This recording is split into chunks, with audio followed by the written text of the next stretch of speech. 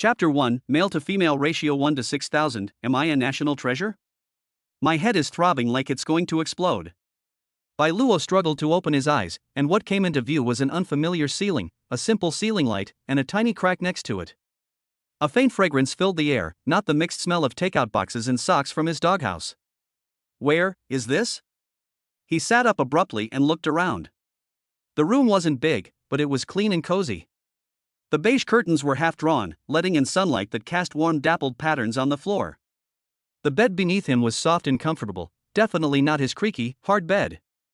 Memories flooded in like a tide, yet were chaotic and disordered. He only remembered working overtime until the early hours of the morning last night to finish a damn project, and then he felt a sudden heartbeat, and everything went black, and he knew nothing more. When I woke up again, this was the place. Time travel? This kind of plot from online novels actually happened to me? Bai Luo subconsciously pinched his thigh. Ouch, that really hurts. It's not a dream. He threw back the covers and got out of bed, finding himself wearing unfamiliar cotton pajamas that fit him perfectly. He walked to the window, drew back the curtains, and outside lay an old but clean neighborhood, shaded by green trees, with several. Wait, they're all women? In the garden downstairs, the people strolling, walking their dogs, and chatting on the benches were all women, from young girls to elderly women with white hair. Not a single male could be seen.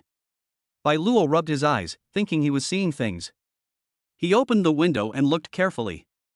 That's right, there really wasn't a single man.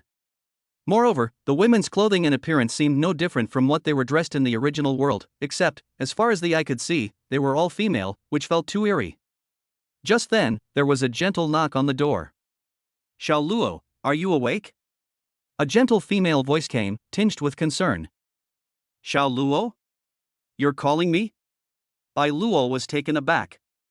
The way he addressed him sounded intimate, but he was clearly all alone. His parents had passed away early, so where did he get any relatives? Ah, you're awake. Please come in, he replied somewhat nervously. The door was pushed open, and a woman in an elegant dress walked in. She looked to be in her late 20s, with delicate features, fair skin, and a gentle and quiet temperament, like a quiet lily. Her gaze fell on Bai Luo, and instantly filled with a soft smile. How are you feeling? Does your head still hurt? You suddenly fainted in the hallway yesterday, it scared me to death. The woman walked up to him and naturally reached out to touch his forehead, her movements gentle. A pleasant scent of soapberry wafted over, and Bai Luo's heart skipped a beat. This woman was so beautiful and had such an elegant demeanor. Most importantly, the concern in her eyes seemed genuine. And nothing, it's all right, thank you. Bai Luo stammered, her mind racing. Fainted? In the stairwell? It seems the original owner of this body died, which is why she was able to take over. But who is this person in front of her? The woman seemed relieved, withdrew her hand, and smiled. That's good. I've already prepared breakfast. Wash up and come out to eat. Your brother always told you that you have low blood sugar and that you should eat on time, but you just wouldn't listen. Brother? Bai Luo caught this key word. The original owner had an older brother? Then this woman, is he his sister-in-law? He mumbled a reply as the woman led him to the bathroom, where brand new towels and toothbrushes with toothpaste already squeezed out were neatly arranged. This treatment. Bai Luo was flattered and surprised. In the original world, he was a typical wage slave, struggling to make ends meet, and he never had the good fortune of being taken care of like this. After washing up, I came to the living room, where a bowl of congee and side dishes, along with golden fried eggs, were already laid out on the dining table. Bai Luo is now basically certain that she is her sister-in-law, and she is currently carrying 2 bowls of porridge out of the kitchen. Sit down and eat, Sister Chin-ro. A younger-looking girl, dressed in a t-shirt and shorts and full of energy, jumped out from the next room and sat down at the dining table without any hesitation. She said to Bai Luo with a smile, Brother Luo, you're finally awake. My sister's arms were sore when she carried you back yesterday. Hug, bring her back? Bai Luo's face flushed as she imagined the scene, being carried in a princess carry by this gentle sister-in-law? The original owner of this body seemed rather frail. The woman called Chin-ro blared at her younger sister reproachfully, Xiaoya, what nonsense are you talking about? Hurry up and eat, you'll be late for work. It turns out that this lively girl is my sister-in-law's younger sister, named Xiaoya. The atmosphere at breakfast was somewhat delicate. Shinro kept putting food on Bai Luo's plate, showing concern and care, her eyes overflowing with tenderness. Xiaoya ate heartily while scrutinizing Bai Luo with a curious yet slightly scrutinizing gaze, muttering, "Sis, you're so biased. You're not even this nice to your own sister." Shinro's cheeks flushed slightly, but she didn't reply, she just lowered her head and drank her porridge. Bai Luo wondered to himself, was the relationship between his sister-in-law and brother-in-law a little too good? In the original world, this was unimaginable, but he was happy to enjoy it. After all, being taken care of by a beautiful woman felt really good. After finishing her meal, Xiaoya rushed out, saying she was going to work at Liren Foot Bath. Only then did Bai Luo notice that Xiaoya had a very good figure, especially her legs, which were well proportioned and strong. Only Bai Luo and Shinro remained at home. While clearing away the dishes, Shinro said to Bai Luo, "Xiao Luo, you just woke up, so just rest at home today. Aunt Wang from the community service center heard yesterday that you fainted and said she would come to see you this morning and do some information verification." Community service center? Information verification? Bai Luo's heart tightened. Was his identity about to be exposed? "Yes," Shinro explained, "you are male, which means you are a key person in need of care. The community has always kept records of you. Since you are moving here, the information needs to be updated. Don't worry, Aunt Wang is a very nice person. It's just a formality." Male? A key person to be cared for? Bai Luo caught these strange words and, thinking of the kingdom of women he saw downstairs, an absurd idea formed in his mind. Could it be that there are very few men in this world? He tentatively asked, "Sister-in-law, why do I feel like there are a lot of women outside?" Shinro stopped what she was doing, gave him a strange look, and then said with a sense of relief, "You fainted yesterday, so you're probably still a little dazed. Isn't that normal? There are very few men around. In our neighborhood, including you, there are only 3 male residents." Her tone was as calm as if she were just saying that the weather was nice today. 3 men? An entire neighborhood? Bai Luo almost choked on his own saliva. He tried to remain calm and continued to probe. Yes, then, my brother." Mentioning her brother, Shinro's eyes dimmed slightly, and she said in a low voice, "Your brother died in the line of duty almost a year ago. Before he passed away, the thing he was most worried about was you, and he told me to take good care of you. So that's how it is. The original owner's brother passed away, and his sister-in-law Shinro took over taking care of him." Bai Luo had a general idea in mind, and at the same time, an indescribable sense of excitement began to grow. Men are extremely rare. I'm the center of attention. My sister-in-law is gentle and virtuous, and my sister-in-law is youthful and energetic. This isn't some kind of suffering time-traveling experience, it's like falling into a honeypot. He suppressed his inner elation and put on a perfectly measured sadness. "I'm sorry, sister-in-law, I reminded you of something sad." Shinro shook her head and looked at him gently. "It's okay, it's all in the past. The most important thing now is for you to live a good life. Go on, go rest on the sofa for a while. Aunt Wang should be here soon." Bai Luo obediently sat down on the sofa, her heart pounding with excitement. He turned on the slightly old television set, and the news channel he had tuned to was broadcasting a report. "The latest data from the National Academy of Sciences shows that my country's male birth rate continues to decline, having fallen below 0.05 per 10,000. Experts are calling on the whole society to further strengthen care and protection for existing male citizens." 0.05%? Bai Luo was dumbfounded. This proportion is even rarer than that of a giant panda. He felt like he wasn't a person, but a living, breathing national-level protected cultural relic. Just then, the doorbell rang. Shinro quickly went to open the door.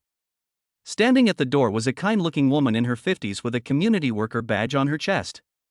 It was Aunt Wang. Behind her was a tall, pretty young woman in a uniform with a slightly serious expression. "Aunt Wang, you've arrived. Please come in." Shinro greeted her warmly. "Little Qin, we've come to see Comrade Bai Luo." Aunt Wang entered the room with a smile, her gaze immediately locking onto Bai Luo on the sofa. Her eyes instantly became incredibly eager, as if she had discovered some rare treasure. "Oh, Comrade Bai Luo, you're finally awake.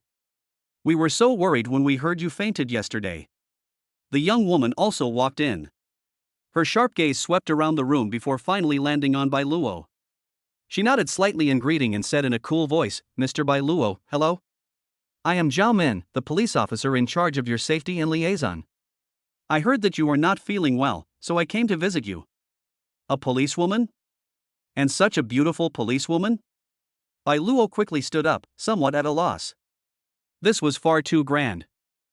And Wang had already walked up to him and patted his arm with almost a stroking motion. It's good that you're alright, it's good that you're alright. You look a little pale, you need to eat more. Shaoqin, the nutrition subsidy that the community applied for Comrade Bai Luo has been approved. From now on, there will be a special supply of meat, eggs and milk every month, which I will deliver regularly. Jia Min then took out a tablet computer and said in a businesslike tone, Mr. Bai Luo, according to regulations, we need to conduct a facial recognition verification of your identity information and update your emergency contact information. Please cooperate. Bai Luo's heart leaped into her throat. Facial recognition? What if it gave her away? He reluctantly stood in front of the camera, while Zhao Min operated the tablet. A few seconds later, the tablet emitted a soft beep sound. Verification passed. Identity information, Bai Luo, male, 22 years old. Health condition, good recent history of fainting, requires observation. Protection level, level A. Zhao Min read out the result, then looked at Qinro. Miss Qin, you are still Mr. Bai Luo's first emergency contact, right? Yes, Officer Zhao. Qinro nodded quickly. Bai Luo breathed a long sigh of relief. It actually passed. It seems that not only was her body transmigrated, but her identity information was also perfectly accepted by this world? Or was it the system's doing? Thinking of the system, a thought struck him. Where's the cheat system that's standard for transmigrators? Why hasn't it arrived yet? And Wang then gave Bai Luo a long list of instructions, such as not going to secluded places alone, calling the police immediately if harassed, and regularly participating in community social events for men, leaving Bai Luo stunned. Zhao Min recorded some basic information and left Bai Luo a dedicated contact number that was available 24 hours a day. The two stayed for half an hour before leaving. Before leaving, And Wang held Qinro's hand and said earnestly, Little Qin, we're entrusting Comrade Bai Luo to you. He's a treasure of our community, so please take good care of him. If you encounter any difficulties, feel free to contact the community. After seeing off the two guardians, the door closed, and the living room returned to silence. Qinro looked at Bai Luo, who was still a little dazed, and couldn't help but chuckle. Look how nervous you are. You'll get used to it. Everyone is just concerned about you. Bai Luo chuckled awkwardly, but inwardly he was screaming, get used to it? I fucking want to get used to it. This feeling of being treated like a national treasure is absolutely amazing. He walked to the window and looked downstairs again. The sun was shining brightly, and the women in the garden were still scattered in twos and threes. But at this moment, the world in Bai Luo's eyes had completely changed. Every figure seemed to be surrounded by a halo of light. This world seems really good. Just as he was immersed in his dreams of a bright future, a cold, emotionless mechanical voice suddenly rang in his mind. The host has been detected to have initially adapted to the new world environment. Energy absorption complete. The many children, many blessings system is now officially activated. Bound host, Bai Luo. Scanning host status. Scan complete. Main quest issued, expand and spread. Mission objective, successfully reproduce a high-quality offspring. Task rewards, based on the spouse's overall qualities, rewards will include sewing points and a random talent or skill. The system shop is now open. Points can be redeemed for various items. New player gift pack has been sent, please check it. Bai Luo was shocked, and his eyes shone with disbelief. System. It's really here. Many children, many blessings? A flourishing family? This system it's practically tailor-made for him. It perfectly fits the rules of this world and directly strikes at his deepest ambitions. His gaze involuntarily turned to Qinro, who was busy in the kitchen. Her slender waist and full hips looked particularly alluring under the outline of her apron. A superior offspring, a spouse? Bai Luo licked his slightly dry lips. An unprecedented ambition and desire quietly sprouted like vines, quickly wrapping around his heart. This gentle sister-in-law seems to be a very good starting point. A smile, almost wicked yet full of anticipation, curled at the corners of his mouth. It seems that my happy life is only just beginning. P.S. Dear readers, please be patient and keep reading. It's absolutely exciting and has everything you want to see. I suggest adding it to your bookshelf to support the author. Love you all. Chapter 2, The Golden Finger arrives late but sure awakening brings many children and great blessings. The cold, mechanical voice echoed in his mind. Bai Luo felt as if his heart was being clenched by an invisible hand, then suddenly released, pumping out scalding blood that rushed to his limbs and bones. The many children, many blessings system. This is not a dream, it is his greatest asset in establishing himself in this paradise-like world and even reaching the pinnacle of success. He forcibly suppressed the smile that was almost reaching his ears, took a deep breath, and tried to concentrate his thoughts. System? Yes, host, the mechanical voice responded immediately. A simple, semi-transparent blue light screen appeared in his field of vision, like a holographic projection, without affecting his normal viewing of the real world. At the top of the interface are several clearly defined tabs: personal information, task list, system shop, and backpack. Bai Luo couldn't wait to open personal information first. Host, Bai Luo. Age, 22. Physical condition, 6 sub-healthy, needs to be improved as soon as possible. The average for an average adult male is 10. Spirit, 15 benefits for transmigrators, soul fusion, slightly higher than ordinary people.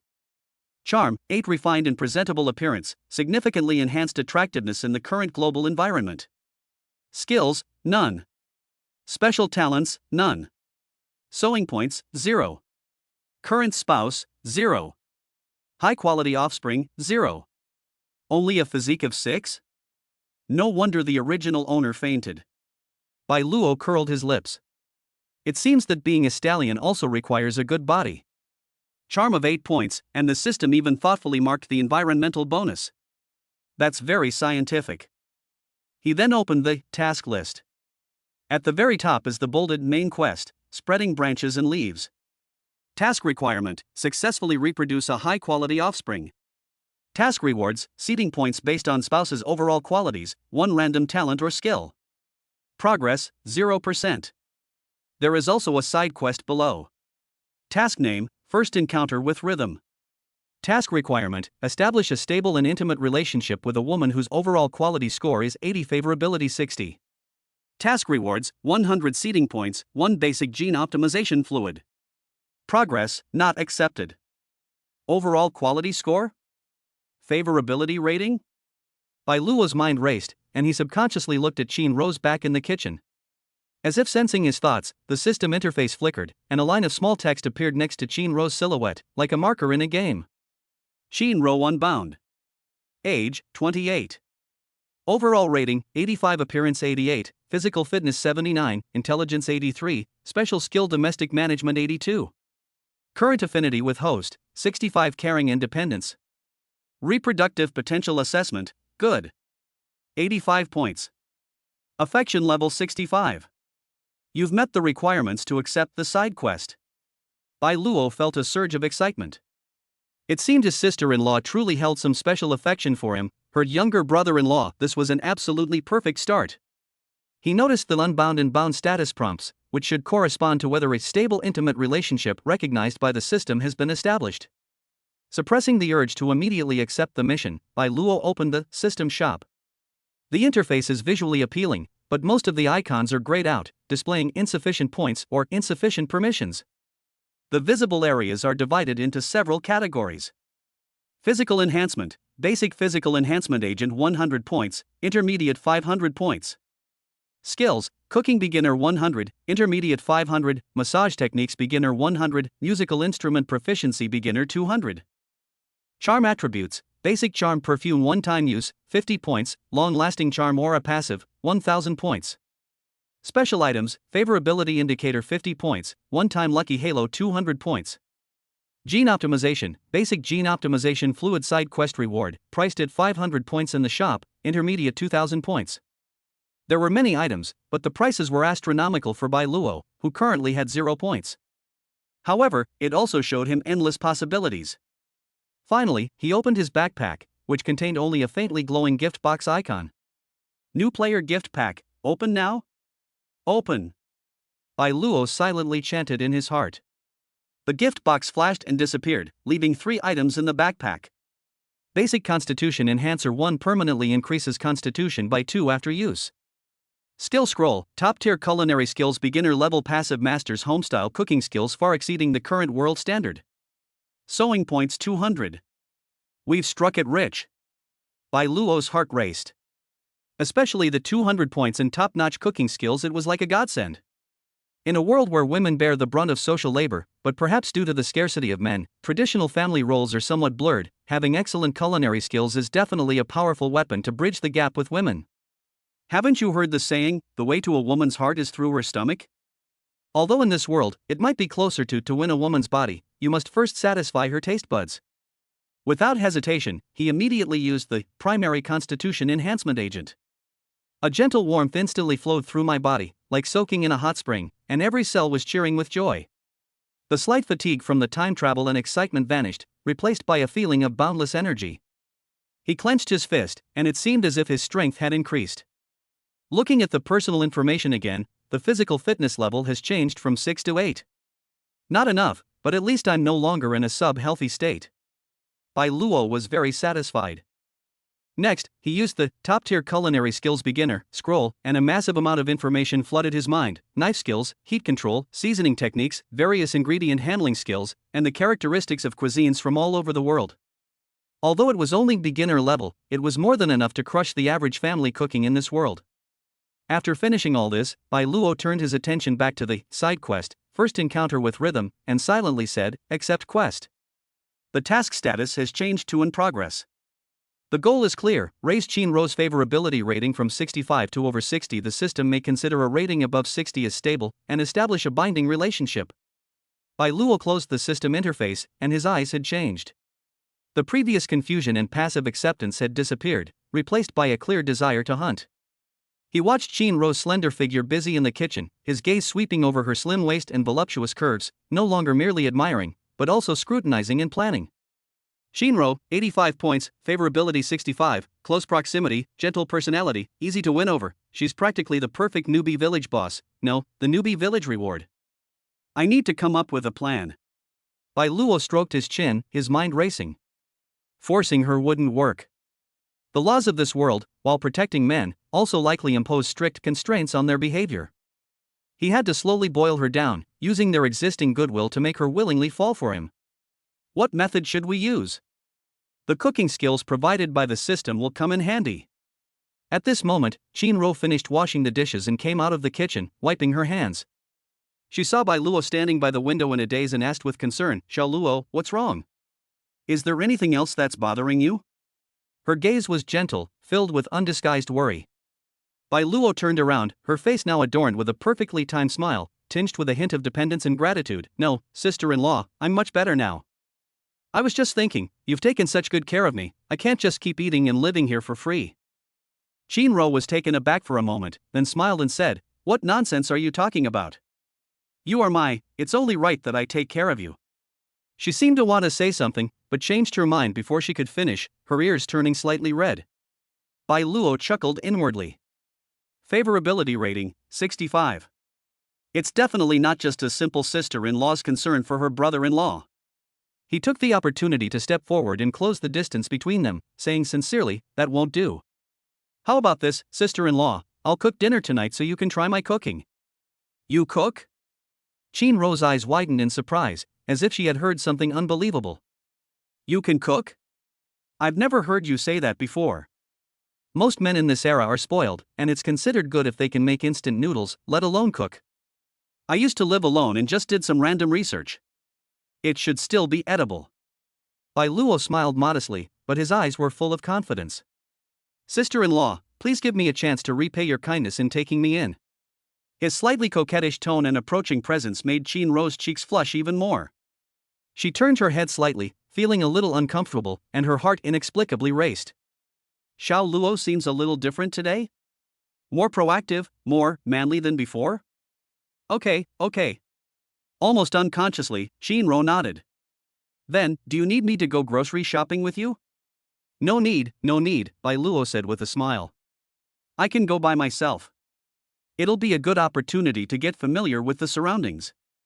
"Sister-in-law, you must be tired after a long day at work. Why don't you rest at home for a while?" He needed to act alone to see if the system shop had any cheap items that could temporarily boost his charm, and also to plan out the evening's menu. "Then, be careful and stay safe. The money is in my bedside table, take it yourself," Qinro instructed, her eyes filled with tenderness. A man who offered to cook and was considerate of her hard work was practically a rare breed in this world. Yes, I know. Bai Luo nodded, turned and walked towards the door with light steps. Watching Bai Luo's tall figure disappear through the door, Jean Rose subconsciously raised her hand to touch her burning cheeks, her heart pounding like a deer. She walked to the window and watched Bai Luo walk out of the building and blend into the crowd in the community, her eyes unconsciously following his figure. Xiao Luo has really grown up. She murmured softly, her eyes filled with complex emotions: love, relief, and a strange feeling that she herself was unaware of. At this moment, Bai Luo was walking in the residential area, feeling the curious, amazed, or fiery gazes cast from all directions. He straightened his back, the confidence bestowed upon him by the system and the restless ambition within him allowing him to accept these gazes with equanimity, even a faint, hunter-like smile playing on his lips. His first hunt is about to officially begin. Chapter 3: My Sister-in-Law's Tenderness. Stepping outside his home, Bai Luo truly understood the treatment afforded to rare species. The early summer evening breeze carried a hint of warmth, and more people were taking walks or returning home from get-off work in the neighborhood. Without exception, they were all women. When Bai Luo appeared in their sight, it was as if a pebble had been thrown into a calm lake. Curious, surprised, admiring, and even somewhat fiery and direct gazes converged on him from all directions. The young girls huddled together, whispering and giggling, their eyes darting boldly over his face and body. The older women, on the other hand, wore loving yet scrutinizing smiles, as if they were looking at a precious work of art. Bai Luo even heard two girls wearing sports vests, who had just returned from a run, exclaim in low voices not far away. "Look! It's a man! Alive! Wow, she's quite pretty! Is she the new one who moved in? She's even prettier than in the photos. It seems to be from Sister Jean Rose's family. What good luck!" Bai Luo pretended to be calm on the surface, but he was overjoyed inside. This feeling of being the center of attention wherever he went was something he had never experienced in his previous life, a world full of life and death. He slightly puffed out his chest, trying to activate the 2-point increase in his physique to make his steps appear more steady and powerful. Following the road signs, he quickly found the convenience store in the neighborhood.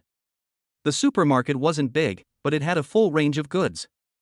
As soon as he walked in, the previously noisy supermarket instantly became quiet, and all the customers and cashiers focused their attention on him. "Hello, please, what would you like to order?" The young female cashier blushed and stammered. Bai Luo tried her best to make her smile seem harmless. "I'm just browsing and buying some groceries." He pushed his shopping cart, weaving through the shelves. Wherever he went, women readily made way for him, offering friendly, even slightly ingratiating, smiles. If someone accidentally bumped into his cart, they would quickly apologize. If someone saw that he seemed to be choosing condiments, they would enthusiastically recommend, "This brand of soy sauce is very flavorful." While enjoying this exceptional treatment, Bai Luo quickly selected ingredients. After activating top-tier culinary skills beginner level, his understanding of ingredients reached a new level. He selected a piece of finely textured pork tenderloin, several lively fresh shrimp, a bunch of tender green bok choy, and various seasonings such as scallions, ginger, and garlic. "I've already planned the menu in my mind: sweet and sour pork, boiled shrimp, garlic bok choy, and a simple tomato and egg drop soup. It's home style, but it really shows my skill."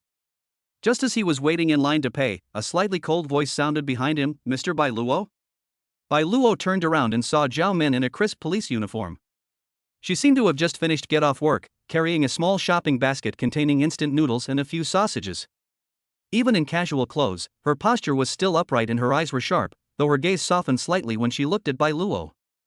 "Officer Zhao, what a coincidence," Bai Luo greeted with a smile. Zhao Min nodded, her gaze sweeping over the groceries in his shopping cart, a hint of surprise flashing across her face. "You're out grocery shopping? Are you all right by yourself?" "No problem, it's right in the neighborhood, very close," Bai Luo replied, thinking to herself, "This policewoman is really responsible." Zhao Min glanced at the abundant ingredients in his car, then at the simple ready-made food in her own basket, and seemed a little awkward. "Be careful, and go home as soon as you've paid the bill." "Okay, thank you for your concern, Officer Zhao." Another small incident occurred when it was time to pay the bill. After the cashier scanned the items and was about to quote a price, a kind-hearted older woman immediately came over. "Oh, young man, is this your first time here? Do you have a membership card? Use mine. Use mine. You can get a discount." With that, she handed the card to the cashier. Bai Luo couldn't refuse, so he thanked her repeatedly. The old lady smiled from ear to ear, as if she had done something extraordinary. Finally, carrying a bag full of groceries, he left the supermarket under the escort of many eyes. This shopping experience made him even more determined to live well in this world. Back home, the aroma of rice wafted from the kitchen. Shinro was rinsing the rice when she saw Bai Luo had bought so many groceries, and she was even more surprised. "Sha Luo, why did you buy so much? There's more than enough for the two of us." "Don't worry, sister-in-law, I know what I'm doing." Bai Luo smiled confidently and carried the ingredients into the kitchen. "Just wait and enjoy a ready-made meal tonight." He tied on an apron and began processing the ingredients. Once his culinary skills were activated, his hand holding the knife became remarkably steady. The pork tenderloin was evenly sliced into thin slices, then cut into strips of uniform thickness. The scallions, ginger, and garlic were neatly minced under the knife. When processing fresh shrimp, the shells were removed and the shrimp veins were deveined in one smooth motion, with a skillful technique like that of a veteran chef with more than 10 years of experience. Shinro originally wanted to help out, but standing at the kitchen door, she was stunned by Bai Luo's smooth and flowing movements. She had never seen a man so calm and elegant in the kitchen. His focused profile and neat movements exuded an indescribable charm. Especially when Bai Luo was flipping the wok, the ingredients in the pan drew perfect arcs in the air, flames leaped up, reflecting his confident face, making Shinro's heart skip several beats. Her cheeks flushed slightly, and she subconsciously brought her legs together, feeling as if the temperature in the kitchen had risen a few degrees. "Sister-in-law, could you get me a plate?" Bai Luo turned around and caught Shinro's somewhat absent-minded gaze. "Huh? Oh. Okay. Shinro turned around hurriedly to get the plate, her earlobes turning bright red, like a startled deer. Ding! Shinro's favorability +3, current favorability 68. The system notification made Bai Luo's lips curl into a slight smile. Excellent, the effect is remarkable. The 4 dishes in soup were served quickly. The sweet and sour pork was a beautiful reddish-brown color, and its enticing sweet and sour aroma was irresistible. The boiled shrimp were crystal clear and served with ginger and garlic dipping sauce. The garlic bok choy was bright green and crisp. The tomato and egg drop soup was steaming hot, with its red and yellow colors making it look incredibly appetizing. "Sister-in-law, try it." Bai Luo placed a piece of pork tenderloin on Shinro's plate, her eyes filled with anticipation. Shinro took a small bite. The outside was crispy and the inside was tender. The sweet and sour sauce burst in her mouth, and the deliciousness far exceeded her expectations. She couldn't help but pick up another shrimp. The meat was bouncy and incredibly sweet. "It's so delicious. Sha Luo, your cooking skills are even better than those of chefs in restaurants."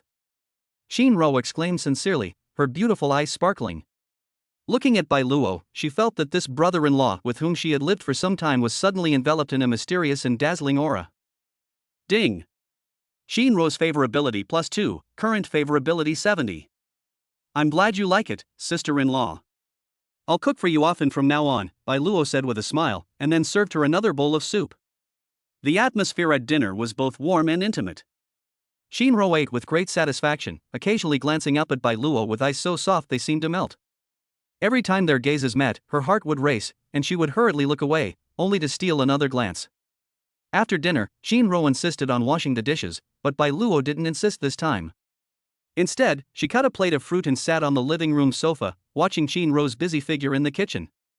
The soft light outlined her slender waist in full curves, and the apron straps were tied into a bow at her back, making her waist look even more delicate. "It seems we're not far from completing the side quest." Bai Luo leaned back comfortably on the sofa, feeling the energy surging within him due to his enhanced physique, and was filled with anticipation for the interactions to come tonight. Just then, his phone rang. It was a message from Aunt Wang from the community. "Comrade Bai Luo, there's a youth social tea party at the community center this Saturday afternoon. It's all outstanding single young women from our area. You absolutely must come." Smiley face. "A social gathering?" Bai Luo raised an eyebrow. "Is this some kind of unique perk of this world?"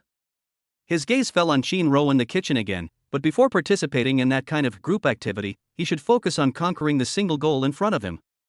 His grand undertaking of sowing seeds cannot tolerate any distractions. Chapter 4: Probing under the cover of night. The community tea party on Saturday? Bai Luo looked at Aunt Wang's message, tapped her fingers lightly on the screen, and replied with a well-behaved "Okay, Aunt Wang, I will attend on time." But she had other plans in mind. While such public selection of concubines occasions would allow him to meet a large number of women, the targets would be too scattered, which would not fit his current strategy of precise strikes and defeating them one by one. Right now, his sister-in-law Chin-ro is his core target. He put down his phone and looked towards the kitchen. Chin-ro had already washed the dishes and was carefully wiping the stove and sink with a clean, soft cloth. Under the light, she bent over slightly, the curves of her hips appearing particularly round and full under the wrap of her loungewear. Bai Luo's eyes darkened, and the flames ignited within him by the system and the new world seemed to burn even brighter. He stood up, walked to the kitchen doorway, leaned against the doorframe, and said in a lazy voice, still tinged with the smell of food, "Sister-in-law, you've worked hard." Shinro turned around at the sound and saw Bai Luo standing there, the light outlining his tall and straight figure behind him, a faint smile on his young and energetic face. Her heart skipped a few beats again, her cheeks flushed slightly, and she said softly, "It's not hard work, you're the one who works hard cooking. Go and rest, I'll be done soon. Let me help you." Bai Luo walked into the kitchen, where the space suddenly felt a bit cramped. He picked up another rag and pretended to help wipe the countertop, naturally moving closer to Chin-ro. A scent mixed with a faint smell of cooking oil and a fresh masculine aroma entered Chin-ro's nostrils.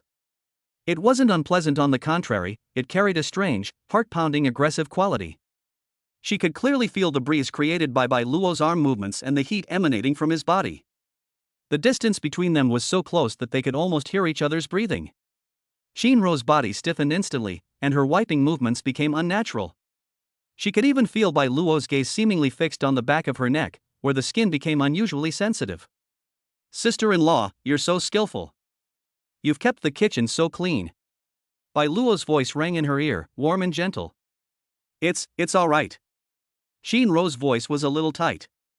She subconsciously took a small step to the side, trying to create some distance, but the kitchen counter was only so big, and there was not much she could move.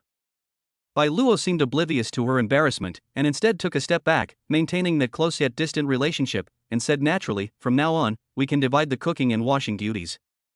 I'll do the cooking, and you can wash the dishes, sister-in-law, how about that?" He said this as if it were a matter of course, as if the two of them were already tacitly understanding life partners. A pebble was thrown into Chin-ro's heart, and ripples spread outwards. This feeling of being included in the other person's life plan brought a secret sweetness to her heart, easing the tension from before. Okay, she replied softly, her ears turning even redder. Ding! Chin-ro's favorability +2, current favorability 72. Upon hearing the system notification, Bai Luo's lips curled into a triumphant smile. Very well, the strategy of slowly boiling the frog had worked. He did not press further, and after finishing wiping the small area at hand, he stepped back, giving Chin-ro some breathing space. "I'll go watch some TV first." He smiled, turned around, and walked out of the kitchen. Watching Bai Luo's departing figure, Chin-ro finally breathed a long sigh of relief, feeling that her back was damp with sweat. She pressed the back of her hand to her burning cheeks, her mind a jumbled mess. Xiao Luo was so different today, more proactive, more considerate, and more unsettling. After tidying up the kitchen, Chin-ro cut up the fruit Bai Luo had just bought and brought it to the living room. Bai Luo was leaning back on the sofa watching a sports program, relaxed, with his long legs casually stretched out. Chin-ro placed the fruit plate on the coffee table and sat down next to him, with a person's distance between them. "Xiao Luo, Aunt Wang mentioned a social gathering, are you really going?" Chin-ro picked up a piece of apple and asked softly, her eyes flickering. Bai Luo picked up the remote and turned down the volume. He turned around, looked intently at Chin-ro, and asked, "Does my sister-in-law want me to go?" Chin-ro felt flustered under his gaze, lowered her head, and unconsciously twisted the hem of her clothes. This is your freedom. The community meant well, those girls are all very outstanding." Her tone carried a subtle hint of bitterness and disappointment. Bai Luo is currently in high demand and will eventually be discovered by more outstanding women. The thought that he might attend such social events and meet other women makes Chin-ro feel depressed. Bai Luo took in her reaction and chuckled inwardly. He leaned forward slightly, closing the distance between them, and lowered his voice, which carried a hint of seduction. "But I think that no matter how outstanding a girl is outside, she can't compare to my sister-in-law in terms of gentleness, virtue, and caring." These words brushed against Chin-ro's heart like a feather. She suddenly looked up and met Bai Luo's deep eyes, which seemed to contain a whirlpool that wanted to suck her in. What nonsense are you talking about?" Chin-ro blushed deeply, her heart pounding like a drum. She instinctively wanted to stand up and escape this suffocatingly ambiguous atmosphere. Bai Luo reached out at the opportune moment and gently pressed down on her wrist. His palm was warm and dry, and although the pressure was not strong, it carried an air of undeniable authority. "I'm not lying, sister-in-law." Bai Luo's gaze was serious and focused. "I know that after my brother left, you've been holding this family together, and it's been very hard for you.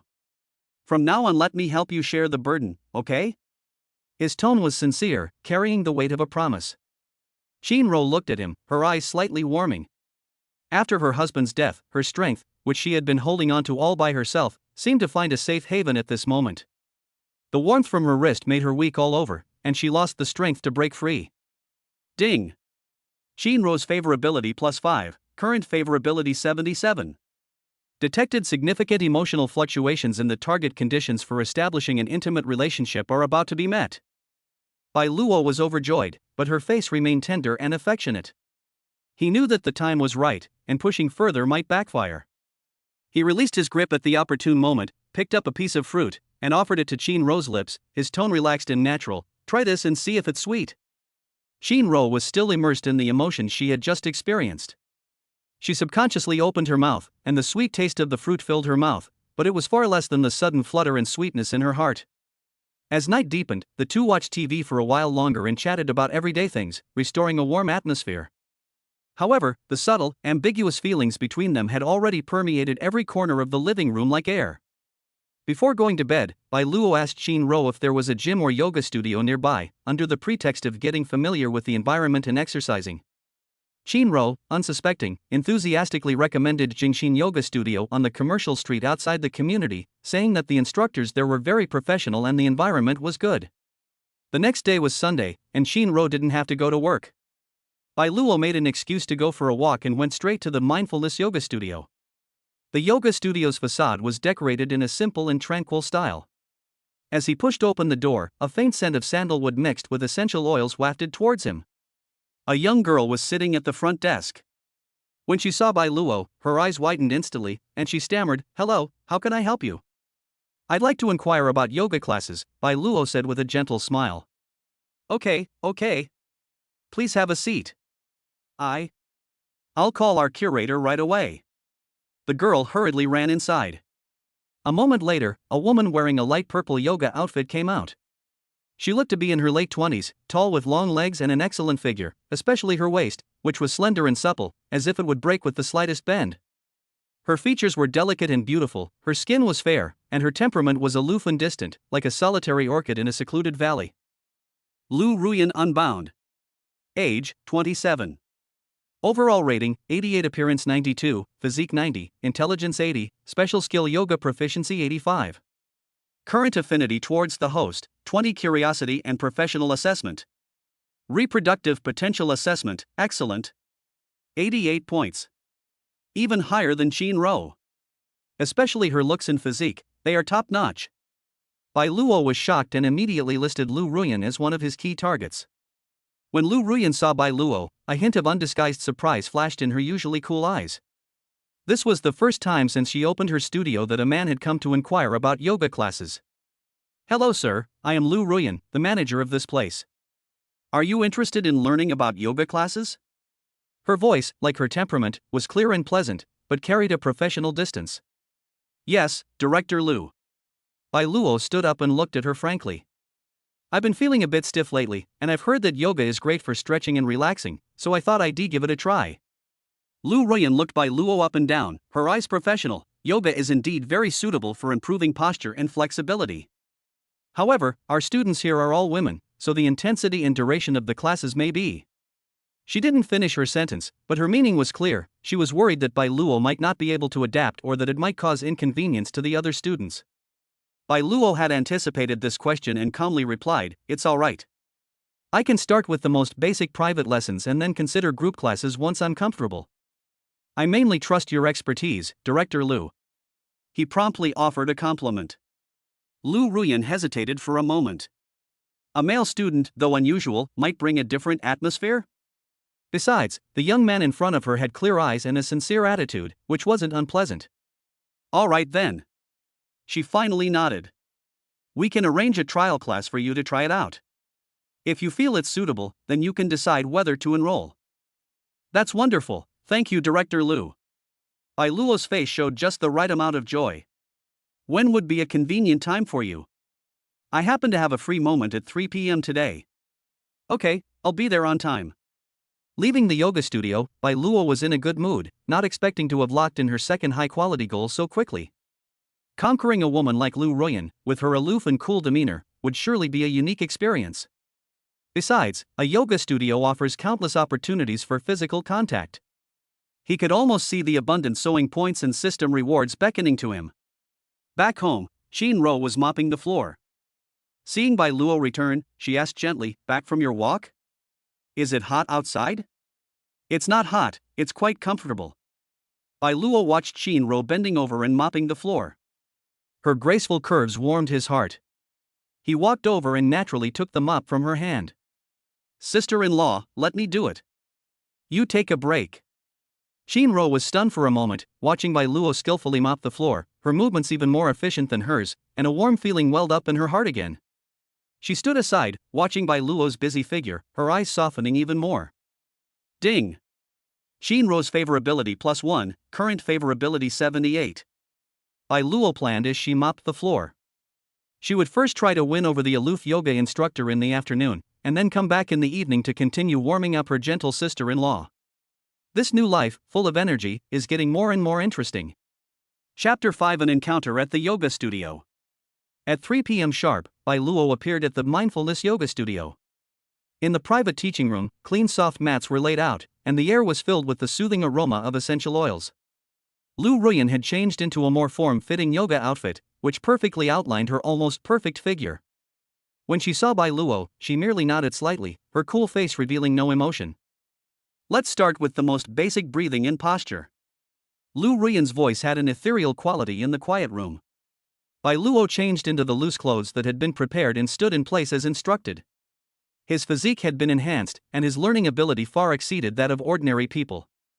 However, in order to achieve the purpose of reasonable physical contact, he deliberately acted somewhat clumsy in certain movements. Stand in mountain pose, feet together, toes spread, feel your weight evenly distributed. Lu Ruyan instructed from the side, her tone professional. When Bai Luo did a simple wind-blowing trees side bend, he accidentally swayed, and Lu Ruyan almost instinctively reached out to support his waist to help him stabilize his center of gravity. Her hands were slightly cool, and her fingertips touched Bai Luo's waist through the thin clothing, bringing a clear sensation. Both of them paused. Focus your attention and feel the stretch on one side of your body. Lu Ruyan quickly withdrew her hand, her tone still calm, but Bai Luo keenly noticed a very faint blush rising on her earlobe. Ding! Lu Ruyan's favorability +5, current favorability 25. Bai Luo chuckled inwardly, but outwardly appeared humble and receptive to instruction. "Thank you, Director Lu, I will pay attention." In the following lessons, Bai Luo skillfully switched between trying to do well and making just the right mistakes. Lu Ruyan had to occasionally step forward and use her hands to correct the angle of his arm and the curvature of his back.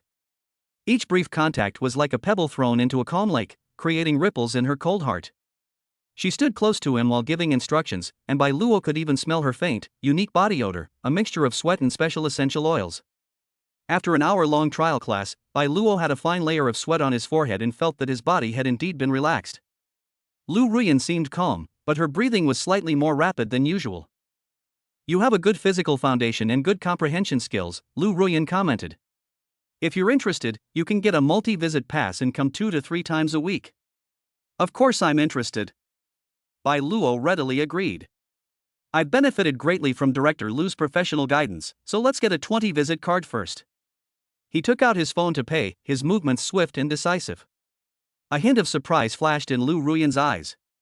Her private lessons here were quite expensive, 20 lessons would be a considerable expense, yet this young man didn't even blink.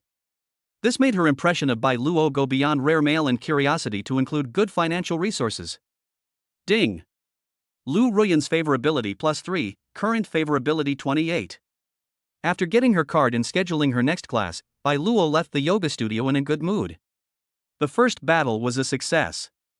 Although the favorability rating increased slowly, it at least opened up the situation and left a reasonable excuse for physical contact.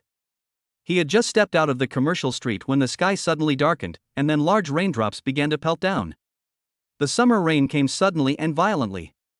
Bai Luo hadn't brought an umbrella, so he had to quickly run to a bus stop on the side of the road to take shelter. The rain quickly merged into one, turning the world into a vast expanse of white. Several girls who were already taking shelter from the rain had gathered under the platform. When they saw Bai Luo running over, they were all surprised and their eyes widened. They subconsciously made way for him. "Thank you." Bai Luo thanked him politely, standing on the edge, his trouser legs and shoulders still soaked by the rain. Just then, a familiar umbrella was placed over his head. Bai Luo turned around and saw Qin Ro standing beside him, her face showing anxiety and concern. "Xiao Luo. I knew you didn't bring an umbrella. I called you but you didn't answer. Luckily, I found you here." Qin Ro's tone was reproachful, but mostly relieved. She held two umbrellas in her hands, using one for herself and raising the other over Bai Luo's head. It turned out that Qin Ro noticed the weather was not right and, unable to contact Bai Luo, was worried that he would get wet in the rain, so she specially brought an umbrella to look for him. Sister-in-law Bai Luo looked at her rain-soaked bangs and shoulders, and a soft spot in his heart was touched. This feeling of being remembered and cared for was a warmth that the system rewards could not replace. "Let's go back quickly, the rain is getting heavier," Qin Ro said, naturally moving closer to him and tilting most of the umbrella towards him, while exposing half of her body to the falling rain. Bai Luo felt a warmth in his heart, reached out and took the umbrella handle, and at the same time put his other hand around Qin Ro's shoulder, pulling her closer to him. "Sister-in-law, I'll hold the umbrella, stay close to me so you don't get wet." This action naturally carries an undeniable forcefulness. Qin Ro's body stiffened as she felt the strength in Bai Luo's arm and the warmth of his chest. Her cheeks flushed instantly, and her heart pounded like a drum. She wanted to break free, yet she also craved this sudden sense of protection and intimacy. The sound of rain pattering down and the envious glances from the surrounding girls made her even more ashamed, unable to lift her head. She could only let Bai Luo half embrace her as they walked back to the residential area step by step. Ding! Qin Ro's favorability +5, current favorability 83. The two figures embracing in the rain looked exceptionally harmonious. Bai Luo could smell the faint scent of shampoo in Qin Ro's hair, mixed with the dampness of the rain, creating an indescribable ambiguity. Qin Ro felt that Bai Luo's arm was strong and powerful, and the way he put his arm around her shoulder had a sense of asserting ownership, which made her feel flustered. It also gave her a sense of security. When they got home, both of them were a little wet. Qin Ro quickly went to get a dry towel. "Go take a hot shower, or you'll catch a cold." Bai Luo stopped her, picked up a towel, and gently wiped the water droplets from her hair. "Sister-in-law, you wipe first, I'm fine." His movements were very light and careful, and his eyes were focused. Qin Ro looked up at Bai Luo, who was so close to her. His wet hair clung to his forehead, and his eyes were bright and gentle, radiating youthful allure. They were so close they could hear each other's breath. "Xiao Luo," Qin Ro murmured, her eyes somewhat unfocused. Just then, the sound of a key turning in the lock came from the doorway, followed by Xiaoya's excited shout, "Sis! I'm back!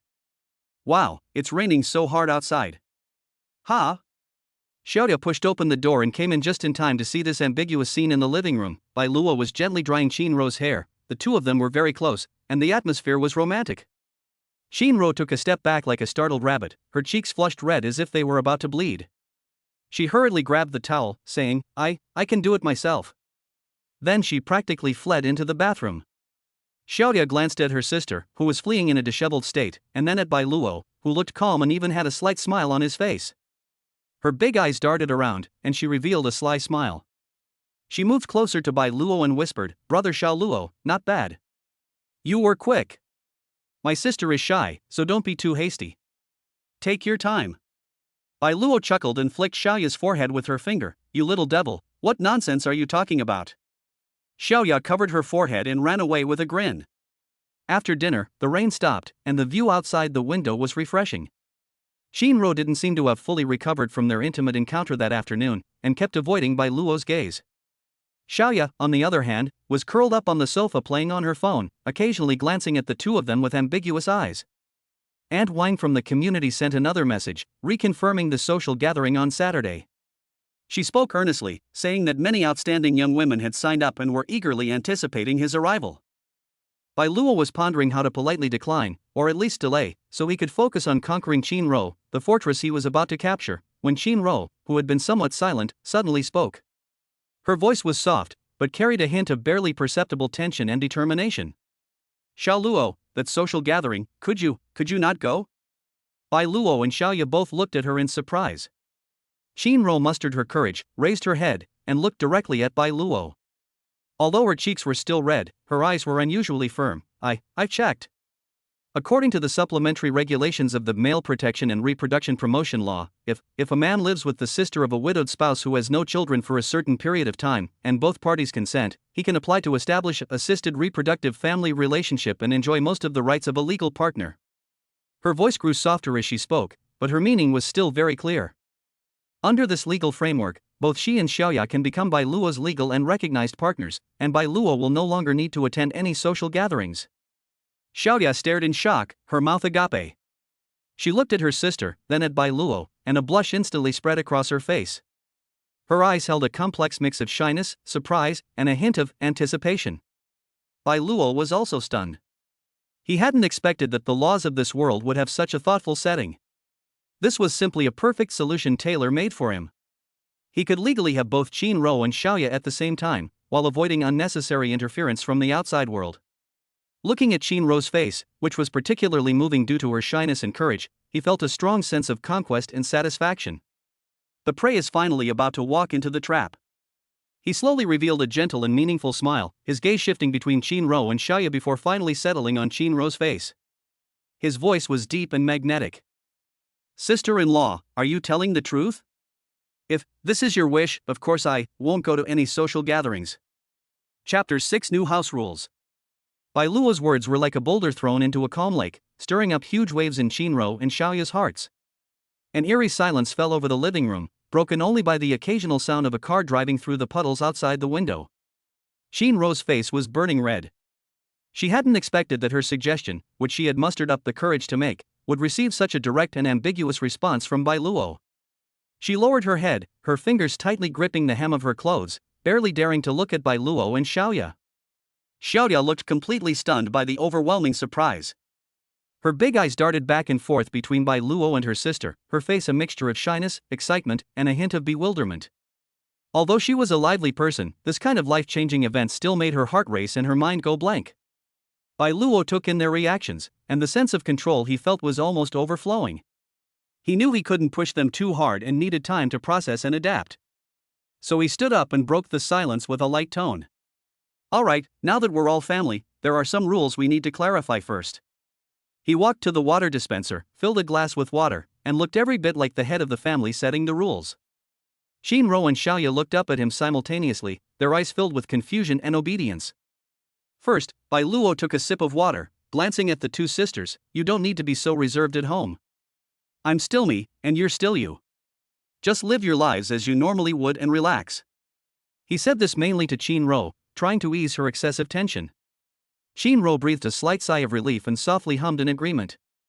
Secondly, Bai Luo looked at Xiaoya with a teasing smile. "Xiaoya, from now on you can just call me by my name, or you can call me Brother Xiao Luo like everyone else does.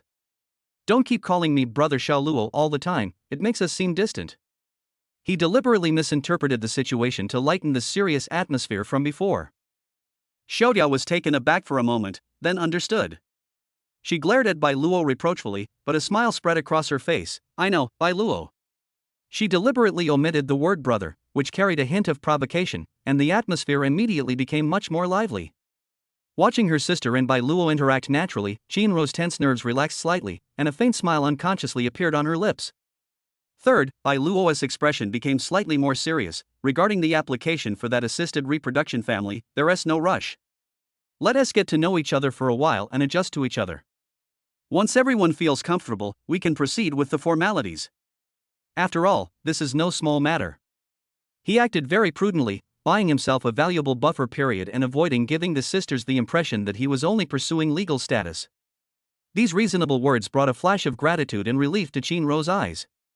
She had initially worried that Bai Luo would be too eager to succeed, but now it seemed that he was much more mature and composed than she had imagined. Xiaoya nodded in agreement, feeling that this was a more appropriate approach. Ding! Qinro's favorability +2, current favorability 85. Xiaoya unbounds favorability +10, current favorability 45. Curiosity and strong interest. Upon hearing the system notification, Bai Luo was secretly delighted. Xiaoya's favorability rating was rising quite quickly. It seemed she was very accepting of this matter and even quite looking forward to it. Alright, family meeting over. Bai Luo clapped his hands. It's getting late, everyone go wash up and go to bed. Tomorrow's Monday, everyone who needs to go to work goes to work.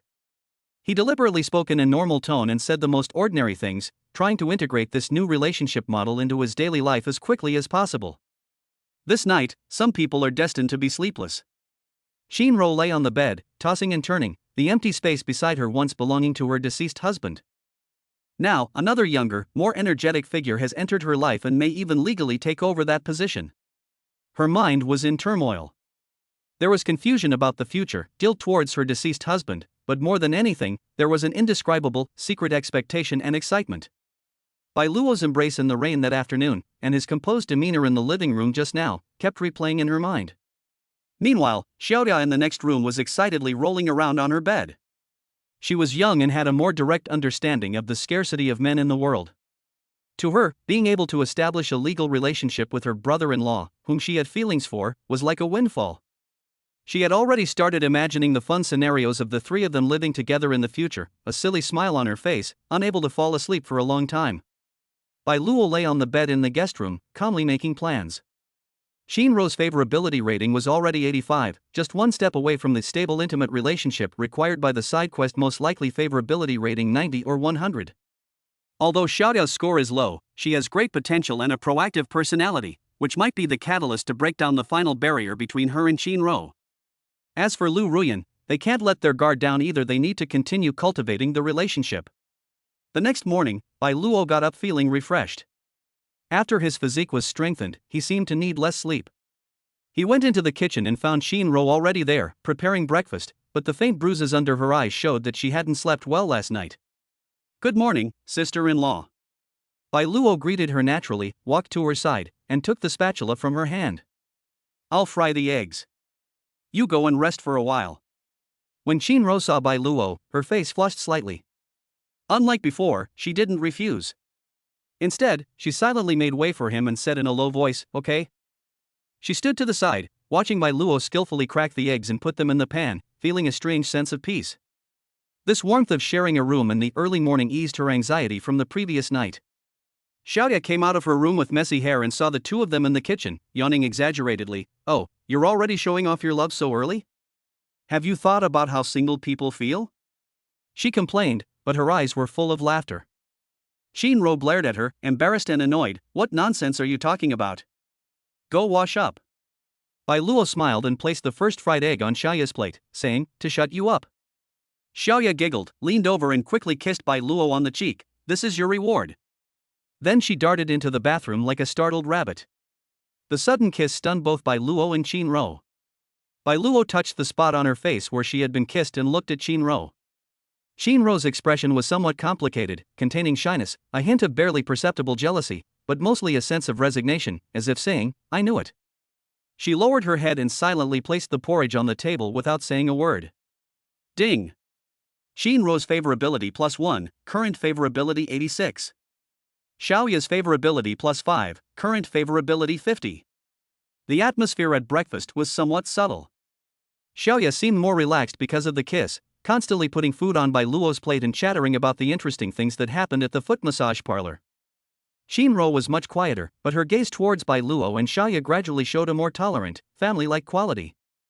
After dinner, Shinro went to work at school, and Xiaoya went to the foot massage parlor.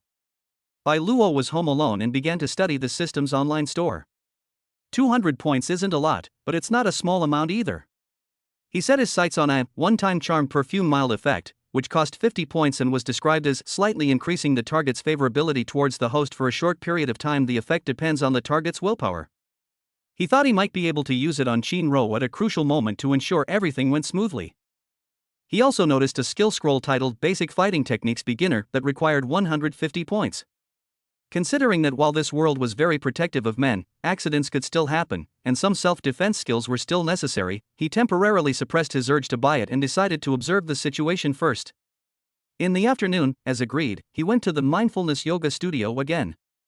This time, Lu Ruyan's attitude towards him seemed to have lost some of the initial purely professional distance. When correcting him in a difficult pose, her fingers lingered on his taut back muscles for a fraction of a second longer than last time. Your flexibility has improved rapidly. At the end of the lesson, Lu Ruyan gave a rare positive evaluation, a hint of appreciation flashing in her cool eyes.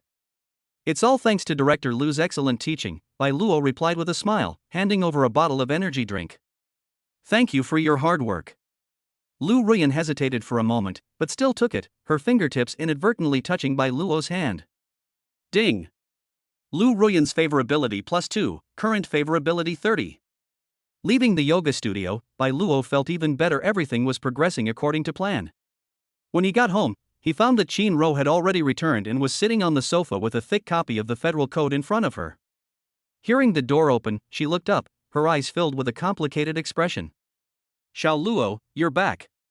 She closed the code and said softly, I took a close look at the specific clauses for assisted reproduction families. It mentions that you need to provide proof of at least one successful conception in order to finally complete the legal registration.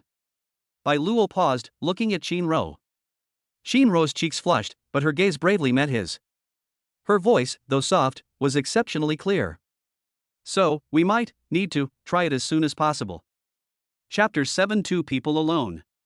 So, we might need to try it as soon as possible. Qin Ro's words were like a subtle electric current, instantly shattering the seemingly calm atmosphere in the living room.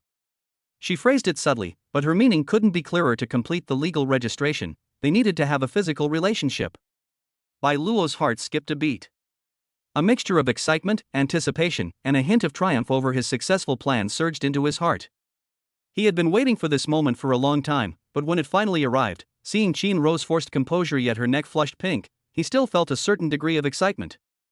He walked to the sofa, but instead of sitting down immediately, he squatted down to keep eye level with Qin Ro, who was sitting. This posture made him seem less intimidating and more like an equal and sincere exchange. Sister-in-law, he began, his voice lower and gentler than usual, I understand, but this is a big deal, and I don't want to be hasty, and I don't want you to feel pressured. He reached out and gently placed his hand on Qin Ro's hand, which was trembling slightly from nervousness.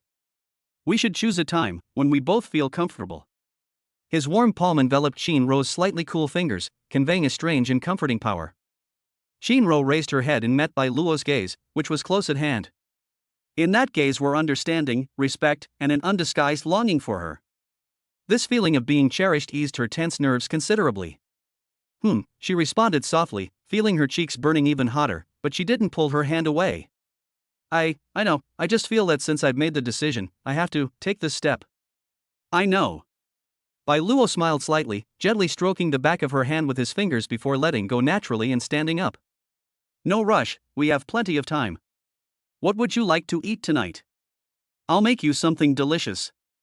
He skillfully shifted the topic, bringing the straightforward, task-oriented tension back to the warmth of everyday life. This greatly relieved Qin Ro, and she felt even more favorably disposed towards Bai Luo's thoughtfulness. Ding! Qin Ro's favorability +2, current favorability 88. Whatever, everything you make is delicious. Qin Ro lowered her head, her voice barely audible. No, that one tea do. We have to make something special today. Bai Luo said in a relaxed tone. I'll go to the supermarket again to buy some fresh ingredients. You can rest at home, sister-in-law. He needed some time alone to calm himself down and prepare for what might be an important moment tonight. Leaving home and walking to the supermarket, Bai Luo felt his heartbeat gradually return to normal as the evening breeze blew. He brought up the system panel, looked at Qin Ro's high favorability rating of 88 points, and the icon for one-time charm perfume week effect, and made a decision in his mind. At the supermarket, he not only bought shrimp and ribs that Qin Ro loved, but also specially picked out a bottle of smooth sparkling wine and a bouquet of fresh lilies. He remembered that Qin Ro seemed to really like the fragrance of this flower. When he returned home carrying large bags and a bouquet of flowers, Xiaoya's eyes widened in surprise. Wow!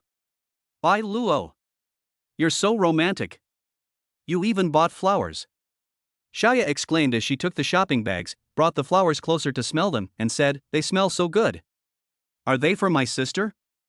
Qin Ro came out of the room upon hearing the sound.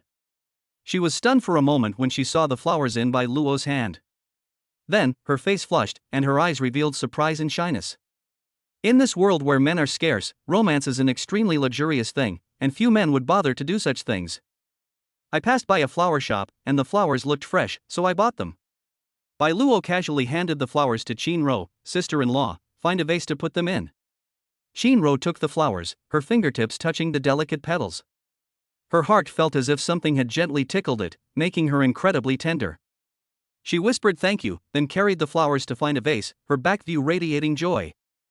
Xiaoya nudged Bai Luo with her elbow, winked and whispered, not bad, Bai Luo, you're really aggressive. Looks like my sister is doomed tonight. Bai Luo chuckled and gently patted her head, go wash your hands and get ready to eat. The atmosphere at dinner was more subtle than ever before, with delicate lilies adorning the table and exuding a subtle fragrance. Bai Luo prepared braised prawns, sweet and sour pork ribs, and stir-fried seasonal vegetables, and also opened the bottle of sparkling wine. Under the soft light, the delicious food, fine wine, and flowers, along with Qinro's blushing cheeks and sparkling eyes, all created a perfectly romantic atmosphere. Xiaoya was very sensible. She quickly finished her meal, wiped her mouth, and said, I'm going to the night market with my girlfriends. I'll be back late. You guys take your time eating and chatting. Then she gave Bai Luo a thumbs up and ran off in a flash.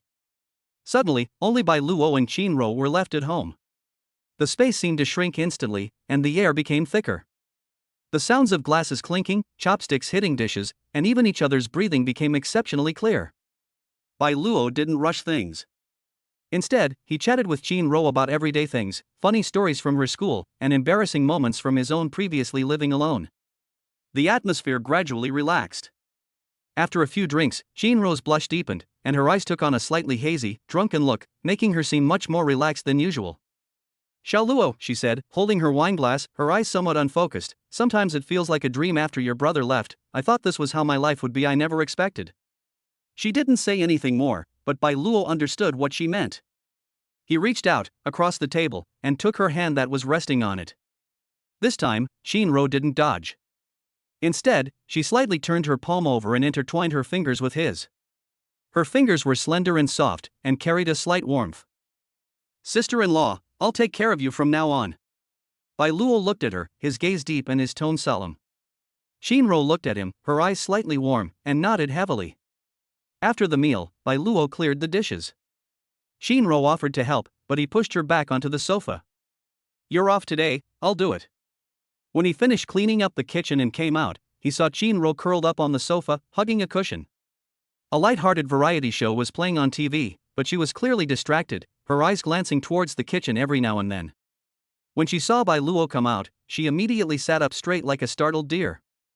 Bai Luo chuckled inwardly, walked over and sat down next to her. They were very close, and he could smell the faint scent of wine mixed with the fragrance of lilies on her. It's still early, want to watch some TV? He naturally picked up the remote and changed the channel. Qinro responded softly, her body slightly stiff. Bai Luo didn't make any further moves, but simply watched TV with her, though the atmosphere between them grew increasingly ambiguous. The sofa wasn't spacious, and their arms and legs would occasionally touch each other. Each slight contact made Qinro's body tremble slightly. They probably didn't pay attention to what was on TV. Bai Luo could hear Qinro's breathing gradually quickening, and could also feel the restless heat stirring within his own body. He knew that the time was almost right. He put down the remote control, turned to face Qinro. Qinro seemed to sense something. Her long eyelashes trembled violently, and she gripped the pillow tightly with both hands until her knuckles turned white, but she did not avoid his gaze. Xiao Ro. Bai Luo's voice was slightly hoarse. He slowly raised his hand and gently brushed away a stray strand of hair from her forehead with his fingertips. His movements were incredibly gentle. Qinro closed her eyes and leaned back slightly against the sofa, a gesture of tacit consent, or even a silent invitation.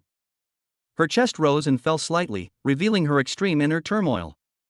Bai Luo no longer hesitated, slowly lowered her head, and moved closer to those two slightly trembling, alluring red lips. Just as his lips were about to touch hers. Ding dong! Ding dong! The sudden doorbell rang abruptly, like a bucket of cold water poured on tinder that was about to catch fire.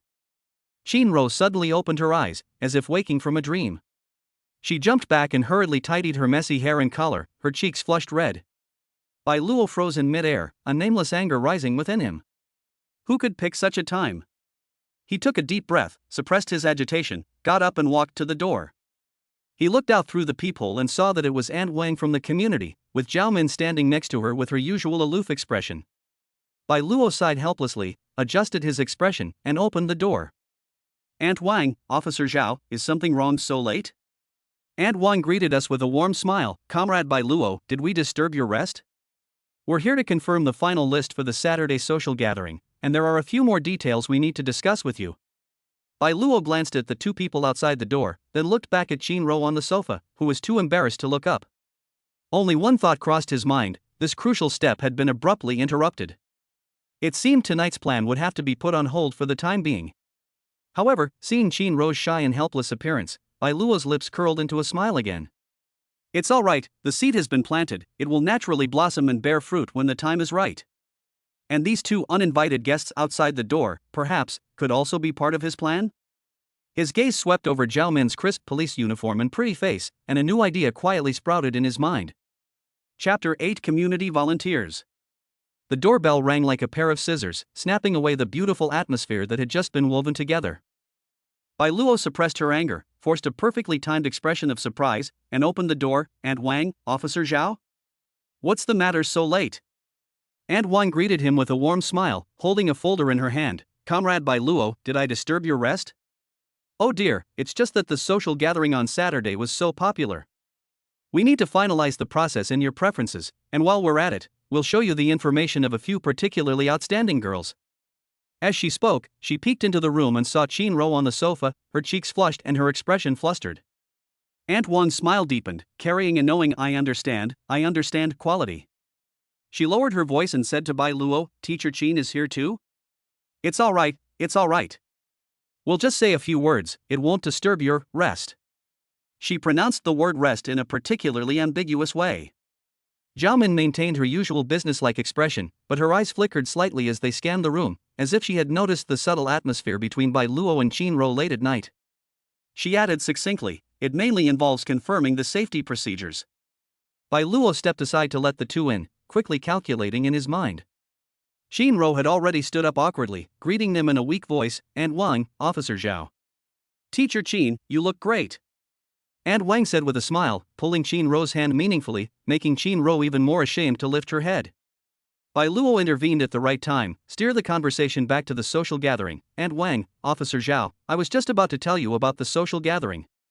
I recently moved here, and my sister-in-law and I are still adjusting to the new environment. We may not have much energy to participate in these kinds of group activities for the time being, and I'm afraid that it would be unfair to neglect all of you wonderful ladies.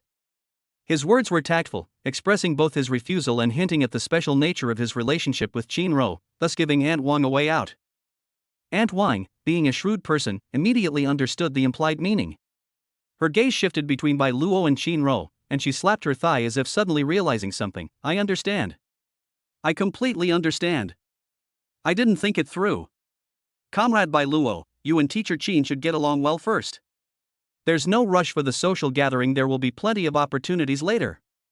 Her smile grew even brighter, as if she had solved a major problem that internal consumption of scarce male resources was also a contribution to society. Zhao Min nodded, seemingly agreeing with the result, and quickly gave a few routine instructions such as, be careful, contact me anytime if anything happens. The two didn't stay long before getting up and leaving. After seeing them off and closing the door, Bai Luo and Qin were left alone in the living room once again. But after this interruption, the intense ambiguity from before had largely dissipated, replaced by an awkward and subtle silence. The blush on Qin face had not completely faded. She avoided looking at Bai Luo with her eyes darting around and said in a low voice, It's very late. I'm going to sleep now. After saying that, he practically fled back to his room and closed the door. Bai Luo looked at the closed door and smiled helplessly. But it was fine haste makes waste. Tonight's progress had far exceeded expectations, and Qin favorability rating had reached 88 points, just a stone's throw away from his goal. He needed to give her some time to process and adapt. Ding!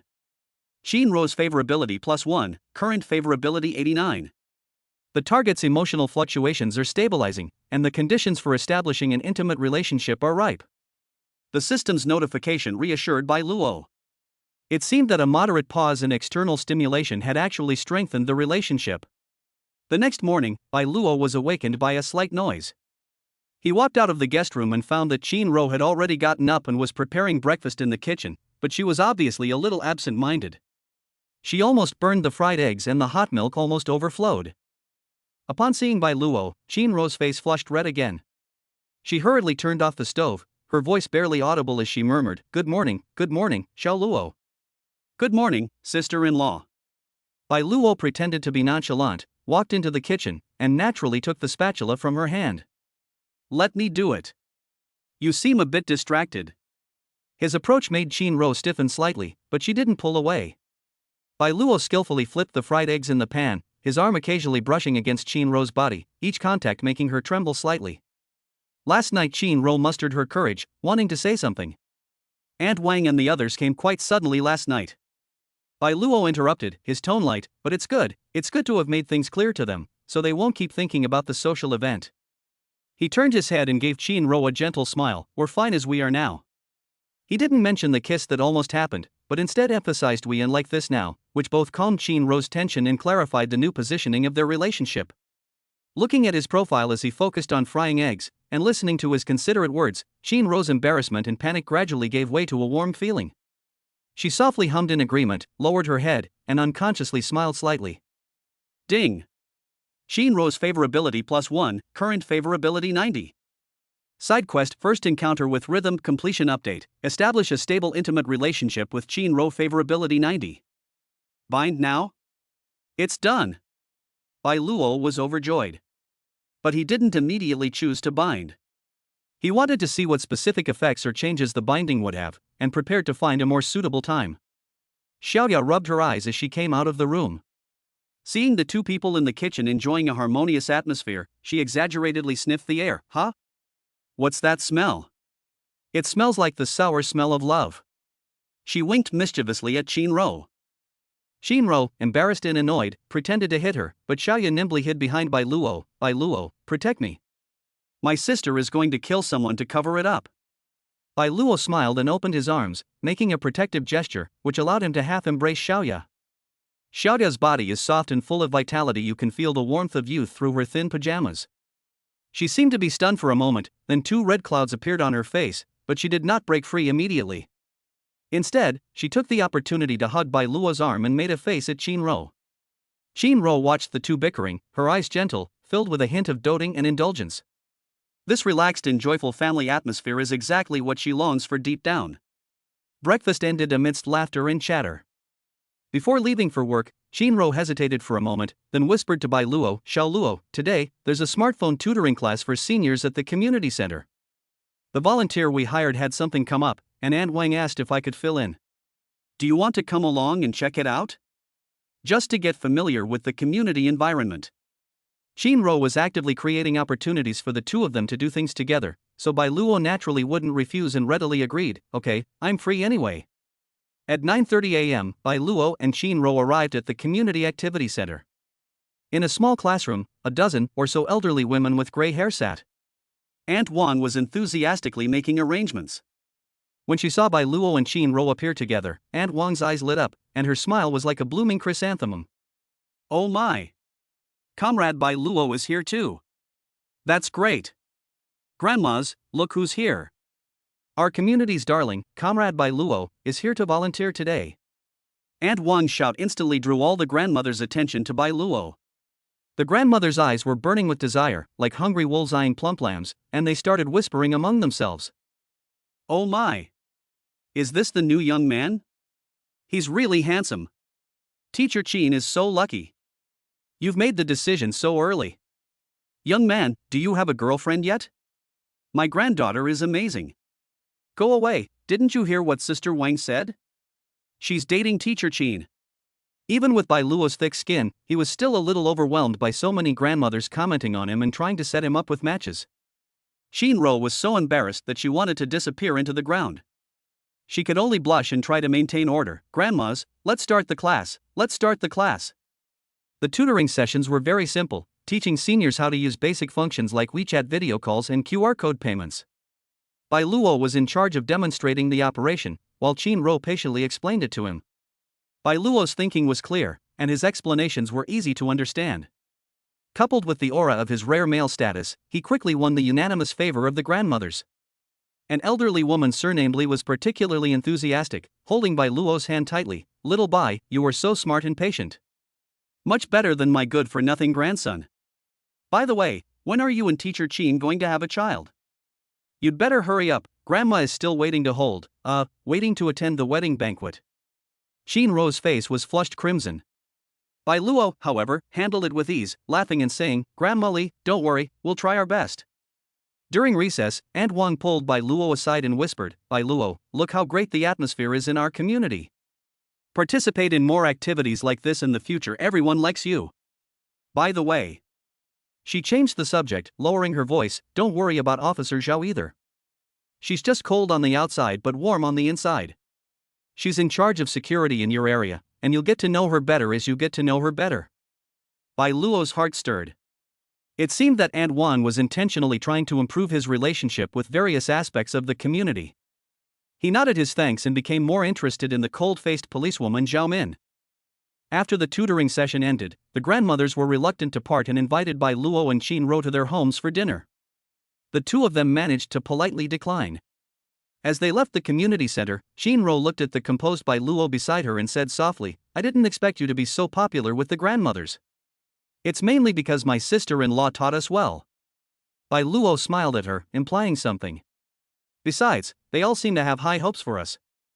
Qin Ro gave him a reproachful look, but a sweet smile played on her lips. In the sunlight, her profile was soft and beautiful. Ding!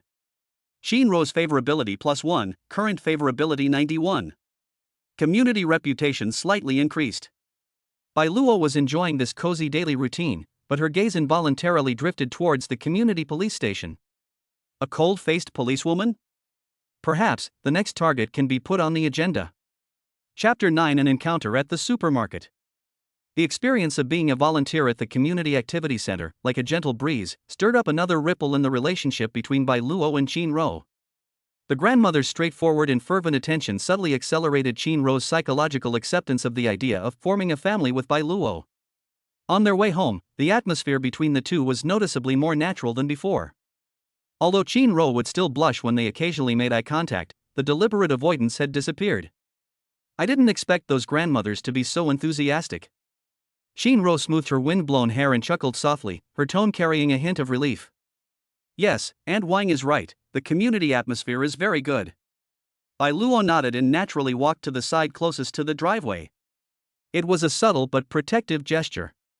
He turned to Qin Ro and said, "Sister-in-law, the refrigerator at home seems to be almost empty. Should we go to a big supermarket and buy some more things to stock up?" He needs more time alone to solidify the relationship and also needs to prepare in advance for the possible important moment, for example, buying some ingredients to help create the atmosphere, or some necessary supplies. Okay. Qin Ro readily agreed. Shopping together and planning household expenses is one of the most common and heartwarming daily routines for married couples or soon-to-be married couples. They went to a larger chain supermarket that was a little further from their home. The supermarket was packed with people on the weekend, almost all of them women. When Bai Luo and Qin Ro walked in side by side, they unsurprisingly became the center of attention once again. Whispers and curious glances came from all directions. Qin Ro subconsciously moved closer to Bai Luo, her arm almost touching his. Bai Luo, however, remained calm and composed, even slightly opening his arm, which was pushing the shopping cart, to form a subtle protective circle around Qin Ro. "What would you like to buy?" Bai Luo asked Qin Ro, looking down at her in a gentle voice. Let's buy some spare ribs, your sweet and sour spare ribs are delicious. And a fish, let's steam it." Qin Ro looked at the refrigerated display case, carefully planning the menu, looking every bit like a devoted wife. This feeling of being relied upon and needed filled Bai Luo with a sense of satisfaction. Just as they were selecting fruit, a slightly surprised, cool voice rang out from the side, "Mr. Bai Luo? Teacher Qin?" Bai Luo and Qin Ro turned their heads at the same time and saw Lu Ruyan pushing a shopping cart. She still looked as elegant and refined as ever, wearing a simple white t-shirt and sweatpants, yet her outstanding temperament was undeniable.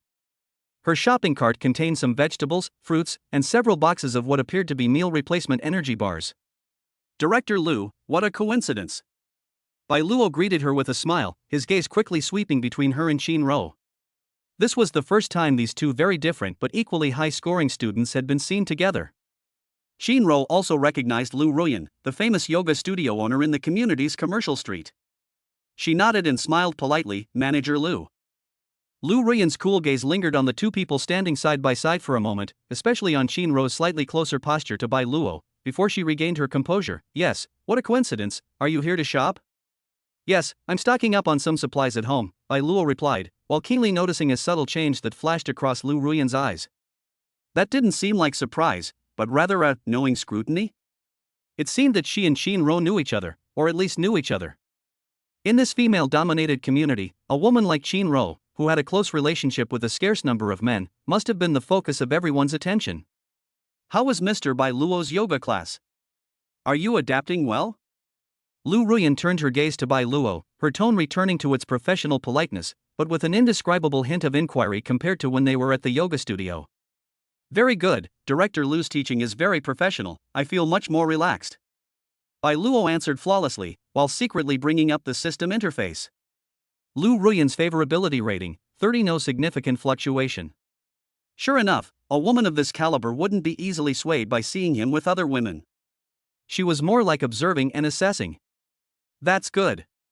Lu Ruyan nodded slightly, then looked at Shinro. Teacher Chin looks quite well. Shinro's cheeks flushed slightly, as if her words had touched a nerve. She smiled somewhat shyly and said, "Thank you." After a brief exchange of pleasantries, Lu Ruyan pushed her cart away, her back view tall and slender. Throughout the entire encounter, she did not show any extra emotions, but Bai Luo felt that this chance meeting seemed to have changed his image in Lu Ruyan's mind from a somewhat special male student to a somewhat special male student who has a close relationship with Shinro. This overlap of identities may bring new challenges, but it may also create new opportunities. Director Lu seems to care about you quite a bit. On the way home after leaving the supermarket, Shinro casually mentioned it. Maybe they think I'm a rare male student, Bai Luo explained casually, while observing Shinro's reaction. Does your sister-in-law know her? We're not exactly close, but most of the women in the community who are somewhat well-known know a thing or two about her. Director Lu is very capable. She runs the yoga studio very well all by herself. Shinro's tone carried a hint of admiration, seemingly without any sense of crisis due to Lu Ruyan's appearance. Instead, it sounded like a simple evaluation, which reassured Bai Luo. It seemed that Shinro's attention was mainly focused on the relationship between the two of them. Ding! Shinro's favorability +1, current favorability 92. Relationship stability improved. Her favorability rating has increased again. It seems that facing the gaze of the outside world together, especially from outstanding women like Lu Ruyan, has actually strengthened Shinro's sense of belonging and her identification with Bai Luo. Back home, the two of them sorted out the items they had purchased. The small kitchen seemed a bit cramped because of the two of them, yet it was full of life. Bai Luo was in charge of putting the heavy items away, while Shinro meticulously organized the refrigerator. Occasionally, their arms would brush together, and they would exchange smiles, all conveying a warm and tacit understanding. Xiao Luo, Shinro put the last carton of eggs into the refrigerator, turned around, leaned against the refrigerator door, clasped her hands in front of her, seemingly having made up her mind, and looked at Bai Luo earnestly. About the proof needed for that application, when is a convenient time for you? Her voice grew softer and softer, and a blush spread from her cheeks to her ears, but her gaze did not waver. After the chance encounter at the supermarket and their time together at home, she seemed to have finally mustered the courage to ask this crucial question. Bai Luo put down what he was holding and walked up to her, very close. He could smell the faint scent of laundry detergent on Shinro and the slight sweetness of fruit she had picked up at the supermarket. He reached out and gently held her slightly cold fingers. I'm ready anytime, sister-in-law. His gaze was deep, his tone solemn yet gentle. It mainly depends on you. I hope it will be a beautiful memory, not a task that must be completed. His words were extremely considerate, prioritizing the choice and the feelings of the person making the decision. Shinro's eyes welled up slightly, deeply moved by this respect and appreciation. She grasped Bai Luo's hand in return and nodded firmly. Tonight then, okay? As she uttered those words, it was as if she had used all her strength. Her body trembled slightly, yet her words carried a resolute determination. Bai Luo was overjoyed, but he remained gentle and restrained on the surface. He raised his other hand and gently stroked Shinro's burning cheek, his thumb caressing her delicate skin. Okay. He lowered his head, his forehead gently touching hers, their breaths mingling. I'll do whatever you say. This time, there was no abrupt doorbell, no outside disturbance. Under the soft kitchen light, two hearts drew closer in tense anticipation, foreshadowing that this night would no longer be peaceful. Meanwhile, in Bai Luo's mind, the prelude to the system's notification that the mission was about to be completed was already playing. Chapter 10: A Night That Came Naturally.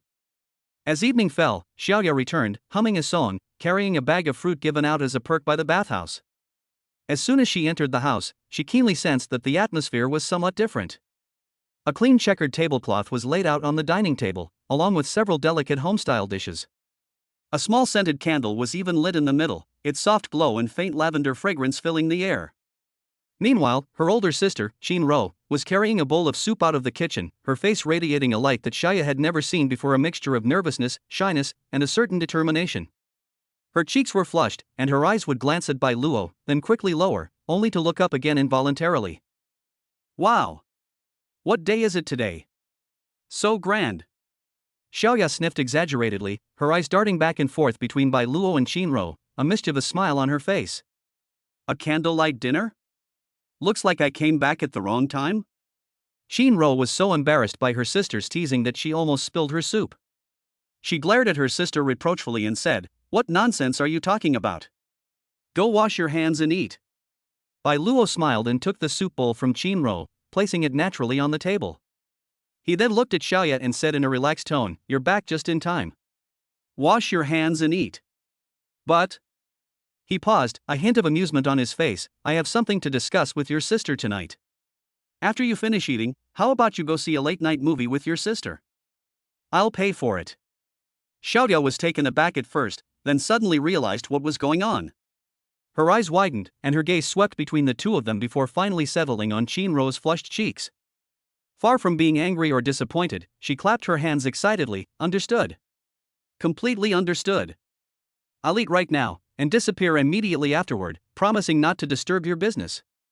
She emphasized the words "discuss business," winked at Bai Luo, and then whispered quickly in Qin's ear, "Sister, good luck. Seize the opportunity." After saying that, she flew into the bathroom like a happy little bird. Qin blushed deeply after her sister's teasing and stood there helplessly. Bai Luo walked to her side, gently squeezed her hand, and whispered, "Don't be nervous, Xiao." Qin trembled, raised her head, and met Bai Luo's gentle yet firm gaze. That Xiao was like a key, gently knocking open the last line of defense in her heart. She took a deep breath, trying to calm her wildly beating heart, and gently squeezed Bai Luo's hand back, her voice soft but clear, I'm not nervous." This subtle interaction and change in address, like a silent ritual, announced the formal transformation of their relationship. The atmosphere at dinner was warm and subtly intimate. Xiaoya ate incredibly fast, chattering away about the fun things at the foot massage parlor, trying to ease her sister's tension. After dinner, she really did take the money Bai Luo had given her and went out with a grin to avoid suspicion. The moment the door closed, the house fell completely silent. The candlelight flickered, illuminating the two people sitting opposite each other. The air seemed to thicken, and every breath felt scorching. Bai Luo didn't rush things. He stood up, walked to Qin's side, and extended his hand to her. "Xiao, don't sit there, let's talk." Qin looked at the well-defined hand in front of her, hesitated for a moment, and then placed her own hand on it. Bai Luo gently pulled her up, but didn't let go. Instead, he led her to the sofa in the living room and sat down. This time, he sat close to her, leaving no distance between them. The TV was on, playing soothing music, but no one could concentrate. Bai Luo could feel the slight dampness in Qin's palms and the tension in her body. "Xiao," he turned to the side, gently tucking a stray strand of hair behind her ear with the fingertips of his other hand, his movements incredibly tender. "Do you remember the first time I saw you? You were wearing that plain dress, standing at the door, your eyes shining." He began to reminisce, using words to create an atmosphere and ease her tension. Qin seemed to be drawn into a memory, her eyes somewhat unfocused, and her body relaxed slightly. "Back then, you had just fainted, your face was pale, it scared me to death. You took care of me." Bai Luo's fingers traced along her earlobe, gently sliding down to her jawline, lifting her face so she couldn't help but look at him directly. "Xiao, thank you. And thank you for taking this step." His gaze was as deep as a pool, reflecting the flickering candlelight and her shy yet resolute face. Qin looked at him, feeling as if her soul was being sucked in. She closed her eyes, her long eyelashes trembling like butterfly wings, a silent invitation. Bai Luo lowered his head and finally kissed those two red lips he had long coveted. The initial touch was gentle and tentative, like a butterfly skimming the water.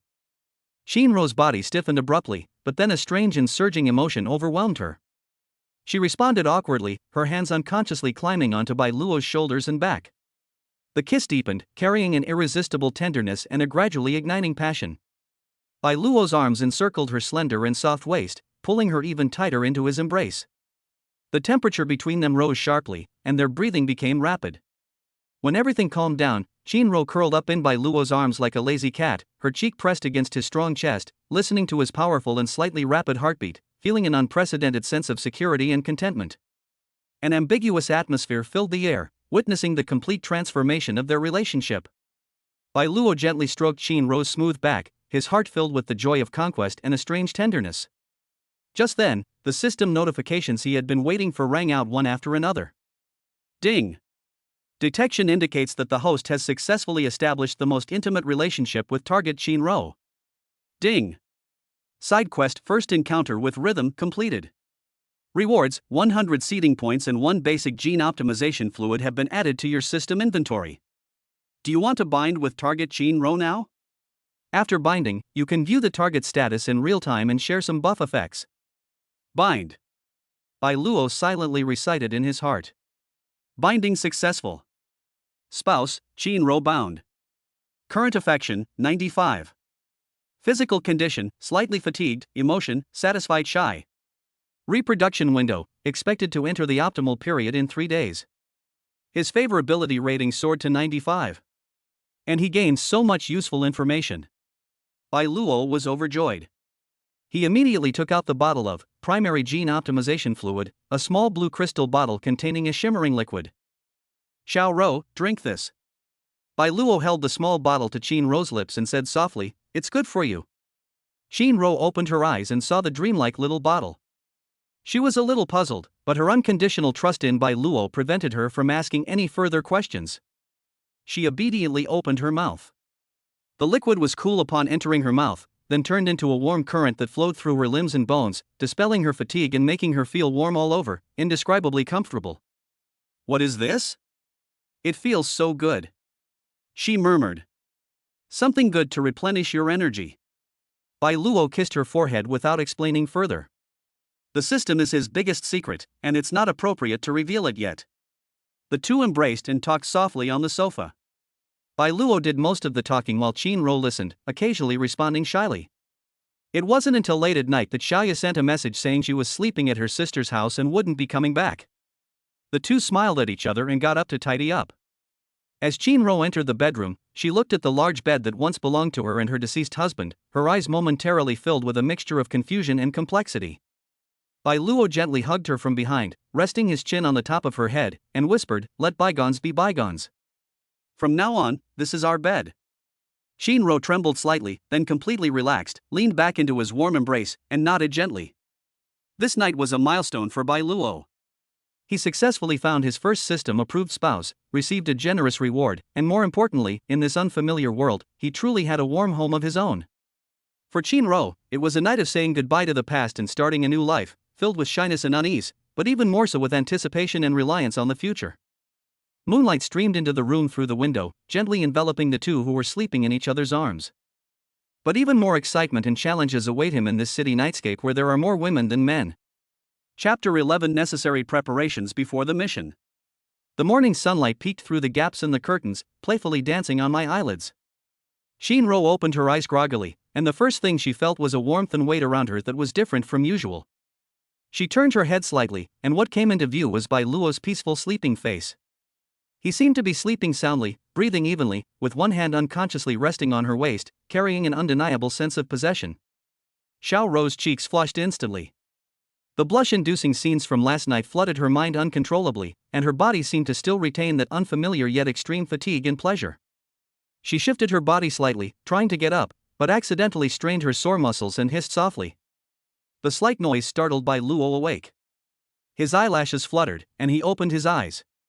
His gaze was initially a little hazy, but when he focused on Xiao Ro's shy face so close to his, it instantly became clear and gentle. He tightened his arms, pulling Xiao, who was trying to escape, closer into his embrace. He nuzzled the top of her head with his chin, his voice hoarse from just waking up. "Awake?" Why didn't you sleep a little longer? Held so tightly in her arms, feeling the firmness and warmth of his chest, Xiaoro felt her heart pounding like a drum, her whole body going limp, even her fingertips turning pink. She buried her face in the crook of his neck, her voice muffled. It's time to make breakfast. No rush, Bai Luo chuckled, his fingers tracing circles on her smooth back, sending a shiver down her spine. Lie down a little longer, or we can do some other morning exercises? His tone was clearly mocking and suggestive. Xiaoro blushed and lightly punched his chest, saying, "Don't be silly. Xiaoya might be back soon." When Xiaoya was mentioned, the romantic atmosphere between the two subsided slightly. Xiaoya's existence is a special yet necessary part of their new relationship. According to the laws of this world and their family plan, Xiaoya will also be a member of it in the future. Bai Luo noticed Xiaoro's slight unease and considerately stopped teasing her. Instead, he kissed her forehead and released his arms, saying, "Okay, I'll listen to you. But I'll make breakfast, you can rest a bit more." He pointed to the empty blue bottle on the bedside table. "The effects of that stuff take time to be absorbed, more rest will be good for you." Xiaoro then remembered the magical liquid she had drunk last night. It had indeed made her feel much lighter and more comfortable, and even the occasional backache she used to experience had disappeared. She looked at Bai Luo gratefully, and her dependence on and trust in him deepened even further. Ding! Xin Ro bound affection +1, current affection 96. Bai Luo got up and dressed in a cheerful mood. Looking at Xiaoro, who was wrapped in the blankets on the bed with her cheeks flushed, a strong sense of accomplishment and satisfaction filled his heart. This was his first woman, his legal spouse. And all of this is just the beginning.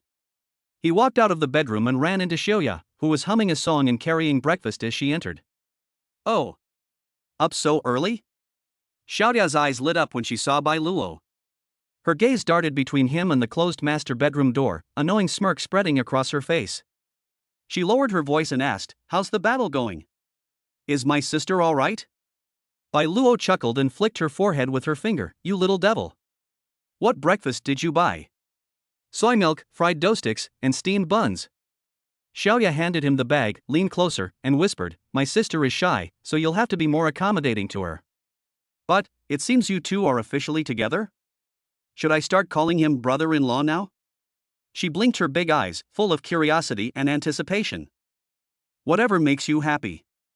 Bai Luo took the breakfast without giving a direct answer, but the tacit agreement in his tone made Xiaoya smile even brighter. At this moment, Xiaoro came out of the bedroom dressed neatly. Although she tried her best to act as if nothing had happened, Xiaoya could still see through her charm and the slight awkwardness in her walk. "Sister! You're awake." Xiaoya skipped over, took her sister's arm, and whispered something in her ear, which made Xiaoro both embarrassed and annoyed. She pretended to hit her, and the two sisters laughed and joked together. Bai Luo watched this heartwarming scene, pondering to himself. Xiaoya's favorability rating was already 50, and she had a proactive personality. Perhaps he could speed things up a bit. But for now, he should first solidify his relationship with Xiaoro and prepare to complete the main quest to have children. The system has indicated that Xiaoro's optimal window for conception is in 3 days, and he needs to be ready. After breakfast, Xiaoya went to work, while Xiaoro, feeling energetic after drinking the gene optimization liquid, tidied up the house with Bai Luo. The two of them hung out the freshly washed sheets to dry together. The fine fibers danced in the sunlight, mingling with the fresh scent of laundry detergent and each other's fragrance, creating a simple yet profound sense of happiness. Ding! It has been detected that spouse Qin Ro's physical condition has reached its peak. The initial gene optimization fluid is taking effect, resulting in a slight improvement in physique and a slight increase in the chances of producing high-quality offspring. It worked! Bai Luo was overjoyed. Just then, his phone rang. It was a message from Lu Ruyan. "Mr. Bai, is the 3 p.m. yoga class still on schedule? Also, this Sunday, the studio is having a small couples yoga trial for members, designed to foster trust and understanding between partners. Would you and teacher Qin be interested in participating? The activity is free and limited to 10 couples. Partner yoga? With Qin Ro?" Bai Luo's heart skipped a beat. This is a good opportunity to further enhance their relationship and solidify it in front of others. Moreover, the phrase trust and understanding between partners sounds very suitable for their current relationship status. He looked at Xiaoro, who was standing on tiptoe to hang clothes to dry. The sunlight outlined her beautiful neck and slender waist. He walked over, naturally took the clothes hanger from her hands from behind, and easily hung it high. At the same time, he whispered in her ear, Director Lu sent a message inviting us to a free couples yoga session on Sunday. Do you want to go? Xiao Rou stiffened at his sudden closeness. When she heard it was partner yoga, a hint of curiosity and hesitation appeared on her face. Partner yoga? I've never done it before. Will it be difficult? It's alright, it's just an experience. I'm here. Bai Luo's tone was encouraging and gentle, leaving no room for refusal. Besides, Director Lu specifically invited us, it wouldn't be right not to go. Xiao Rou thought for a moment and nodded, then, okay. She was actually secretly looking forward to and happy to be able to participate in the event with him as a couple in public. Bai Luo immediately replied to Lu Ruyan to confirm her participation. He could almost see Xiao Rou's shy demeanor during Sunday's event, when the two of them were in close physical contact, and the subtle fluctuations that might appear in Lu Ruyan's clear, cold eyes.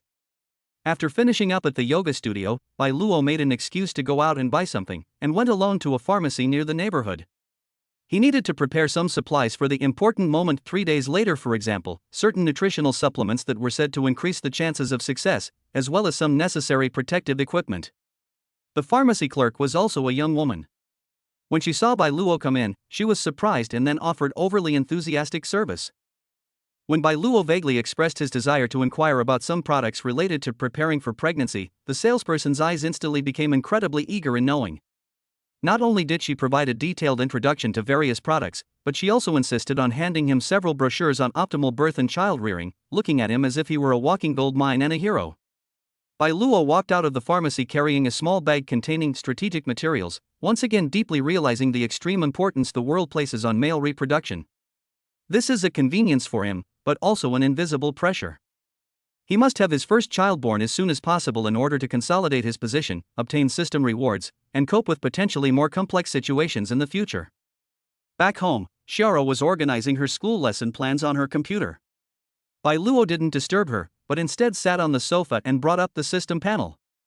He now has 300 points, 100 from completing side quests plus the original 200. After considering it, he spent 50 points to redeem the one-time charm perfume weak effect, just in case. He decided to save the remaining points for later use. He looked at Qin Rou's favorability rating of 96 points and her bound spouse status in the system, and then at the main quest with high-quality offspring, 0. His gaze became firm and full of expectation. Chapter 12: The Aloof Lu Ruyan. The next morning, Bai Luo walked out of the bedroom feeling refreshed and saw Xiao Rou preparing breakfast in the kitchen. Her movements were gentler than usual, and her eyes and brows carried an undisguised, charming allure after being pampered. Hearing Bai Luo's footsteps, she turned around, her cheeks slightly flushed. The moment their eyes met, she quickly looked away like a startled deer, but couldn't help but steal glances at him again. Why don't you sleep a little longer?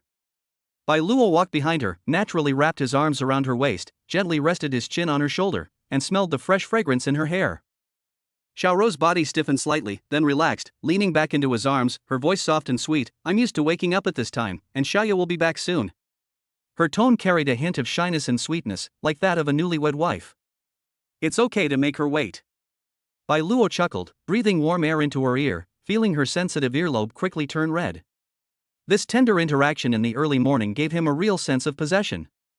Sure enough, not long after, the sound of a key turning was heard, and Xiaoya rushed in, carrying fried dough sticks and soy milk. Breakfast is here, She stopped abruptly when she saw the two embracing in the kitchen. Her big eyes darted around, and she made an exaggerated "I can't bear to look" expression on her face. Oh dear, did I come back too early? Should I go out for a stroll again? Xiao Rou blushed and immediately broke free from Bai Luo's embrace, scolding him, What nonsense are you talking about? Go wash your hands and eat. Xiaoya chuckled and came over, her gaze sweeping between her sister and Bai Luo before finally settling on Xiaorou's noticeably different complexion. She leaned close to Bai Luo, lowered her voice, and winked, saying, Brother-in-law, you're amazing. My sister looks, well, radiant today. She emphasized the last 4 words. Bai Luo readily accepted the new nickname, smiling as he ruffled her hair. Hurry up and eat your food, the fried dough sticks are getting cold. The atmosphere at the breakfast table was subtle and harmonious. Xiaoya chattered on about the interesting things at work, while Xiaorou listened quietly, occasionally putting a steamed bun on Bai Luo's plate. Their eyes met with an unspoken understanding. Bai Luo enjoyed his breakfast surrounded by 2 beautiful women with contrasting styles, but in his mind he was calmly planning his next move. The 3-day fertility window indicated by the system felt like a countdown hanging over his head. He needed to make sure everything went smoothly. First, Xiaoro's physical condition is key. The initial gene optimization fluid has already taken effect, but she still needs to maintain her best condition. Second, the environment and timing are also important. It is necessary to create a relaxed and engaged atmosphere. After dinner, Xiaoyao went to work, while Xiaoro finished cleaning up the kitchen and sat on the sofa to prepare her lesson plan. Bai Luo walked over, sat down beside her, and naturally pulled her into his arms. Xiaoro was a little shy at first, but after struggling for a moment, she obediently leaned against his chest, enjoying the peace. Xiaoro, Bai Luo asked casually, playing with her hair, are you nervous about the partner yoga session that Director Lu mentioned this weekend? Xiaoro shook her head, then nodded, a little. I'm afraid I won't do well and will embarrass you. How could that be? Bai Luo chuckled and kissed the top of her head. It's just a trip. I'm here, and Director Lu is a very nice and professional person. He deliberately brought up Lu Ruyan to see Xiaoro's reaction. Xiaoro didn't seem to think much of it, and just nodded, yes, Director Lu is very capable. Her attention seemed to be focused more on the upcoming couple's activity itself than on the people outside of the activity. Bai Luo felt relieved. It seemed that Xiaoro's mind was very pure at the moment, which was helpful for him to stabilize the rear. He chatted with Xiaoro for a while until she started to focus on her work, then got up and said that he had to go out to take care of some things. What he called getting things done was actually going for a jog in a nearby park to further strengthen his body. Although my physical condition at 8 o'clock has moved away from sub-health, it is still far from enough to cope with the possible multi-front battles and the heavy responsibility of reproduction in the future. While running, he brought up the system panel again, looked at the balance of sewing points, 250, and pondered the next direction for strengthening.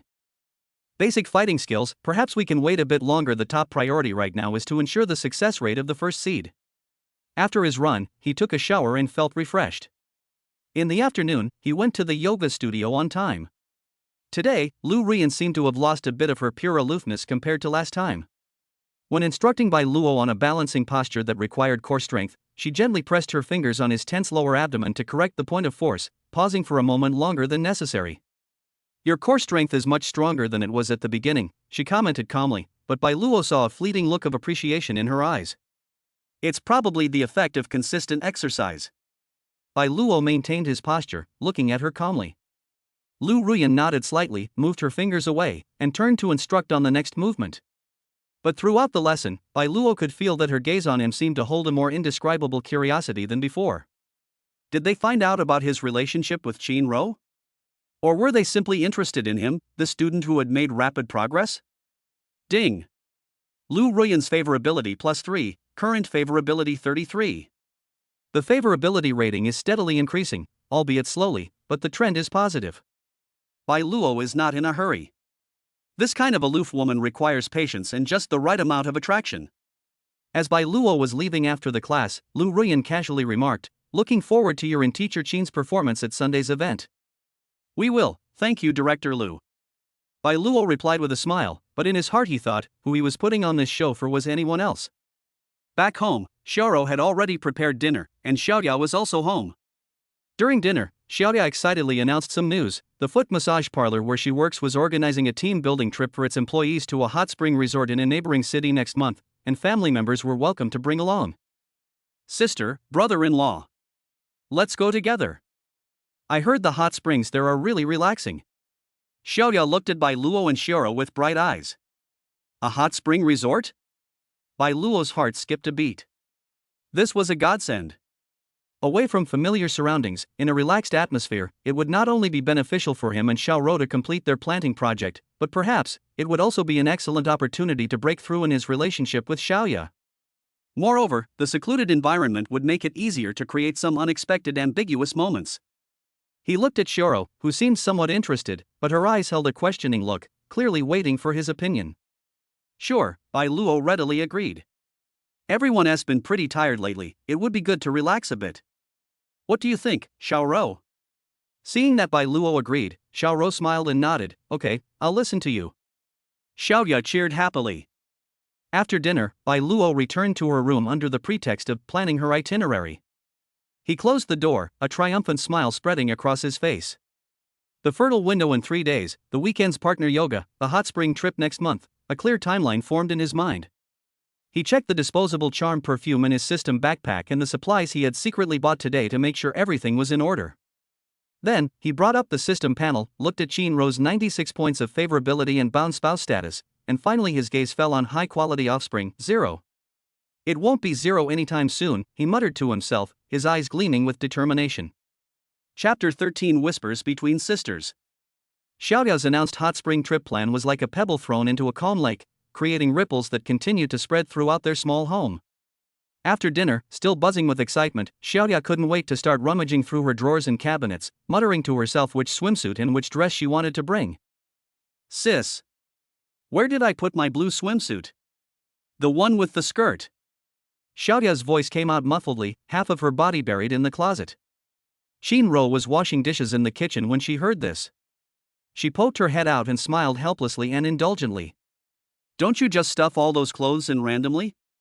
How would I know? Take your time looking. We'll go next month. What's the rush? It's good to prepare in advance. Xiaoya popped out of the closet, holding up several pieces of clothing, and ran to Bai Luo. Brother-in-law, which one do you think looks better on me? This blue one makes me look slimmer, or this red one is more vibrant? Bai Luo was leaning back on the sofa, looking up at information about the hot spring resort on his phone. Hearing this, he looked up and saw Xiaoya's youthful face and expectant eyes. He smiled and said, "You look good in everything."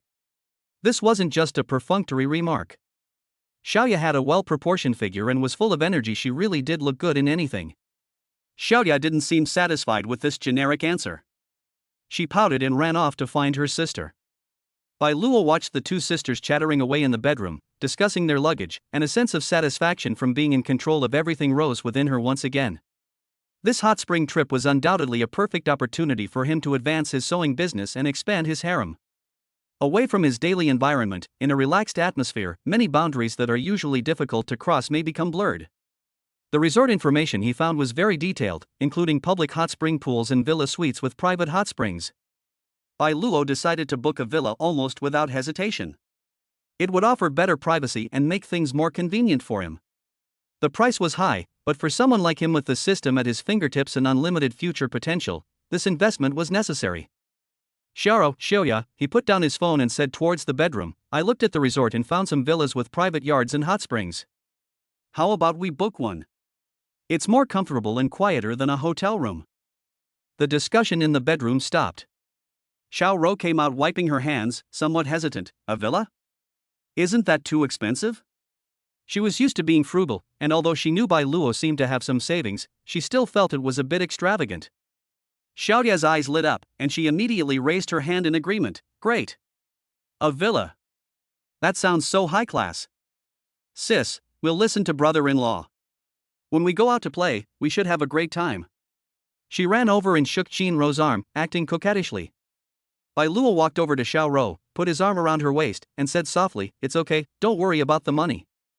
It's a rare opportunity to go out, I hope you can relax and have fun." He looked down at her, his eyes gentle yet firm. "Just think of it as our first trip." The words first trip touched Xiaoro's heartstrings. She looked at Bai Luo, then at her expectant younger sister, and finally nodded, a blush spreading across her face. Then, "Okay, I'll listen to you." Ding!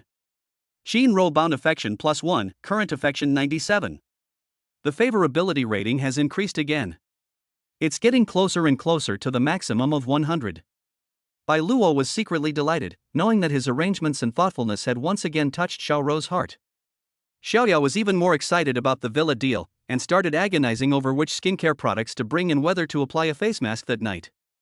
Bai Luo let them do whatever they wanted while she began to plan a more specific action plan. First, make sure Shira was in top condition during the trip. The system showed that she was in good physical condition, but she should rest before the trip and avoid overexertion. Secondly, she needed to prepare supplies, including small items to help create the right atmosphere, as well as necessary items to ensure the success of the sewing, all of which she could prepare discreetly. Finally, and most importantly, is how to use this opportunity to naturally get closer to Xiaoya. Xiaoya's current 50 points of affection are mostly based on curiosity, excitement, and support for her sister's happiness. For this to transform into romantic feelings, a suitable opportunity and catalyst are needed. Hot springs, the night sky, a secluded villa, these are all excellent catalysts. That night, before going to bed, Xiaoro and Xiaoya washed up together in the bathroom. While applying serum in front of the mirror, Xiaoya peeked at her sister through the mirror, then suddenly lowered her voice and asked slyly, "Sis, how did it feel after you and your brother-in-law, you know?" Shinro was brushing her teeth when she heard this and almost choked on the toothpaste foam. Her cheeks instantly turned red, and she glared at her younger sister reproachfully. "Why are you asking this, you little kid? How am I a child?" Xiaoya retorted. "I'm an adult, okay? Tell me, isn't it quite different?" She leaned closer to Shinro, her eyes sparkling with gossip. Shinro was embarrassed and ashamed by her sister's question, but deep down, she did have a secret urge to share. She rinsed her mouth and whispered, It's like that, please don't ask anymore." "TCH, so stingy." Xiaoya pouted, but looking at her sister's shy and timid appearance, with a charm that was even more captivating than before, she felt a ticklish sensation in her heart, as if she had been scratched by a kitten's paw. She wasn't completely ignorant about matters between men and women, but she had no personal experience with them. The changes in her sister, and the increasingly obvious and attractive masculine charm emanating from Bai Luo, made her feel not only excited about the upcoming hot spring trip, but also a sense of anticipation that was hard to explain. The two sisters returned to their respective rooms, each lost in their own thoughts. Xiaoro crawled into bed and felt the empty space beside her, but her heart didn't feel cold like before. Instead, it was filled with anticipation for the future and a sweet longing. She touched her lower abdomen, where the warmth of Bai Luo's hand still seemed to linger, and silently thought, "I hope this trip will bring good news." Meanwhile, Bai Luo, who was in the guest room, checked the system again. Only after confirming that everything was ready did he feel at ease and lie down. The weekend's partner yoga was just to warm up. The hot spring trip next month would be the first battle he had truly planned.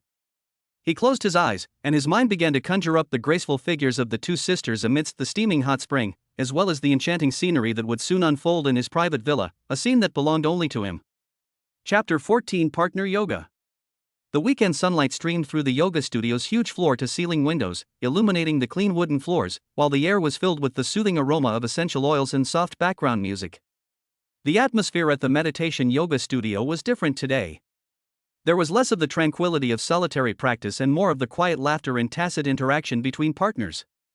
When Bai Luo and Shinro arrived, several couples had already come to the venue. All of them were female groups, including mothers and daughters, sisters, and close friends. When Bai Luo, the only male, appeared, the relaxed atmosphere instantly froze. All eyes, filled with curiosity, surprise, and envy, focused on him and Shinro, who was nestled beside him. Shinro was clearly not used to being the center of attention, and subconsciously moved closer to Bai Luo, her fingers gently hooking the hem of his clothes.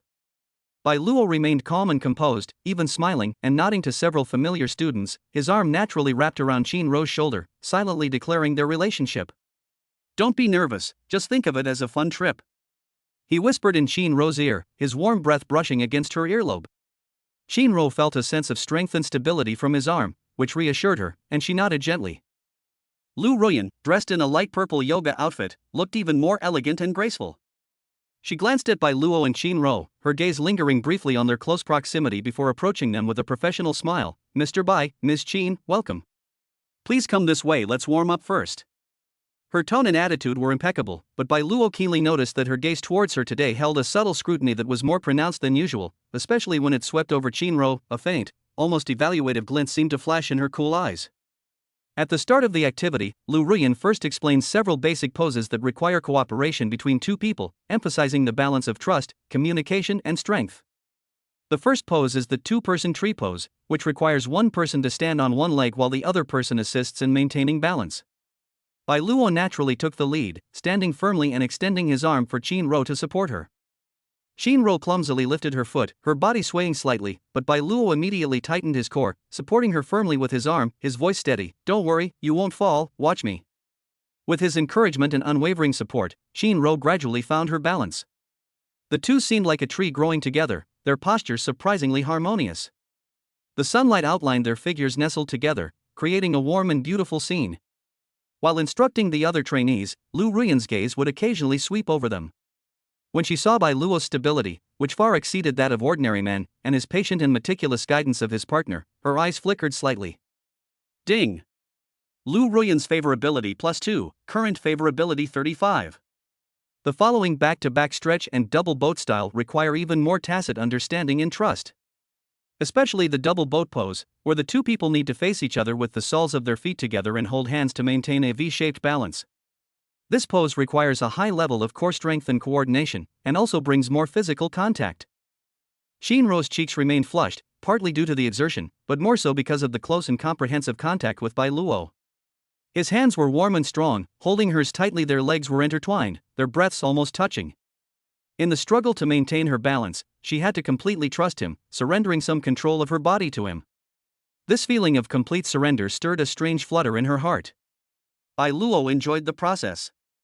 He could not only legitimately hold Xiaoro's slender and supple waist and feel the temperature of her body and her slight trembling, but also fully demonstrate his reliability and charm as a partner in front of Lu Ruyan and others. He could even sense that the gazes coming from Lu Ruyan's direction seemed to be more frequent. During the break, Lu Ruyan brought warm water to everyone. When she walked over to Bai Luo and Shinro, she looked at Shinro's rosy cheeks and said softly, "Teacher Qin has good core strength and works very well with Mr. Bai." Shinro smiled a little shyly. "It's because Bai Luo took good care of her." Lu Ruyan turned her gaze to Bai Luo, her tone still calm, but the content carried a hint of deeper meaning. "Mr. Bai is indeed very talented, whether in terms of comprehension or guidance."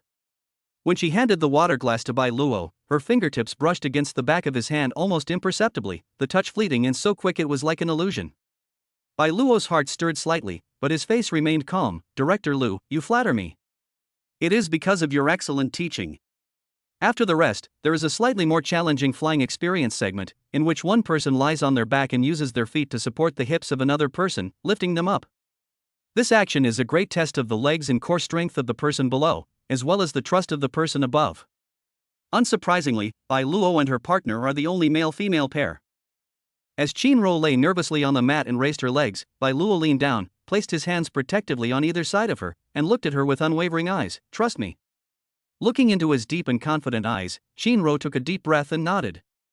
Bai Luo steadily supported her hips with the soles of his feet, tightened his core, and used his waist and abdomen to slowly lift Shinro up.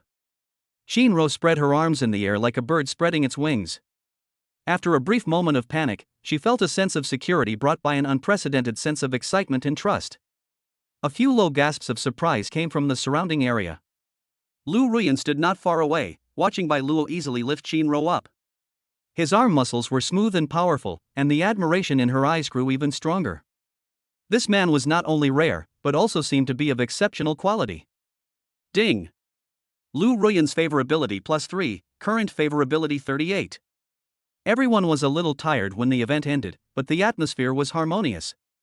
As Lu Ruyan gave her final summary, her gaze swept across the entire room, finally settling on Bai Luo and Shinro. Her tone seemed a little gentler than usual. "Today's event was a great success. I hope everyone can appreciate the importance of trust and support between partners, especially Mr. Bai and Ms. Qin. Your teamwork was outstanding."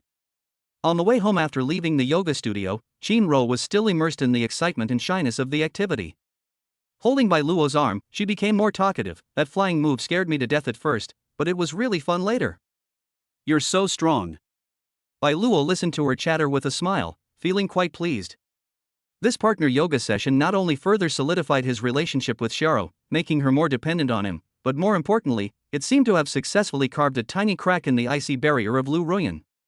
He glanced back at the Mindfulness Yoga Studio sign, which glowed warmly in the setting sun, and a meaningful smile appeared on his lips. Chapter 15: Xiaoya's Jealousy. The lingering effects of the couple's yoga activity, like ripples spreading from a pebble thrown into a lake, continued to permeate Bai Luo's small family. On the way home, Shinro still held Bai Luo's arm, her body unconsciously pressed close to him, as if she was still immersed in that feeling of being supported and protected. The blush on her cheeks hadn't completely faded, and she would occasionally glance at Bai Luo, her eyes filled with not only shyness but also obvious admiration and satisfaction. "How were you so steady with that move? I felt like you didn't even have to exert any effort." Xiaoro's voice carried a hint of coquetry, something she rarely did before. Bai Luo enjoyed her complete dependence on him, smiled, and tightened his arms a little. "I usually pay attention to strengthening my core. Besides, how could I not be steady while holding you?" The intimacy and hint in his tone made Xiaoro's ears burn. She gently punched him, but did not refute him. She just rested her head on his shoulder. When Xiaoya got home, she saw the almost overflowing pink bubbles between her sister and brother-in-law and felt a mix of emotions. There was a sense of relief at being happy for my sister, but also a hint of envy and emptiness that I couldn't quite put my finger on. She used to think her brother-in-law was a good match for her sister, but now, seeing the intimacy between them that no one else could interfere with, she realized for the first time that Bai Luo was not only her brother-in-law, but also a very attractive man. This realization made her feel flustered, and she could only pretend to be looking down at her phone to hide her unusual behavior. Ding! Xiaodao's favorability +5, current favorability 55. The target has developed initial attraction to the host and a subtle sense of competition. The system notification made Bai Luo's lips curl into a barely perceptible smile. Excellent, Xiaoya's progress is also naturally advancing. The hot spring trip seems to be even more wonderful than expected. After a simple dinner, Xiaoya, contrary to her usual behavior, didn't bother chatting with her sister. Instead, she went to her room early, saying she needed to organize her work for next week. Only Bai Luo and Xiao Rou remained in the living room. Bai Luo took a shower to wash away the light sweat. When he came out, he saw Xiao Rou curled up on the sofa, hugging her knees, staring blankly at the TV. Her eyes were a little unfocused, but there was a sweet smile on her lips. She was obviously still savoring the moments of the day. Bai Luo walked over, sat down next to her naturally, and pulled her into his arms. Xiao Rou leaned closer obediently, her cheek pressed against his chest, which was slightly damp from his shower. She smelled the refreshing scent of his shower gel and let out a satisfied sigh. Tired? Bai Luo asked softly, running his fingers through her soft hair. A little, but I'm very happy. Xiaorou's voice was muffled, carrying weariness and satisfaction. I feel like I understand you better. And she was more certain of her own feelings. She silently added in her heart. Bai Luo lowered his head and kissed the top of her head. He didn't say anything, just held her quietly like that. A trivial program played on the television, and the dim light from the floor lamp enveloped the two embracing, creating a warm and peaceful atmosphere. This kind of post-coital tenderness often enhances feelings more than the passionate moment itself. After a while, Xiaorou seemed to remember something, looked up, her eyes sparkling. By the way, have you booked the villa for the hot spring trip? Yes, it's booked. Bai Luo took out his phone and showed her the booking confirmation page. It's the kind with a private courtyard and an open-air hot spring, so it's very private. Looking at the exquisite pictures of the villa on the screen, Xiaorou's eyes were filled with anticipation. This is wonderful. I've never soaked in an open-air hot spring before. Her tone was like that of a little girl, filled with pure joy. We can go often from now on, Bai Luo promised, gently stroking her arm with his fingers. As long as you like it. Xiao Rou looked at him, her eyes so soft they could melt. She leaned forward and placed a gentle kiss on his lips. Thank you, Bai Luo. The kiss was devoid of lust, yet filled with trust and love. Bai Luo responded to the kiss, but in his mind, he was calmly calculating the time. There were still 2 days until the optimal window for conception indicated by the system, and the hot spring trip was a week later. Time was a bit tight, but he was confident that he could complete the first sewing before the trip, so that he could concentrate on developing Xiaoya during the trip. Ding! Xin Rou bound affection +1, current affection 98. His favorability rating was nearing its maximum. Bai Luo felt much more at ease. He knew the time was ripe. Tonight was the perfect opportunity. He deepened the kiss, his breath growing increasingly hot. Xiao Rou sensed his change. Her body stiffened at first, then softened. She wrapped her arms around his neck and responded awkwardly but passionately. Just as the atmosphere was heating up and about to get out of control, Bai Luo unexpectedly stopped. He pressed his forehead against hers, his breathing heavy, his voice hoarse yet restrained. Xiaorou, tonight, let's get some rest. Tomorrow night. He deliberately left a suggestive pause, looking at her with deep eyes. This kind of restraint at the last minute is more moving than direct demands. Xiao Rou's heart trembled under his gaze, and she understood the implication in his words. She buried her face in his chest in embarrassment and softly hummed in agreement. Bai Luo hugged her tightly with satisfaction. He knew that after the groundwork laid this day and the current playful teasing, Xiao Rou would be even more engaged and expectant tomorrow night when they sowed the seed, and he would firmly hold the initiative in his hands. That night, the two slept in each other's arms. Although the final step did not occur, their spiritual closeness reached a new level. Bai Luo, meanwhile, repeatedly rehearsed the plan for the next night in his mind to ensure that nothing went wrong. Meanwhile, in the next room, Xiaoya tossed and turned in bed, her mind filled with the image of her sister's blissful expression as she nestled in Bai Luo's arms, and imagining Bai Luo's powerful and protective figure in the yoga studio. She scratched her hair in frustration, feeling a strange mix of anxiety and longing. Hot spring, hurry up and get there. She murmured to herself, feeling both confused and expectant about this unfamiliar emotion. That night, each of the three had their own thoughts on their own. Beneath the surface of a tranquil daily life, undercurrents of emotion are surging rapidly, foreshadowing even more intense clashes that will soon unfold under this small roof and at the nearby hot spring resort. Chapter 16: The First Attempt at Life. Bai Luo's deliberately crafted delayed gratification strategy, like a precisely controlled simmer, gently simmered Qin Ro's anticipation and tension throughout the entire day. Sunday was a fine day. Perhaps it was the energy expended during the partner yoga activity, or perhaps it was the subconscious mix of anticipation and trepidation about the night, but Qin Ro woke up a little later than usual, a hint of languid allure in her eyes. During lunch, she barely dared to look Bai Luo in the eye. Occasionally, their eyes would meet, and she would quickly look away as if startled, her cheeks flushing slightly. She would just keep her head down and sip her porridge. Even when Xiaoya chattered about the latest news from the foot massage parlor, she would only respond absent-mindedly with a few words. Bai Luo took in her reaction and felt certain. He was as considerate as ever, serving her food, handing her tissues, and chatting with Xiaoya in a gentle tone, never mentioning what happened that night. But this deliberate ordinariness only made Qin Ro feel an ambiguous pressure that was brewing like a storm. Xiaoya seemed to have noticed her sister's unusual quietness and her brother-in-law's calm yet controlling aura. She glanced suspiciously back and forth between the two of them a few times, then pursed her lips and wisely refrained from asking any further questions. After finishing her meal, she slipped out to find her friends. Before leaving, she made a face at Bai Luo, her eyes full of slyness that seemed to say, "I see right through you." With only the two of them at home, Bai Luo didn't immediately tidy up or find something to do as usual. Instead, she sat on the sofa, patted the spot next to her, and said to Qin Ro, who was clearing the dishes, "Xiao Ro, don't bother, come and sit for a while." Qin Ro paused, her heart skipped a beat. She put down her chopsticks, wiped her hands, and walked somewhat awkwardly to the sofa, but did not sit down immediately. Bai Luo reached out and gently pulled her wrist, and with a little force, she obediently sat down, though her body was a little stiff, keeping a few centimeters away from him. Sunlight streamed through the window, casting bright dappled patterns between the two. Bai Luo didn't rush to close the distance. Instead, he casually picked up the remote, turned on the TV, and found a relaxing movie channel. He didn't look at her, his gaze was fixed on the screen, as if he really just wanted to watch a movie together. This unhurried attitude gradually relaxed Qin Ro's tense nerves. She stole glances at Bai Luo's sharply defined profile. The way he focused on watching TV exuded a calm and captivating charm. Slowly, little by little, she unconsciously moved closer to him until their arms gently touched, and she could feel the warmth emanating from his body.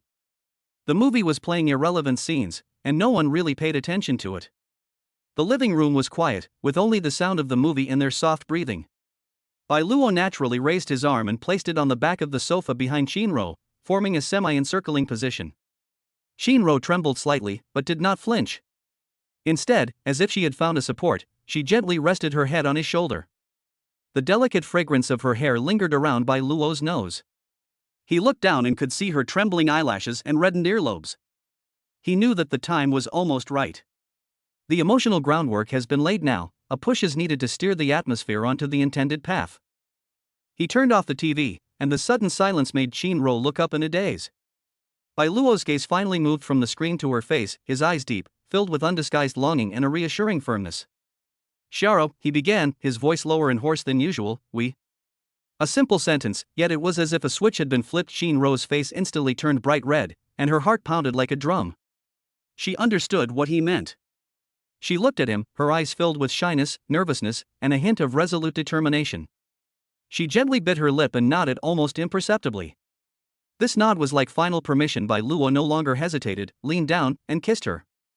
This kiss was different from the previous gentle probing. It was hot and irresistibly aggressive, instantly igniting the ambiguous atmosphere that had been building up all day. As the fierce waves gradually subsided, it was already deep night outside the window. Only a dim bedside lamp was on in the bedroom, and the air was filled with a romantic atmosphere. Qin Ro curled up in Bai Luo's arms, her body limp and powerless. Her cheek was pressed against his sweaty chest, listening to his strong heartbeat. She felt as if her soul had been emptied out, leaving only endless exhaustion and an indescribable sense of security and belonging that was completely filled her. Bai Luo gently stroked her back, feeling the smooth, damp skin under his fingertips. A sense of calm washed over him, even a feeling of accomplishment after completing a major task. He brought up the system interface, and the long-awaited notification immediately appeared. Ding! Detection indicates the host has successfully completed their first attempt at life inheritance with their spouse, Shinro. Awards are being awarded based on the spouse's overall quality score 85 in this quality assessment. Evaluation complete. Rewards distributed, 500 seeding points. Random talent draw in progress. Congratulations, host, you have acquired the talent, Vigorous Energy Beginner. This slightly increases stamina recovery speed and maximum energy. Main quest, Spreading Branches and Leaves progress update, awaiting confirmation requires waiting for fertility test results. 500 points. And a useful talent. Bai Luo was overjoyed. The return on this first sowing far exceeded his expectations. The Vigorous Energy talent was a godsend, crucial to his future grand ambitions. He immediately felt a new warmth flowing through his body, and the previous fatigue vanished. Instead, he felt more energetic. He looked down at Shinro, who was fast asleep in his arms with a satisfied smile on her lips, and gently kissed her forehead. Get some rest, Shiro, he said softly, pulling her closer into his arms. I hope it will bring good news. Shinro slept exceptionally well that night. Bai Luo, on the other hand, was planning how to use the 500 points and how to prepare for the upcoming hot spring trip. He knew that the first successful planting was not just a bountiful harvest rewarded by the system, but also meant that his model on this path had been proven to be feasible, and his confidence was more abundant than ever before. Meanwhile, Xiaoya, who had just returned home late at night, quietly pushed open the door and found it completely silent. The door to the master bedroom was tightly closed, and no light shone through the crack in the door. She stood in the living room, faintly smelling an unusual, ambiguous scent lingering in the air. She paused for a moment, a complex emotion flashing across her face: curiosity, shyness, and a hint of loss and longing that she herself was unaware of. She silently returned to her room, closed the door, but couldn't fall asleep for a long time. Chapter 17: Silent Understanding. Before the first rays of morning sunlight had completely dispelled the chill of the night, Bai Luo had already woken up naturally. The effects of the high-energy talent were immediate. He felt no fatigue after strenuous exercise. Instead, he felt refreshed and full of energy. Looking to the side, Shinro was still fast asleep, curled up beside him, her long hair scattered on the pillow, her sleeping face serene, the corners of her mouth slightly upturned, as if she were having a sweet dream. Her fair shoulders were exposed outside the blanket, with a few faint red marks still remaining, silently telling the story of last night's tenderness. Without disturbing her, Bai Luo quietly got up and put on her pajamas. Instead of washing up as usual, he went straight into the kitchen. He decided to make breakfast for Shiro himself, a bowl of warm and delicate porridge, which was perfect for the nourishment she might need at this moment. As Bai Luo rinsed the rice, lit the fire, and watched the tiny bubbles slowly rise in the pot, she felt an unusual sense of peace. Last night's success was not just a bountiful reward from the system, but also a substantial breakthrough. He truly possessed this gentle woman and took deeper root in this world. He could feel that the invisible barrier between him and Shiro had completely disappeared, replaced by a deeper connection. The porridge was bubbling away in the pot, and the aroma of rice was gradually spreading. Bai Luo was just about to chop some side dishes when the door to the master bedroom was gently pushed open. Shinro, still wearing her nightgown, rubbed her sleepy eyes as she came out. Seeing Bai Luo's busy figure in the kitchen, she paused, then two blushes quickly rose to her cheeks. Her eyes darted away, and her voice, hoarse from just waking up and tinged with shyness, said, Why are you up so early? Let me do it. Awake? Why didn't you sleep a little longer? Bai Luo turned around and walked naturally to her, reaching out to smooth her slightly messy bangs with an extremely affectionate gesture. The porridge will be ready soon. Just sit down and wait to eat. His movements and tone were extremely natural, as if this kind of morning interaction had been repeated hundreds of times. This natural intimacy actually relaxed Shinro's tense nerves. She looked up at him. His eyes were clear, with a gentle smile, devoid of any mockery or pretense, only pure concern. The shyness and panic of last night strangely transformed into a warm current at this moment, flowing through my entire body. She responded softly, without insisting, and immediately walked to the dining table and sat down, cupping her slightly warm cheeks in her hands, but her gaze involuntarily followed Bai Luo's busy figure in the kitchen.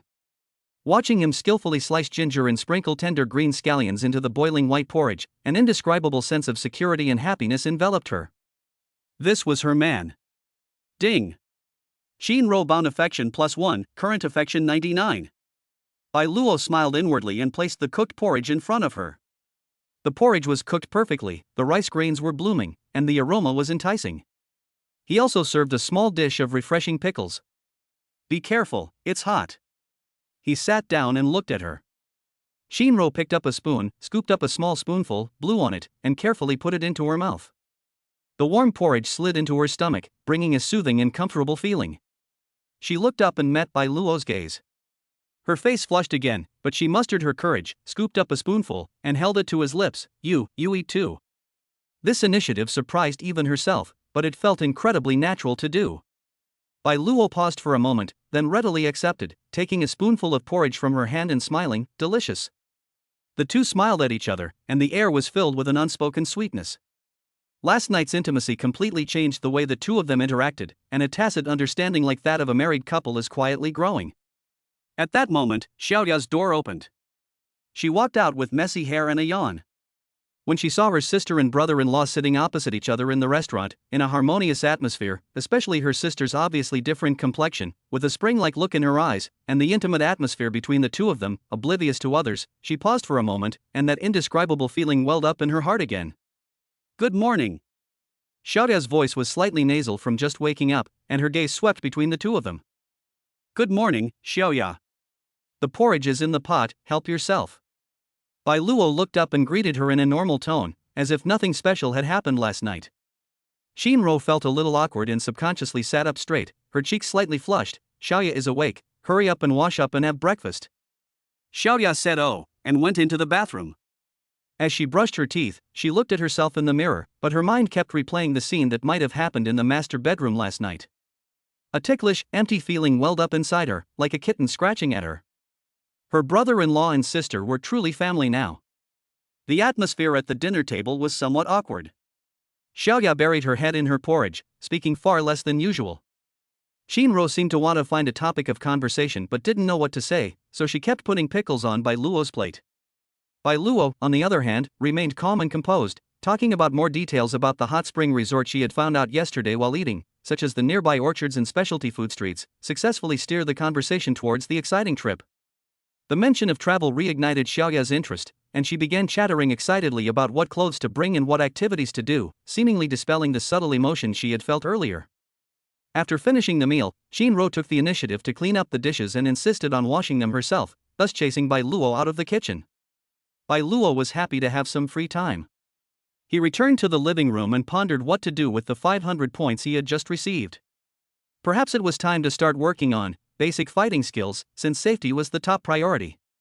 He also needs to keep some points for emergencies, such as, perhaps he can exchange them for some fun props during his hot spring trip? Just as he was engrossed in the system store, his phone received a new message from Lu Ruyan. Mr. Bai, would you like to adjust the yoga class schedule for next week? Also, the studio has recently received a new batch of herbal essential oils that help relax muscles and promote circulation. If you and teacher Chin are interested, you can try them out during the next class. Essential oils? Relaxation? Improved circulation? Bai Luo looked at the message, a playful smile playing on her lips. This aloof yoga instructor always seemed to have the perfect timing to offer just the right advice.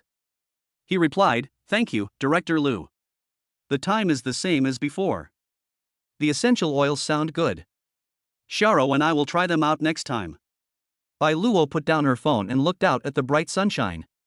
Chapter 18 Lu Ruyan's Test. Bai Luo sat at the dining table with a glass of water in front of him, his mind focused on the system interface in his head.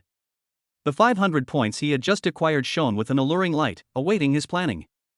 Shinro was gently washing the dishes by the kitchen sink. The sound of the running water, mixed with the occasional off-key tune she hummed, revealed her excellent mood. After last night, she exuded an indescribable charm and allure in her every move. When she occasionally glanced back at Bai Luo, her eyes were filled with a deep and lingering affection. Bai Luo first opened the skills shop. Basic fighting skills beginner, requires 150 points. This skill is essential for him. In this world where women are the vast majority, although men are outwardly well protected, it is always good to have a certain level of self-defense ability. It can help them cope with possible accidents and also increase their confidence. Without further hesitation, he chose to redeem the item. Instantly, a stream of knowledge about power generation techniques, basic blocking, and simple grappling techniques flooded into my mind, accompanied by a slight imprint of muscle memory. He felt that his coordination and control over his strength had improved slightly. This real feeling of becoming stronger was quite nice. With 350 points remaining, his gaze swept over the various items. The effects of this disposable perfume are weak and temporary, so there's no rush. The persistent charm aura requires 1,000 points, which is out of reach. His gaze finally settled on the physical enhancement category. Basic Constitution Enhancer, 100 points, permanently increases Constitution by 2 points. His current Constitution is 8 points, initial 6 plus 2 from the newbie gift pack. After using this, it will reach 10 points, reaching the average level of an average adult male. This will undoubtedly further enhance his energy and physical endurance, providing a fundamental guarantee for his future sowing great cause, and he redeemed and used it again. A familiar warm current swept through his body, even more noticeably than the first time he used it. It felt as if every cell was filled with vitality, completely replenishing the energy he had expended the previous night, even more so. He clenched his fist, feeling the increase in strength. His personal information was updated to Constitution 10, Spirit 15. Looking at the data, Bai Luo nodded in satisfaction. He had 250 points left, which he decided to save for a rainy day. For example, he might use them during his hot spring trip. After calculating his points, Bai Luo logged out of the system and just then saw Chinro drying her hands and walking over. She walked naturally to Bai Luo's side, placed her hands on his shoulders, bent down slightly, and asked with concern, "What are you thinking about? You seem so lost in thought." A faint, sweet fragrance wafted into Bai Luo's nostrils. Bai Luo reached out and put his arm around her waist, letting her sit on his lap. Shinro gasped softly, her cheeks slightly flushed, but she didn't struggle, obediently leaning against him. "It's nothing, just thinking about what to bring for the hot spring trip," he casually offered, enjoying the warm, soft body in his arms.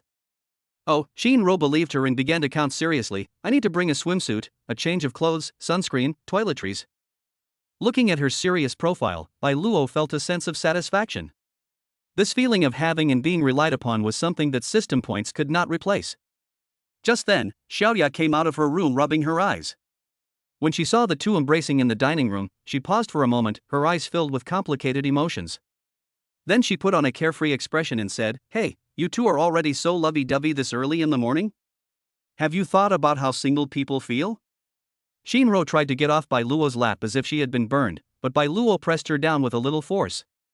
He smiled at Xiaoya and said, "Envious? Then hurry up and find one yourself. TCH, it's not that easy to find." Xiaoya pouted and went into the bathroom to wash up, but the sound of the door closing was a little louder than usual. Bai Luo stared thoughtfully at the bathroom door. Xiaoya's favorability rating had reached 55, and a subtle hint of jealousy and competitiveness had begun to sprout. The hot spring trip was indeed a good opportunity. In the afternoon, Bai Luo went to the yoga studio on time. After yesterday's interactive partner yoga session, and with his physical condition improved to 10 o'clock, he felt that today's practice was much easier, and he could perform many poses more accurately and steadily. Lu Ruyan still maintained her aloof and professional demeanor, but when instructing Bai Luo, she seemed to talk a little more than usual. "Keep breathing, feel the extension of your spine. Good, your stability has improved a lot." Her fingers would occasionally touch Bai Luo's back muscles or arms, with precise force and a slightly cool touch. During the break in the class, Lu Ruyan did not leave immediately as usual. Instead, she walked over to Bai Luo, who was drinking water, and asked casually, "Mr. Bai, you look very well lately. It seems that your consistent practice has been very effective." Bai Luo put down the water bottle and smiled, "It's probably because I rested well, plus Director Lu's guidance was excellent." Lu Ruyan nodded slightly, her gaze lingering on his face for a moment before she suddenly changed the subject. "The herbal essential oils I mentioned last time have arrived in several samples. They mainly relieve fatigue and promote circulation. Teacher Qin exercised quite a bit yesterday. If needed, you can take a small bottle back to try. Massaging your calves and waist before bed will make you feel much better." She said this so naturally, as if it were just a yoga instructor showing ordinary concern for her students. But Bai Luo's heart skipped a beat. How did she know that Shinro exercised quite a bit yesterday? Did she mean partner yoga, or was there something more to it? Moreover, the timing and wording of specifically mentioning pre-sleep massage were a bit too thoughtful. Bai Luo remained calm and maintained a polite smile. Director Lu, you've gone to so much trouble. Xiao Rou is indeed a bit tired, and I was just thinking of finding some ways for her to relax. Thank you so much. It's no trouble at all. Lu Ruyan turned around and took out a delicate little glass bottle from the cabinet next to her. The bottle contained a pale yellow transparent liquid. This is extracted from lavender and ginger. It's gentle and soothing. I wrote the usage instructions on a note and stuck it on the bottle. Bai Luo took the essential oil. It felt slightly cool to the touch. Sure enough, there was a small printed note on the bottle with neat handwriting. Thank you, Director Lu. I thank you on Xioro's behalf. Lu Ruyan gave a faint hum and then turned to instruct the other students. Ding! Lu Ruyan's favorability +2, current favorability 40. Watching Lu Ruyan's slender and upright figure, Bai Luo stroked the cool essential oil bottle in his hand, a playful smile appearing on his lips. This aloof yoga instructor doesn't seem as detached from worldly affairs as she appears. She's like a chess player, making every move perfectly, maintaining distance while extending an olive branch at just the right moment. Is this bottle of essential oil a simple expression of concern, a subtle test, or a ticket in some sense? Bai Luo carefully put away the essential oil. Regardless of Lu Ruyan's purpose, this was a positive sign for her. At least, she has begun to actively extend goodwill and does not seem to be opposed to, and even somewhat welcomes, intervening in his and Qin Rou's private sphere. This journey is becoming more and more interesting, and Bai Luo's mood is becoming increasingly pleasant. He seems to have already seen that in the near future, he will gradually conquer this cold and desolate Jade Mountain. Today's yoga class was very rewarding. Not only did his body get a workout, his system skills and physique were strengthened, but he also unexpectedly received a gift from Lu Ruyan and an increase in her favorability. When Bai Luo left the yoga studio, she felt exceptionally light on her feet. Chapter 19 Essential Oil Massage. As evening fell, Bai Luo returned home carrying fresh vegetables she had bought along the way, and the aroma of rice was already wafting from the kitchen. Qin Rou, wearing an apron, was cooking when she heard the door open. She turned around and gave him a gentle smile. You're back? How was your yoga practice? Her complexion was rosy and her eyes were bright, clearly indicating that she had rested well, and her whole being exuded a freshness as if she had been carefully nurtured. Good. Bai Luo walked to her side, naturally kissed her on the cheek, and then handed her the delicate little essential oil bottle in her hand. Here, this is a gift from Director Lu. He said it's a herbal essential oil that relieves fatigue and promotes circulation. I'll let you try it. Qin Rou took the bottle and looked at it with some surprise. This was a gift from Director Lu? I can't accept this. She unscrewed the cap, and a soothing fragrance of lavender mixed with a faint ginger wafted out, calming the mind. She said that since you exercised quite a bit yesterday, this will help you relax, Bai Luo said casually as she washed her hands to help. Qin Rou's face flushed instantly. Yesterday's activity level was far more than just quite high. She glared at Bai Luo reproachfully, but her eyes held a sweet glint as she muttered softly, Director Lu, how did she know? Perhaps it's just a professional sensitivity. Bai Luo brushed it off casually, picked up a clove of garlic and started peeling it. She said massaging your calves and waist before bed is more effective. I'll give you a massage tonight. These words were spoken so naturally, as if a husband's consideration for his wife was a matter of course. Qin Rou felt as sweet as if she had been filled with honey. She gently hummed in agreement and continued cooking, but her ears were secretly blushing. Ding!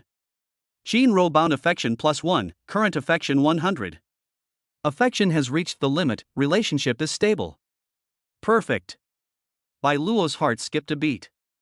It seemed that this kind of thoughtfulness in everyday details was far more touching to Xiao Rou's heart than deliberate romance. A favorability rating of 100 points signifies absolute trust and reliance, which is crucial for his subsequent plans. Xiaoya returned at dinner time. She seemed to have adjusted her mindset and regained her lively demeanor, chattering about interesting things at the foot massage parlor. She even mentioned a female customer who was a regular customer and was extremely envious when she heard that they were going on a hot spring trip. Sis, do you think I should buy a new swimsuit? The old one seems a bit worn out. Xiaoya chewed on her chopsticks, her eyes sparkling as she looked at Qin Rou. Okay, I'll go with you to pick one out this weekend. Qin Rou agreed with a smile, and then put a piece of pork rib on Bai Luo's plate. You should also buy a pair of swimming trunks. I'm fine with anything. Bai Luo smiled, her gaze sweeping over Xiaoya's vibrant face. She was trying hard to fit in, and even seemed to be secretly looking forward to the trip, which was a good sign. After dinner, Xiaoya volunteered to wash the dishes, shooing Bai Luo and Qin Ro out of the kitchen. She even winked at Bai Luo and mouthed, "Go for it, brother-in-law." Bai Luo chuckled. This little girl was getting more and more savvy. After washing up, the night was getting deeper. Only a dim bedside lamp was on in the master bedroom, and a faint fragrance of essential oils filled the air. Qin Ro lay nervously on the bed, covered with a thin towel. Bai Luo poured some essential oil into his palm, rubbed it to warm it, and then gently pressed it onto her calves. His hands were warm and strong, lubricated with essential oil, kneading her slightly tense muscles with just the right amount of pressure. After her physical condition improved to 10 points, his control over his strength became more precise, relieving fatigue without making her feel uncomfortable. Mum. Shinro couldn't help but let out a comfortable sigh, her tense body gradually relaxing. The warmth of the essential oil combined with Bai Luo's professional massage techniques produced surprisingly good results. She closed her eyes and felt those large hands slowly move up her calves, to behind her knees, then to her thighs, and finally to her lower back. His movements were always gentle and restrained, with a healing quality, but the shivering sensation from his fingertips brushing against her skin, and the ambiguous fragrance in the air, still made Qin Ro's heart beat faster involuntarily. She buried her face in the pillow, trying to hide her shyness. Bai Luo could feel the temperature of the smooth skin under his hands gradually rising, and he had no distracting thoughts, at least on the surface. He focused on the massage while also enjoying the process. It was a silent communication that conveyed care and possessiveness more effectively than words. When the massage ended, Shinro felt warm and soft all over, as if she had taken a hot bath. All her fatigue disappeared. She turned over and looked at Bai Luo with hazy eyes, filled with dependence and affection. Bai Luo leaned down and kissed her forehead. "Does it feel good?" "Mum." Shinro stretched out her arms, wrapped them around his neck, and offered her lips to him. That night, after the fragrance of essential oils and a perfectly relaxing atmosphere, things naturally turned into tender intimacy. Bai Luo was more patient and meticulous than the night before, and Shinro, who had completely opened her heart, responded with even more passion and trust. As the passion subsided, Shinro nestled in Bai Luo's arms and quickly fell into a deep sleep, a satisfied and content smile on her lips. Bai Luo, however, did not fall asleep immediately. He brought up the system interface, looking at the display showing Shinro's favorability at 100, and the glaring result pending confirmation after main quest, spreading branches and leaves. Although the first attempt has been completed, whether conception will be successful still needs time to verify. The system didn't provide a specific testing time, which made him feel a subtle anxiety. After all, this was the foundation upon which he stood in this world. Just then, a new system notification quietly appeared. Based on the detection that Shinro's physical condition is excellent and her internal environment is suitable, combined with recent reproductive activities, the preliminary assessment is that the chances of successful conception are above average. The final result will be confirmed naturally in approximately 10-14 days or through medical testing. Above average. Bai Luo felt a weight lifted from his heart. This was undoubtedly good news. Although it is not yet finalized, the chances are high. All he needs to do is wait patiently and, in the meantime, continue to push forward with other plans. He looked down at Xiaoro, who was fast asleep in his arms, and gently brushed the strands of hair from her cheek. If all goes well, a new life may soon be born here. This feeling is wonderful, and it deepens his sense of belonging to this world. At the same time, he also thought of Xiaoya, Lu Ruyan's meaningful bottle of essential oil, and the upcoming hot spring trip. His sewing territory was steadily expanding outwards from Qinro as the center. With anticipation and plans for the future, Bai Luo gradually drifted off to sleep. Chapter 20: Trying on swimsuits. The next morning, Bai Luo woke up on time thanks to her biological clock. His innate talent of high energy kept him looking energetic. He turned to look at Qinro, who was still fast asleep. Her sleeping face was peaceful, and her breathing was even. However, her brows were slightly furrowed, which was almost imperceptible, as if she was not sleeping as soundly as she had the night before. Bai Luo didn't disturb her. He got up quietly, and when he finished washing up and was about to go to the kitchen, he heard a slight noise coming from the master bedroom. He pushed open the door and saw Qinro sitting on the edge of the bed, her hand pressed against her lower abdomen, her face somewhat pale. "What's wrong? Are you feeling unwell?" Bai Luo immediately went over, squatted down, and asked with concern. When Qinro saw him, she forced a smile and shook her head. "It's nothing, I'm just a little tired, and my lower abdomen feels a bit uncomfortable." Her tone was vague, with a hint of languor from just waking up and a subtle abnormality. Bai Luo's heart skipped a beat, immediately recalling the system's assessment from last night. Could it be that it's reacting so quickly? Although implantation takes time in medicine, this is, after all, a high-quality inheritance blessed by the system. He reached out and touched her forehead. Her temperature was normal. Did you catch a cold last night? Or? He paused deliberately, his gaze falling on her lower abdomen, asking. Shinro's cheeks flushed red, and she playfully slapped him. Don't make wild guesses, it's probably just a normal physical discomfort. She denied it verbally, but her eyes flickered, as if she herself had some suspicions, but was not sure, or rather, was too embarrassed to say it out loud. Don't make breakfast today, lie down a bit more, I'll go buy some. Bai Luo pressed her back onto the bed, covered her with the blanket, and said in a tone that left no room for refusal, if you're not feeling well, don't force yourself, wait for me to come back. His thoughtfulness warmed Shinro's heart. She nodded obediently and watched him leave the room. Her hand unconsciously went to her lower abdomen again, and her eyes became complicated and full of expectation. Bai Luo went downstairs and bought some light steamed buns and soy milk. Xiaoya also got up and, seeing that her sister hadn't made breakfast, asked curiously. Bai Luo explained simply, your sister isn't feeling well, she needs to rest a bit more. Xiaoya said oh, then leaned closer to Bai Luo and whispered, winking, brother-in-law, was it you last night? Bai Luo gently flicked her forehead, little kid, don't ask questions. Hurry up and eat. Xiaoya stuck out her tongue and stopped asking questions, but the curiosity and understanding in her eyes grew even stronger. After breakfast, Bai Luo told Shinro to continue resting and then cleaned up the dishes herself. He could sense that Shinro's subtle changes in her body were like a pebble thrown into a still lake, not only creating ripples in her heart but also making the atmosphere of their little home even more delicate. A secret anticipation of potential new life began to quietly permeate the air. Over the next few days, Shinro's discomfort came and went, not serious, but enough to make her more cautious and delicate than usual. She would unconsciously ask Bai Luo to help her get things, and at night she preferred to curl up in his arms for a sense of security. Bai Luo was happy to enjoy this feeling of being relied upon and took meticulous care of her. Xiaoya saw all of this, and the subtle jealousy in her heart seemed to be replaced by a more complex emotion. Watching her sister being pampered and cherished by her brother-in-law, she felt not only envy but also a vague sense of unease. This family might soon undergo new changes. This realization made her somewhat flustered, yet also filled with a hidden excitement of being a part of it. The weekend arrived quickly, and according to the plan, it was time to buy a swimsuit. Shinro seemed to be feeling better and was eager to go shopping with her younger sister.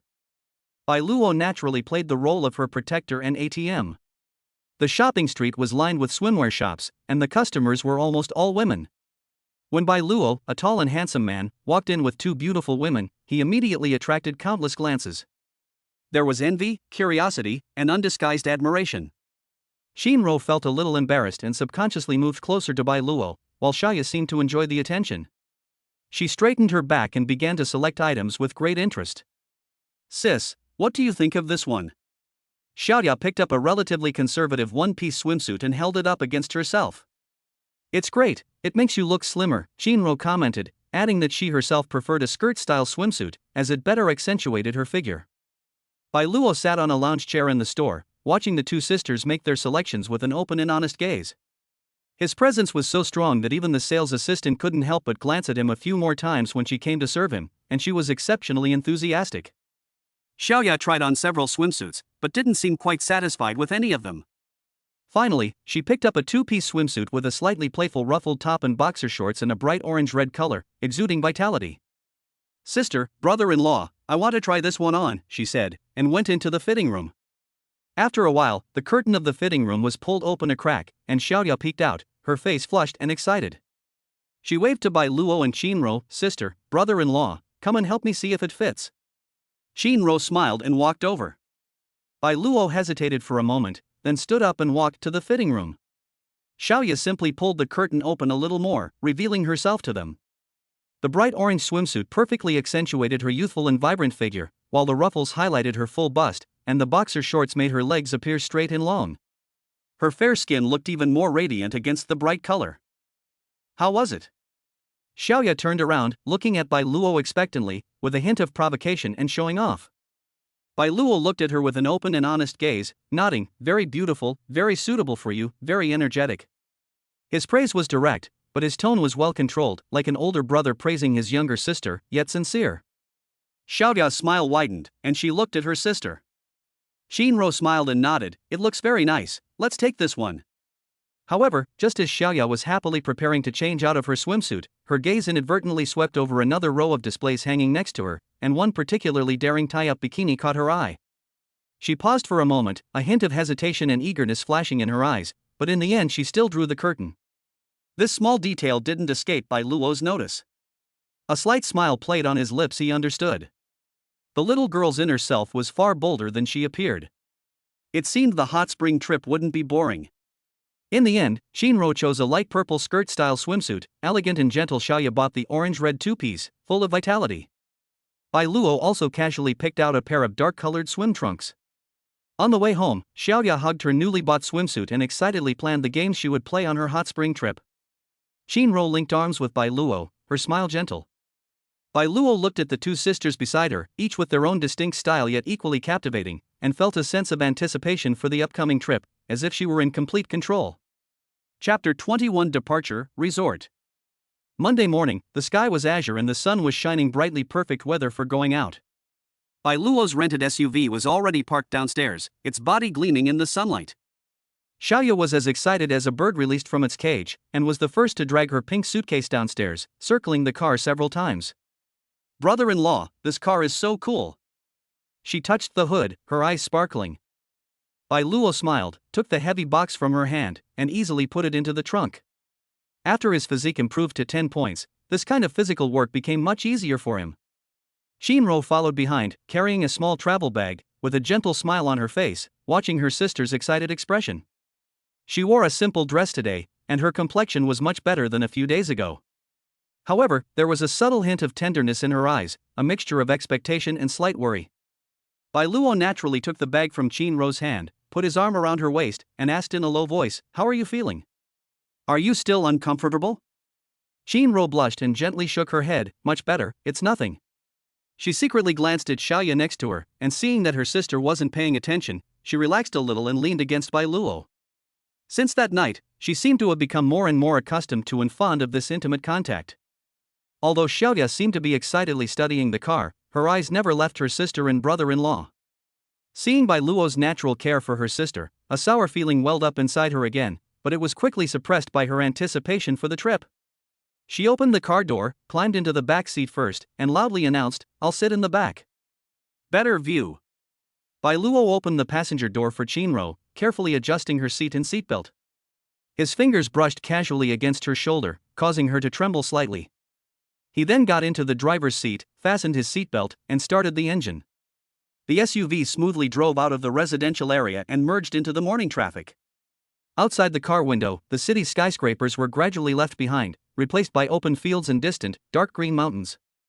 Upbeat music was playing from the stereo, and Xiaoya hummed along in the back seat, occasionally pointing at the scenery outside the window and shouting excitedly.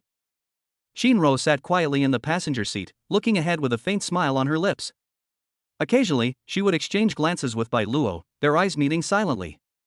The journey went smoothly. Bai Luo drove steadily, and his energetic talent allowed him to drive for a long time without feeling tired. When he stopped at a service area, he got out of the car to buy water, leaving the two sisters in the car. Xiaoya leaned closer to the front seat, nudged Shinro's arm, and winked at her while lowering her voice. "Sis, look how considerate your husband is. He even bought you hot milk." She pointed to the cup Bai Luo had given Shinro before getting out of the car. Shinro held the warm milk, feeling sweet inside, but said reproachfully, "You talk too much." Hee, Xiaoya chuckled mischievously. "Sis, you and your brother-in-law, have you already done that?" She made an ambiguous gesture. Shinro's face instantly turned red, and she reached out to cover her younger sister's mouth. "You brat, what nonsense are you talking about?" Xiaoya nimbly dodged, and said with a grin, "What's there to be embarrassed about? I can see that your brother-in-law really cares about you. You two should enjoy your time together at the hot springs this time." Although she said that, a hint of envy and loneliness, which she herself did not realize, flashed in her eyes. Just then, Bai Luo returned with water and snacks. Seeing the two sisters playing around, she smiled and asked, "What are you chatting about so happily?" "It's nothing." Shinro quickly sat up straight, her cheeks still flushed. Xiaoya also stuck out her tongue and shrank back into the back seat. Bai Luo handed a bottle of water to Xiaoya in the back seat, then unscrewed another bottle and handed it to Chin-ro, his movements natural and fluid. He sat back in the driver's seat and glanced at Xiaoya through the rearview mirror. She was holding a water bottle, her eyes darting out the window, lost in thought. Ding! Xiaoya's favorability +2, current favorability 57. The target's dependence on the host and subtle feelings are increasing simultaneously. Bai Luo understood. Xiaoya's complex emotions were exactly what he needed. She was happy for her sister, but inevitably felt a sense of curiosity and attraction towards him, her brother-in-law. This contradictory feeling was easily amplified in the closed-off vacation environment. After we continued on our way, the atmosphere in the car became a little quieter. Chin-ro seemed a little tired, leaning back in her chair and closing her eyes to rest. Xiaoya also quieted down, wearing headphones and listening to music. Bai Luo focused on driving, but in his mind, he was planning the steps after arriving. First, we need to settle them down and let them get used to their surroundings. Then, taking advantage of the hot spring and the atmosphere of the night, they naturally consolidated and deepened their intimate relationship with Xioro. The system indicated that the conception results still needed to be awaited, but this did not stop them from continuing their efforts. At the same time, create opportunities to have more private and slightly ambiguous interactions with Xiaoya, such as strolling around the resort together and playing some activities, to gradually break down her psychological defenses as her sister. Around 3 p.m., the car finally arrived at the hot spring resort located at the foot of the mountain. Nestled among lush greenery, a cluster of antique-style buildings is built against the mountainside. With white walls and gray tiles, the environment is serene, the air is fresh and moist, and carries the scent of grass, trees, and a faint sulfurous aroma. Following the navigation, Bai Luo drove to the villa she had booked. The detached villa had a small courtyard with a wooden fence, offering excellent privacy. Pushing open the courtyard gate, a small open-air hot spring pool steamed with warmth, with lounge chairs and parasols placed beside it. The interior of the villa was decorated in a Japanese style, simple and elegant, with 2 bedrooms, just enough for the 3 of them to live in. Wow! This is amazing!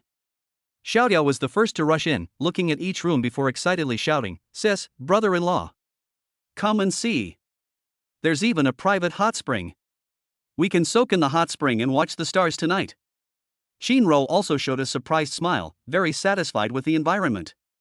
She walked to the edge of the hot spring pool, tested the water temperature with her hand, and felt the warmth coming from her fingertips. It was very comfortable. Bai Luo carried the luggage into the room, watching the 2 sisters excitedly exploring the courtyard. A satisfied smile appeared on his lips. The stage was set up, and the actors were in place. Now, it was time for him, the director, to guide this meticulously planned hot spring scene into action. He walked to Chin-ro's side, naturally put his arm around her waist, and pointed to a cherry blossom tree in full bloom in the corner of the courtyard. "Do you like it?" "Yes, I like it very much." Chin-ro leaned against him, looking up at him with eyes so tender they could melt your heart.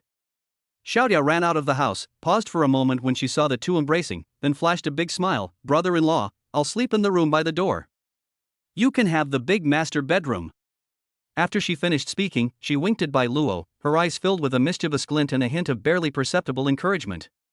Chapter 22: Ambiguity in the Hot Spring. The villa's cozy environment and private hot spring pool instantly won over the 2 sisters. Xiaoya, like an energetic little animal, quickly dragged her luggage into the second bedroom near the door, then ran out again, eager to try out the hot spring pool in the courtyard. "Sis, brother-in-law. Let's go to the hot springs tonight. Let's get ready first, then we'll go explore the resort. I heard there's a food street." Xiaoya's eyes sparkled in the sunset. Seeing her sister's excitement, Chin-ro was also infected by it and nodded with a smile. "Okay, let's pack up first. We've been on the road for so long, we must be a little tired. Soaking in the hot springs will be just what we need to relax." As she spoke, she subconsciously rubbed her lower abdomen, which still showed little change. This subtle movement was keenly noticed by Bai Luo. "If you're tired, go lie down in your room for a while. There's no rush to pack." Bai Luo took the travel bag from Chin-ro and led her towards the master bedroom. "It'll be more atmospheric to go to the food street at night. The sun hasn't set yet, and it's a bit hot." The master bedroom is very large and features a traditional tatami style. Opening the sliding door reveals the hot spring pool in the courtyard, offering excellent privacy. Bai Luo put his luggage away and turned around to see Chin-ro standing in front of the sliding door, gazing absently at the rising steam outside. "Want to try it now?" Bai Luo hugged her from behind, resting his chin on her neck, and asked softly. Shinro stiffened slightly, then relaxed and leaned against him, shaking her head. Let's wait until tonight, with Xiaoya. She paused, her voice lowering, and I think I might be getting my period. Bai Luo was taken aback, but immediately understood what she meant. Was it menstruation? Or slight bleeding during implantation? The system only mentioned that the success rate was high, but did not provide details about the specific physiological reactions. Are you feeling unwell? He asked with concern, his hand naturally resting on her lower abdomen, his warm breath gently flowing over her. Shinro felt the warmth from his palm and sighed comfortably. No, it's just a little bit, not obvious. Maybe I'm tired these past few days, or I'm not used to the environment? Her tone was uncertain, clearly she wasn't sure herself. Bai Luo understood immediately this was very likely one of the early signs of conception indicated by the system. He remained calm and said softly, then you should be more careful when soaking in the hot spring tonight. Don't soak for too long, and don't make the water too hot. Also, don't go too far when you're out for a stroll later. His thoughtfulness warmed Shinro's heart. She turned around, wrapped her arms around his waist, and buried her face in his chest. Okay, I know. Why are you more nervous than I am? How could I not be nervous about your situation? Bai Luo lowered his head and kissed the top of her head, his tone matter of fact. The two lingered in the master bedroom for a while before coming out to help Xiaoya tidy up.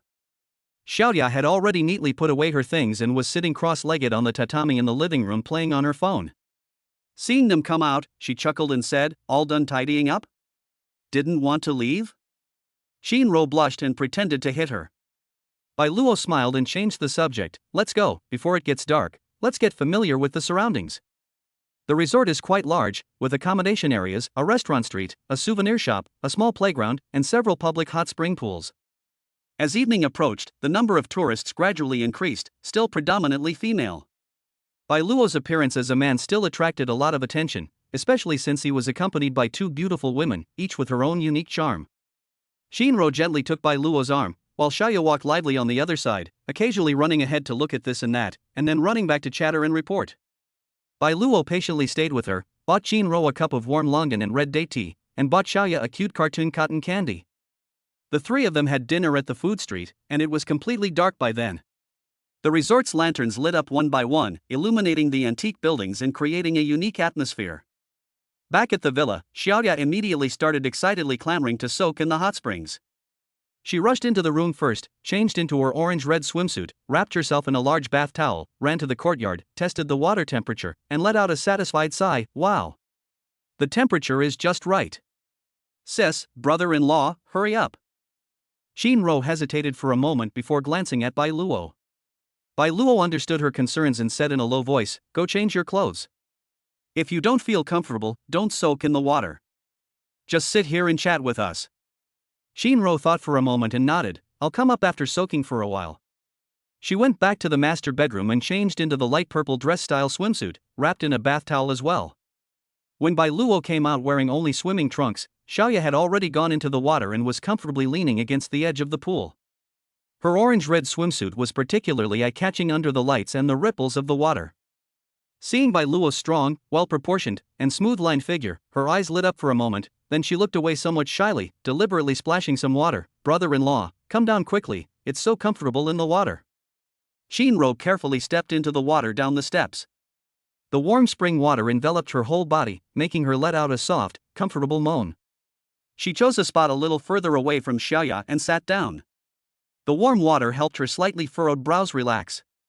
Bai Luo went into the water and sat between the two sisters, at just the right distance. The spring water was at a comfortable temperature, and the rising steam blurred their vision, making the atmosphere hazy and ambiguous. The night sky was dotted with sparse stars, and the only sounds in the courtyard were the soft murmur of the flowing hot spring and the occasional chirping of insects. It feels so good. Xiaoya looked up at the stars and sighed, I wish every day could. After playing around for a while, all three of them were a little out of breath. Xiaoya leaned against the edge of the pool, her cheeks flushed, whether from the heat or excitement, it was hard to tell. She looked at Bai Luo sitting not far away, water droplets sliding down his muscular chest, which had a captivating texture in the dim light. She suddenly spoke, her voice soft and moist, brother-in-law, you're in such good shape. Do you exercise often? This question carried a hint of inquiry that transcended the boundaries between siblings. Shinro also looked at Bai Luo, her gaze gentle, seemingly not finding anything wrong with her sister's question. Bai Luo answered frankly, "Yes, I usually pay attention to that."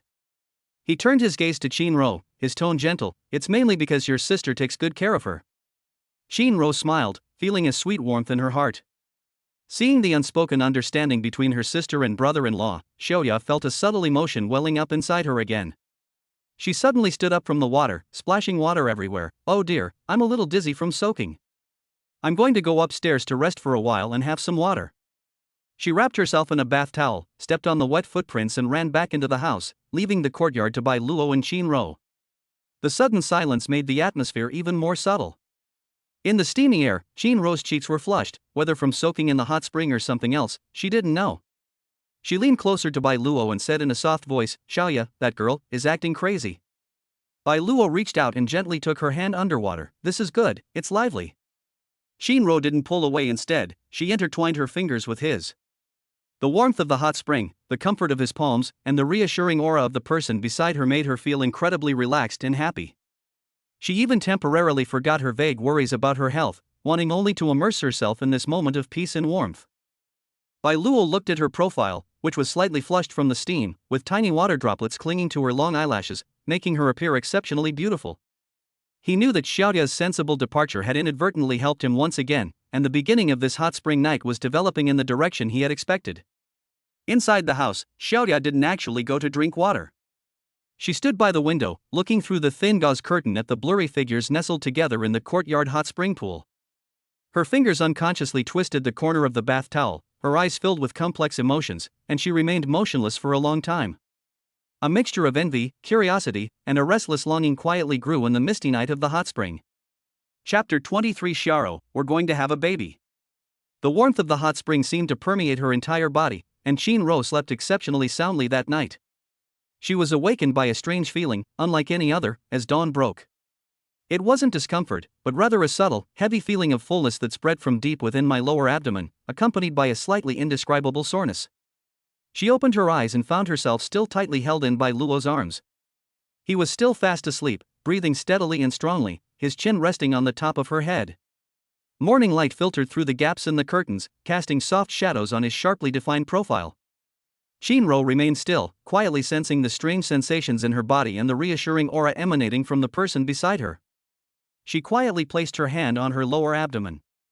The feeling became clearer. It wasn't pain, but more like a sense of presence.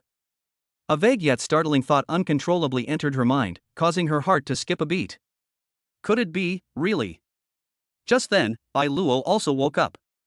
He opened his eyes almost the instant Shinro's heart started racing, as if there was some invisible connection between them. He looked down and met Shinro's somewhat flustered and uncertain gaze. "Awake? How do you feel?" His voice was hoarse from just waking up, but his arms tightened around her, his palm naturally covering the back of her hand that was resting on her lower abdomen. His palm was warm, seemingly carrying a soothing power. Shinro's cheeks flushed instantly, and she stammered, It's okay, it just feels a little strange." Bai Luo understood. He leaned close to her ear and whispered, with a hint of barely perceptible expectation and certainty, "Doesn't it feel a little different here?" He gently pressed his fingers on the back of her hand. Shinro trembled, abruptly looking up at him, her eyes filled with shock and disbelief. How could he have known? Could it be? Bai Luo didn't explain, but looked at her with deep and gentle eyes, as if confirming her guess. He lowered his head and kissed her forehead, his movements as gentle as if he were handling a rare treasure. "Don't worry, this is a good thing." Just then, the long-awaited system notification sound finally rang clearly in Bai Luo's mind. Ding! Stable life fluctuations detected within the bound spouse Shinro implantation successful. Main quest: spreading branches and leaves. Progress update: successfully conceived a high-quality offspring. 1. Assessing the initial potential of offspring. Assessing. Evaluation complete. Initial offspring potential: good, affected by maternal overall quality and the host's initial optimization. Rewards being calculated. Congratulations, host, you have received the following rewards: 1,000 seeding points. Talent: life affinity beginner, slightly increases affinity with newborn life, and slightly improves the offspring's innate constitution. Special item pregnancy stabilizing do 1 portion, ensures absolute stability during the first 3 months of pregnancy. Host's first completion of the main quest grants an additional reward, personal space 1 cubic meter, upgradable. It's done! Bai Luo was overjoyed, even more so than with the points and talent he had gained. This wasn't just a system reward, it was the foundation upon which he stood in this world, irrefutable proof of his successful sowing of his grand scheme. 1,000 points. And practical items like a personal space and a pregnancy stabilizing elixir. He suppressed his excitement and looked at Shinro, who was still in shock and confusion in his arms, his eyes overflowing with tenderness. He cupped her face in his hands and said solemnly, with immense joy, "Sharo, we're going to have a child." These words struck Shinro like a thunderbolt. She stared blankly at Bai Luo, her lips trembling slightly, tears welling up unexpectedly, tears of joy, disbelief, and a sense of relief that everything had finally settled. She threw herself into his arms, hugging him tightly, her voice choked with emotion. Really? Are you sure?" "I'm sure." Bai Luo hugged her back, his tone absolutely certain.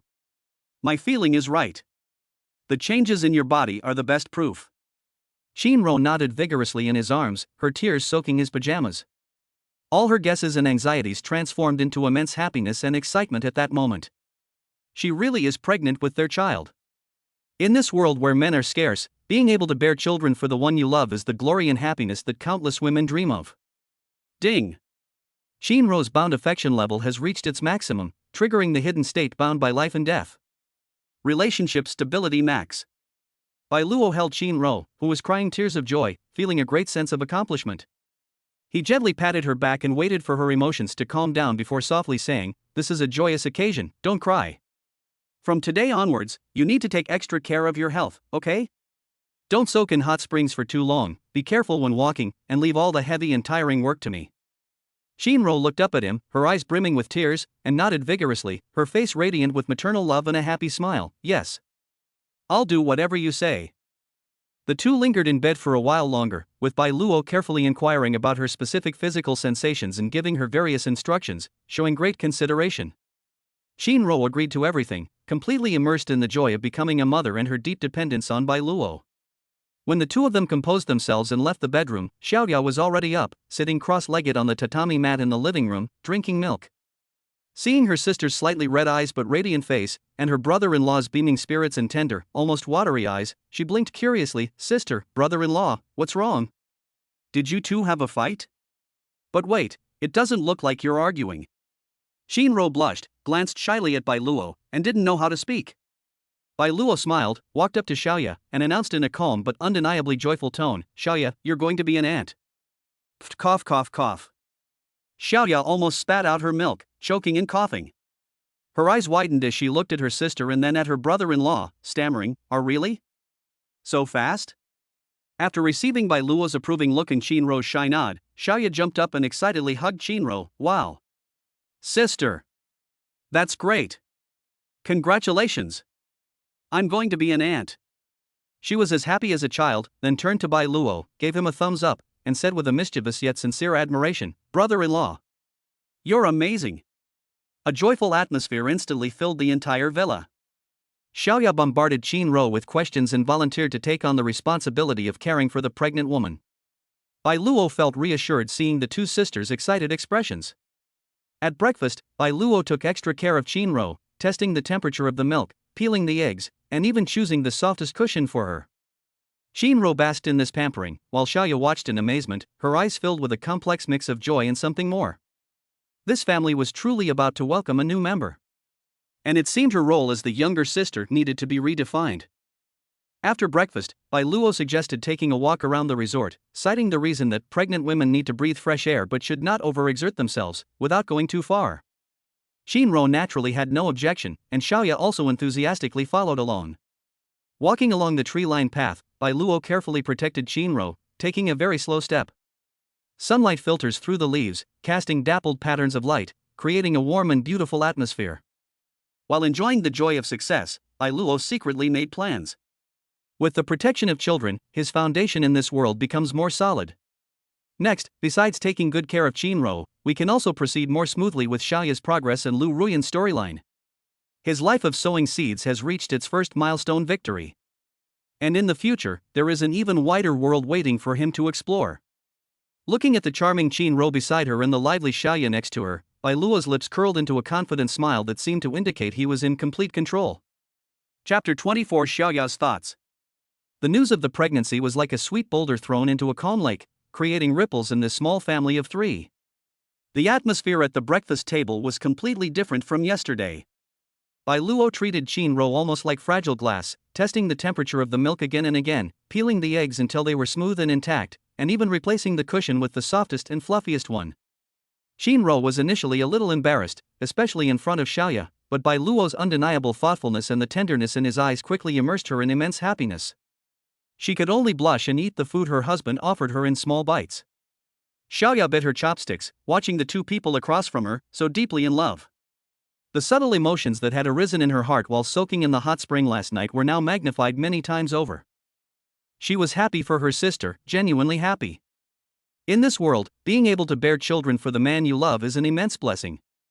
But seeing Bai Luo's meticulous care for her sister, as if she were the only one left in the world, an indescribable sense of loss and loneliness of being excluded quietly gnawed at her heart. She is no longer her sister's only closest person. Soon, a new and more important core will emerge in this family. Sis, you're practically a protected species now. Xiaoya forced a smile, trying to mask her slight embarrassment with her liveliness. From now on, my brother-in-law and I will handle all the tea serving, water pouring, shoulder massaging, and leg judging. Bai Luo raised her head and looked at Xiaoya, keenly catching the fleeting loneliness beneath her smile. He smiled and naturally pushed a plate of untouched, delicate snacks in front of Xiaoya. You should eat more too. You're still growing, and you'll need to help take care of your sister in the future. This seemingly ordinary sentence cleverly pulled Xiaoya back into the circle of one of us, affirming her position in the new family structure. Xiaoya paused for a moment, looking at the plate of pastries. A warm feeling welled up inside her, and the bitterness seemed to lessen a bit. She picked up a piece and popped it into her mouth, mumbling, "Of course. Leave it to me." After breakfast, Bai Luo insisted that Qin Ro not do anything and let her rest on the sofa. He was clearing the dishes, and Xiaoya was eager to help. In the kitchen, the water was running, and Xiaoya was washing the dishes while secretly glancing at the tall Bai Luo beside her.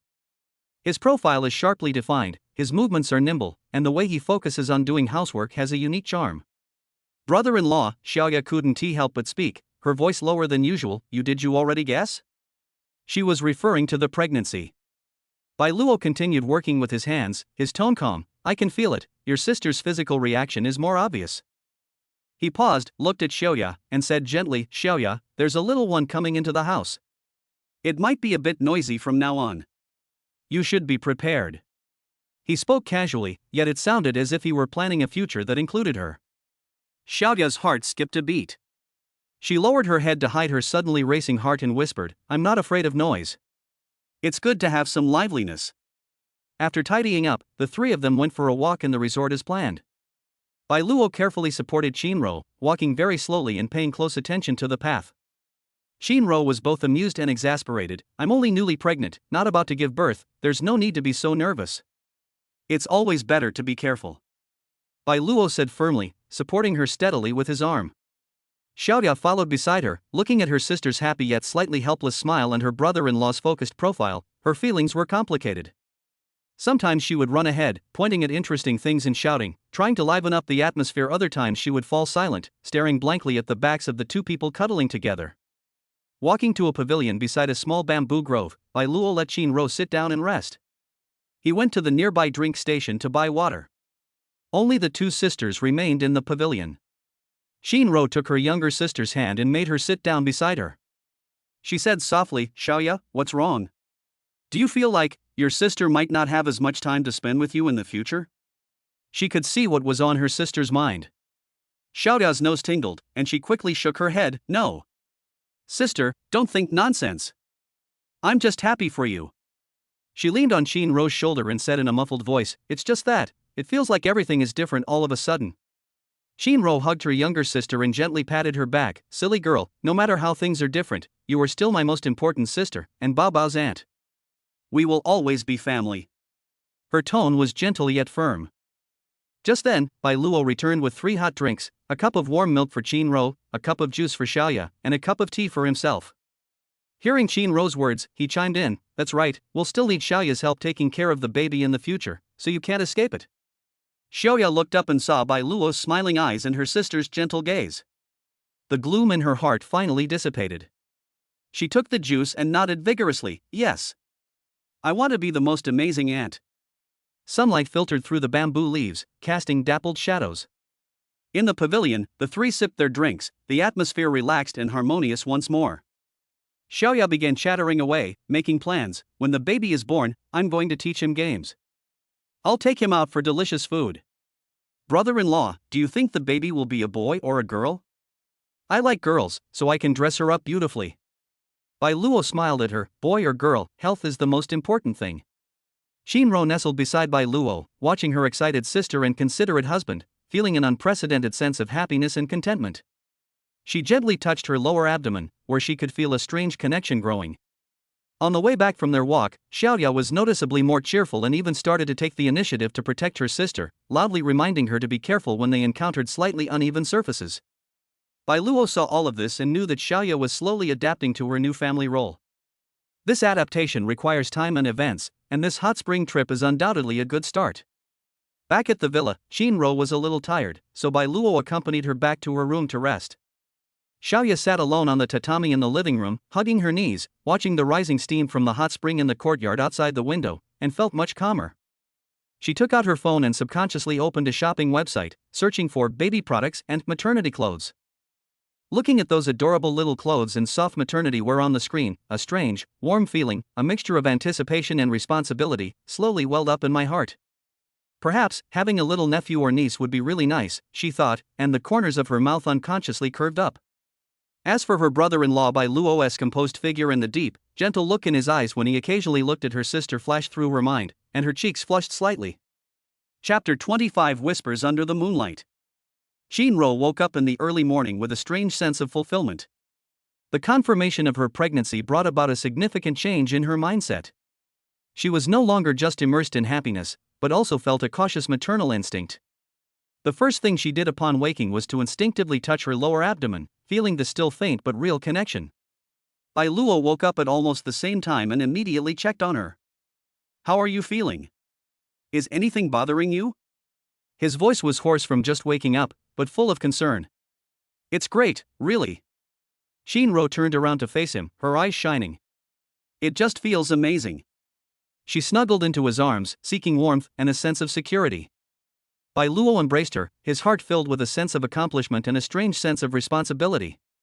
He brought up the system interface and confirmed the existence of the pregnancy stabilizing elixir again.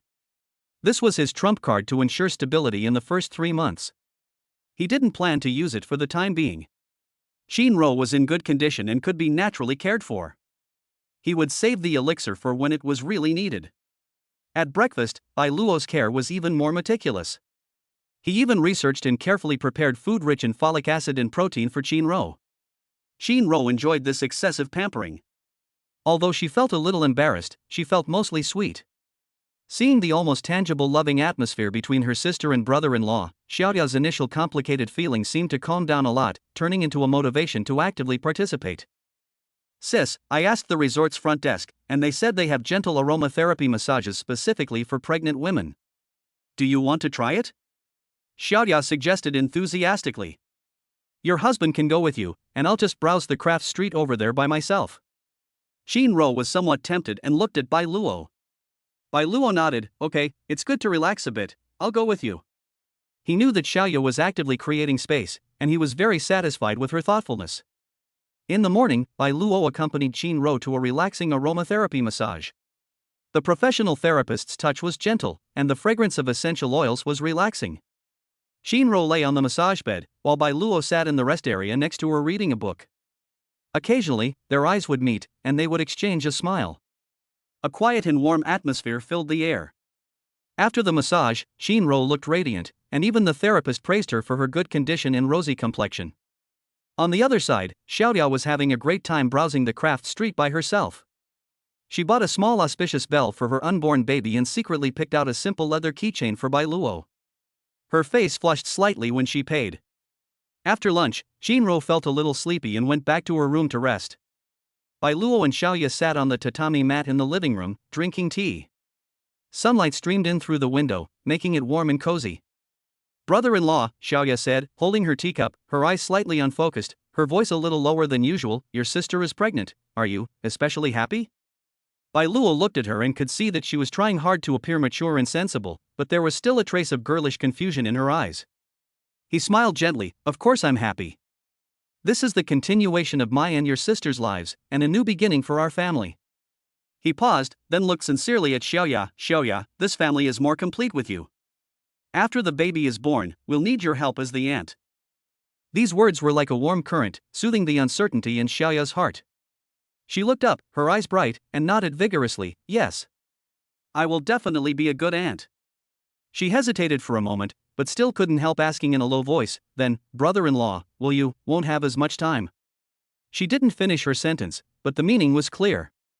Bai Luo chuckled, reaching out to ruffle her hair in a natural and affectionate gesture. Silly girl, what are you thinking? You are you, and the baby is the baby. You are both important family members. It's just that the way we care for and spend time with you changes at different stages. His touch and words made Xiaoya's cheeks blush slightly, but she felt much more at ease. She lowered her head, and the corners of her mouth couldn't help but turn up, I know. In the evening, Shinro woke up feeling great, and the three of them used the food delivery service in the villa's courtyard. As night deepened, steam rose from the hot spring pool. Do you want to go for another soak tonight? Bai Luo asked Shinro. Shinro hesitated. She really liked hot springs, but she was worried that they might be bad for the baby. I asked the doctor at the resort, and he said that soaking in cool water for a short time during early pregnancy is fine and can help you relax, but you absolutely can't play around like you did the day before yesterday. Bai Luo was prepared and gave professional advice. We'll soak for a while and then come up. Shinro nodded in relief. Xiaoya immediately raised her hand, then I won't be a third wheel. I'll go check out the public bathhouse. I heard they have pools with different functions. She ran back to her room with a grin to get a change of clothes, leaving space for her sister and brother-in-law. The moonlight, like water, spilled into the small courtyard. Only Bai Luo and Shinro were in the hot spring pool. The water temperature was lower than the day before yesterday. Shinro leaned against the edge of the pool, and Bai Luo sat beside her, his arm naturally around her waist, letting her lean against him. Neither of them spoke, quietly enjoying the tranquility. A night breeze rustled the bamboo leaves, and the air was filled with the fresh scent of sulfur and vegetation. Bai Luo, Shinro said softly, resting her head on his shoulder, I'm a little scared, but also a little excited. What are you afraid of? Bai Luo lowered his head and kissed the top of her head. I'm afraid I won't be able to take good care of the baby. I'm afraid I'm not good enough. Shinro's voice carried a hint of vulnerability. With me here, you have nothing to fear. Bai Luo's voice was steady and powerful, carrying a reassuring magic. You will be a good mother. Let us learn to be better parents together. Shinro's heart was filled with joy.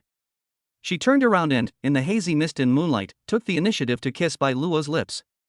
The kiss was tender and lingering, filled with dependence, trust, and an intense, overwhelming love. Ding!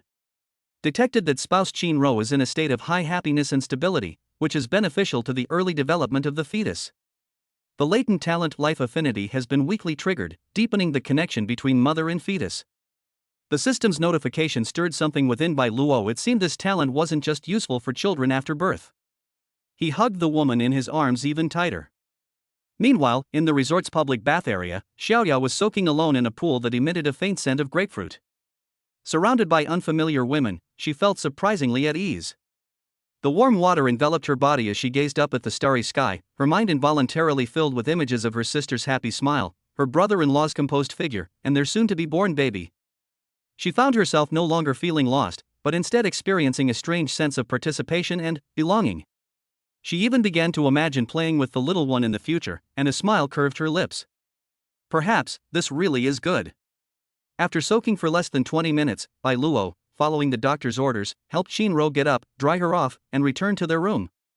Shinro's face was flushed from the hot spring, and her eyes were gentle and content. The villa was unusually quiet that night. In the master bedroom, Bai Luo simply held Shinro in his arms, whispering sweet nothings in her ear until she fell asleep peacefully. He did not do anything inappropriate, prioritizing the safety of her and the baby above all else. In the second bedroom, Xiaoya, clutching her newly bought auspicious bell, drifted off to sleep with beautiful dreams for the future. The moonlight flowed silently, illuminating the mountain villa and the intertwined fates of its 3 inhabitants. Chapter 26: The Footsteps Home. The last day of my hot spring trip was spent in an atmosphere that was a mixture of satisfaction and a touch of melancholy at parting. At breakfast, Shinro's morning sickness first appeared. Although it was only mild nausea, it made Bai Luo and Xiaoya quite nervous. Bai Luo immediately took out the mild ginger tea and baking soda crackers that she had prepared in advance, while Xiaoya busied herself handing out tissues and patting her back, her face full of concern. "Sis, are you alright? Is the massage oil from yesterday wrong? Or did you eat something bad?" Xiaoya asked anxiously. Shinro rinsed her mouth, waved her hand, her face a little pale, but with a helpless smile. "It's okay, it's normal. The doctor said there might be a reaction." She looked at Bai Luo, her eyes filled with dependence. "Drinking some ginger tea will make you feel much better." Bai Luo helped her sit down, brought the warm ginger tea to her lips, and watched her sip it before her brows relaxed slightly. These real pregnancy symptoms made the pregnancy feel even more real, and also added to Bai Luo's sense of responsibility. He secretly rejoiced that he had exchanged for the pregnancy stabilizing elixir, which gave him enough confidence to deal with any possible situation. "It seems we'll have to be more careful about our diet when we get back," Bai Luo said softly to Shinro, then looked at Xiaoya. "Xiaoya, you'll have to put more thought into the family menu from now on, picking out some light and appetizing dishes." Xiaoya immediately puffed out her chest, speaking with the seriousness of someone receiving an important mission. "Leave it to me. I'll look up the information right away and make sure my sister eats something nutritious and comfortable." This little incident lessened the sadness of parting and instead made the 3 of them seem more like a close-knit team facing new challenges together. While packing her luggage, Xiaoya took the initiative to do most of the packing work. She was quick and efficient, and she also made sure to carefully wrap up the lucky bell she bought for her future niece and put it into her small bag. On the way back, the atmosphere in the car was different from when we arrived. Because of her physical discomfort, Shinro spent most of her time leaning back in her chair with her eyes closed, resting. Bai Luo drove more steadily, checking on Shinro's condition from time to time through the rearview mirror. Xiaoya, on the other hand, became much quieter, no longer chattering, but instead occasionally handing Shinro warm water or peeled oranges, like a sensible little housekeeper. When the familiar city skyline came into view, all 3 of them felt a little dazed. The hot spring trip lasted a few days, like a short but wonderful dream. When they woke up, they returned to their daily lives with wonderful news and an even closer relationship. The car pulled into the residential area and came to a stop. Aunt Wang happened to be taking a walk downstairs. Seeing them get out of the car, especially Bai Luo carefully supporting Shinro, she immediately came over with a smile. "Oh, you're back. Did you have fun? What's wrong with Xiaoro? Are you feeling unwell?" Bai Luo and Shinro exchanged a glance, smiles spreading across their faces. Bai Luo cleared her throat and announced in a perfectly timed tone, tinged with joy and a hint of solemnity, "Aunt Wang, Xiaoro isn't feeling unwell, she's pregnant." Aunt Wang was stunned for a moment, then her eyes widened, and a smile brighter than a chrysanthemum bloomed on her face. Her voice rose 8 octaves. "I've got it? Oh my goodness. Really? That's wonderful. This is such a joyous occasion. Comrade Bai Luo, Teacher Qin, congratulations. This is great news for our community." She was so excited that she almost danced with joy, attracting curious glances from several neighbors. The news spread like wildfire among the familiar neighbors. Bai Luo and Shinro received sincere blessings and concerned glances throughout their journey home. Shinro nestled shyly against Bai Luo, her face beaming with happiness. Xiaoya followed behind, watching her sister and brother-in-law being surrounded and congratulated by everyone, and a sense of participation and pride welled up in her heart. Returning home to a familiar environment brings a sense of peace. But a new order was also quietly being established.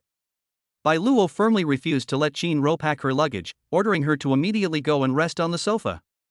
Without saying a word, Xiaoya rolled up her sleeves and started organizing her things, categorizing and putting away the local specialties she had brought back. Watching her sister's busy figure and her husband's unquestionable thoughtfulness, Shinro sat on the sofa, stroking her still flat stomach, feeling a sense of peace in her heart.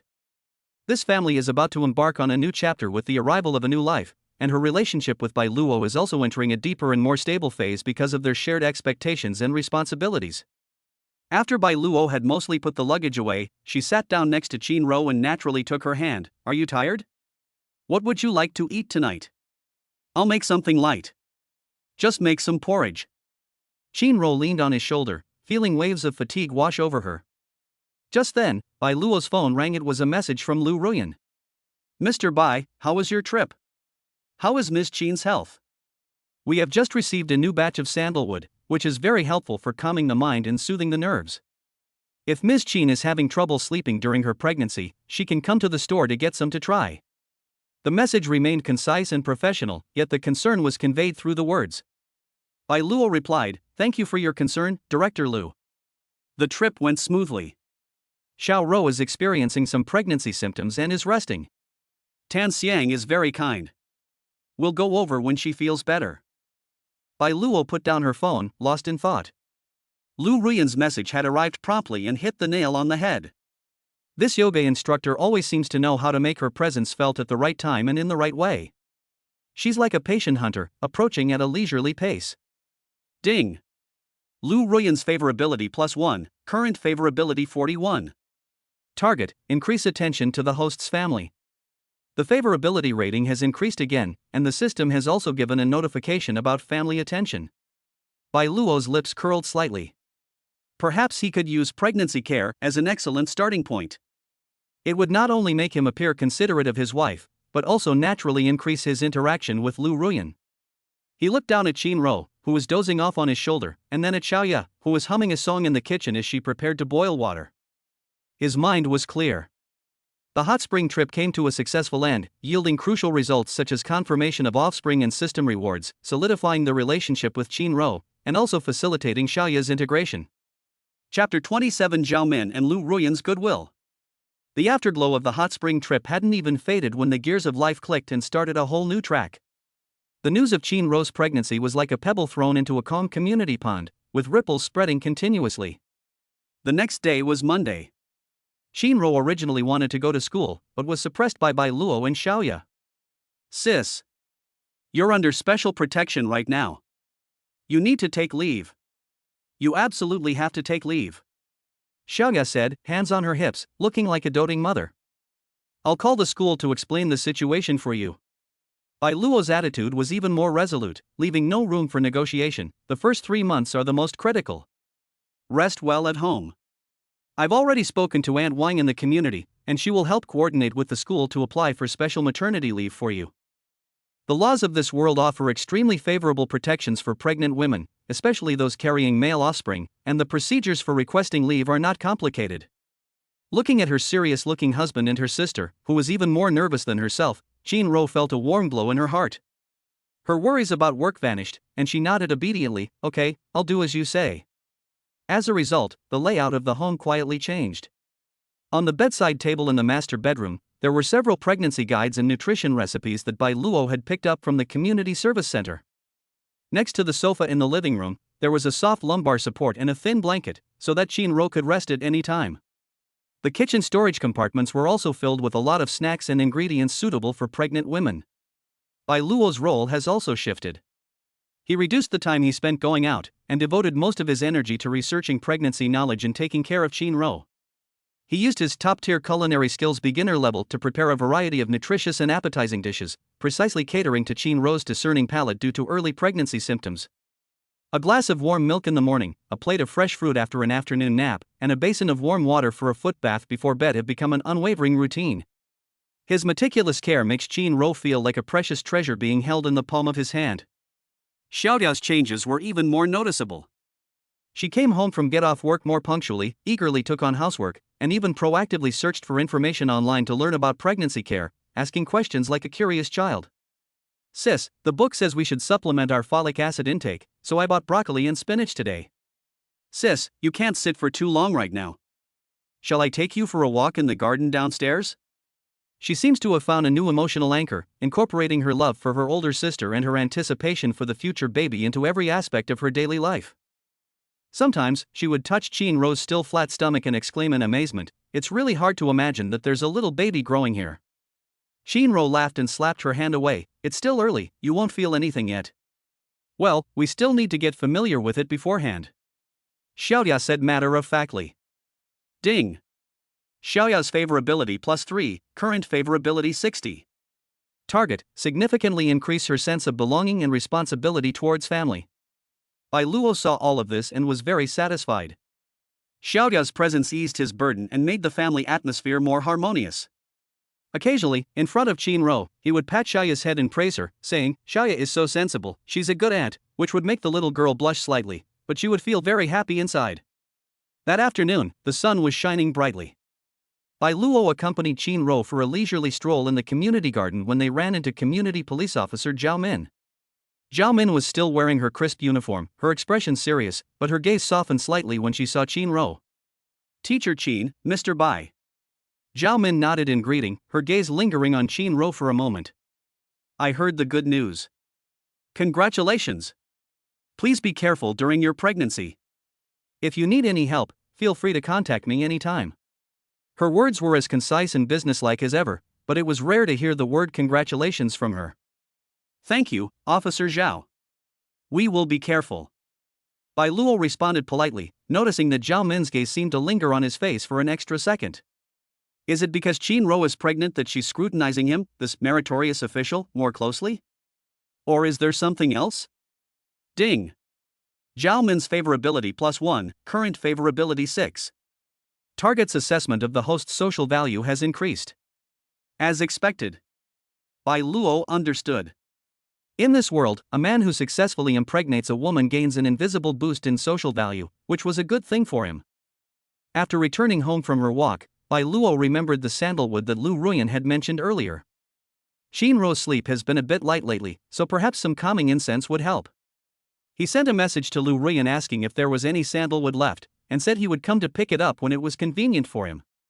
Lu Ruyan quickly replied, "Yes, Mr. Bai, I'll be at the museum all afternoon.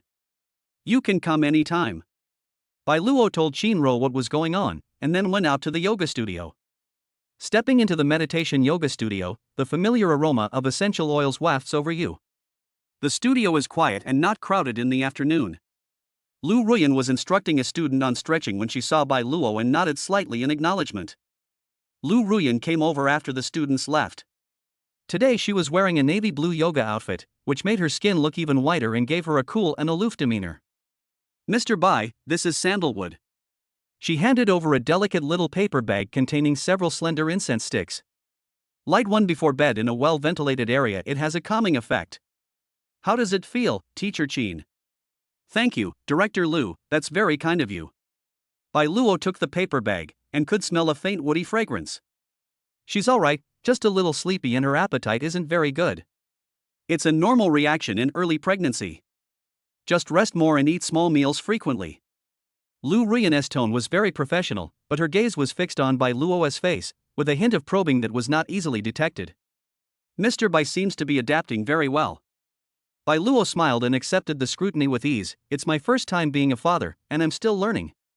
I'm very grateful for everyone's help." He spoke modestly, yet his words revealed a calm and confident demeanor. A barely perceptible hint of appreciation flashed in Lu Ruyan's eyes, and she nodded. "If you have any questions about pregnancy relief or postpartum recovery, you can also consult me. The center has some related courses and resources." "Definitely. I'll definitely need to trouble Director Lu then." Bai Luo readily agreed. He sensed that Lu Ruyan's attitude was more proactive than before. This proactiveness wasn't out of enthusiasm, but rather a willingness to share resources based on mutual recognition of value. She was like a treasure trove of abundant resources, slowly revealing the entrance to him. Ding. Lu Ruyan's favorability +2, current favorability 43.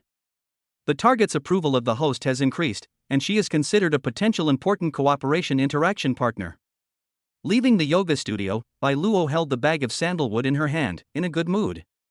Her relationship with Lu Ruyan was progressing steadily in a rational and mutually beneficial way, which was in line with her personality and Bai Luo's expectations.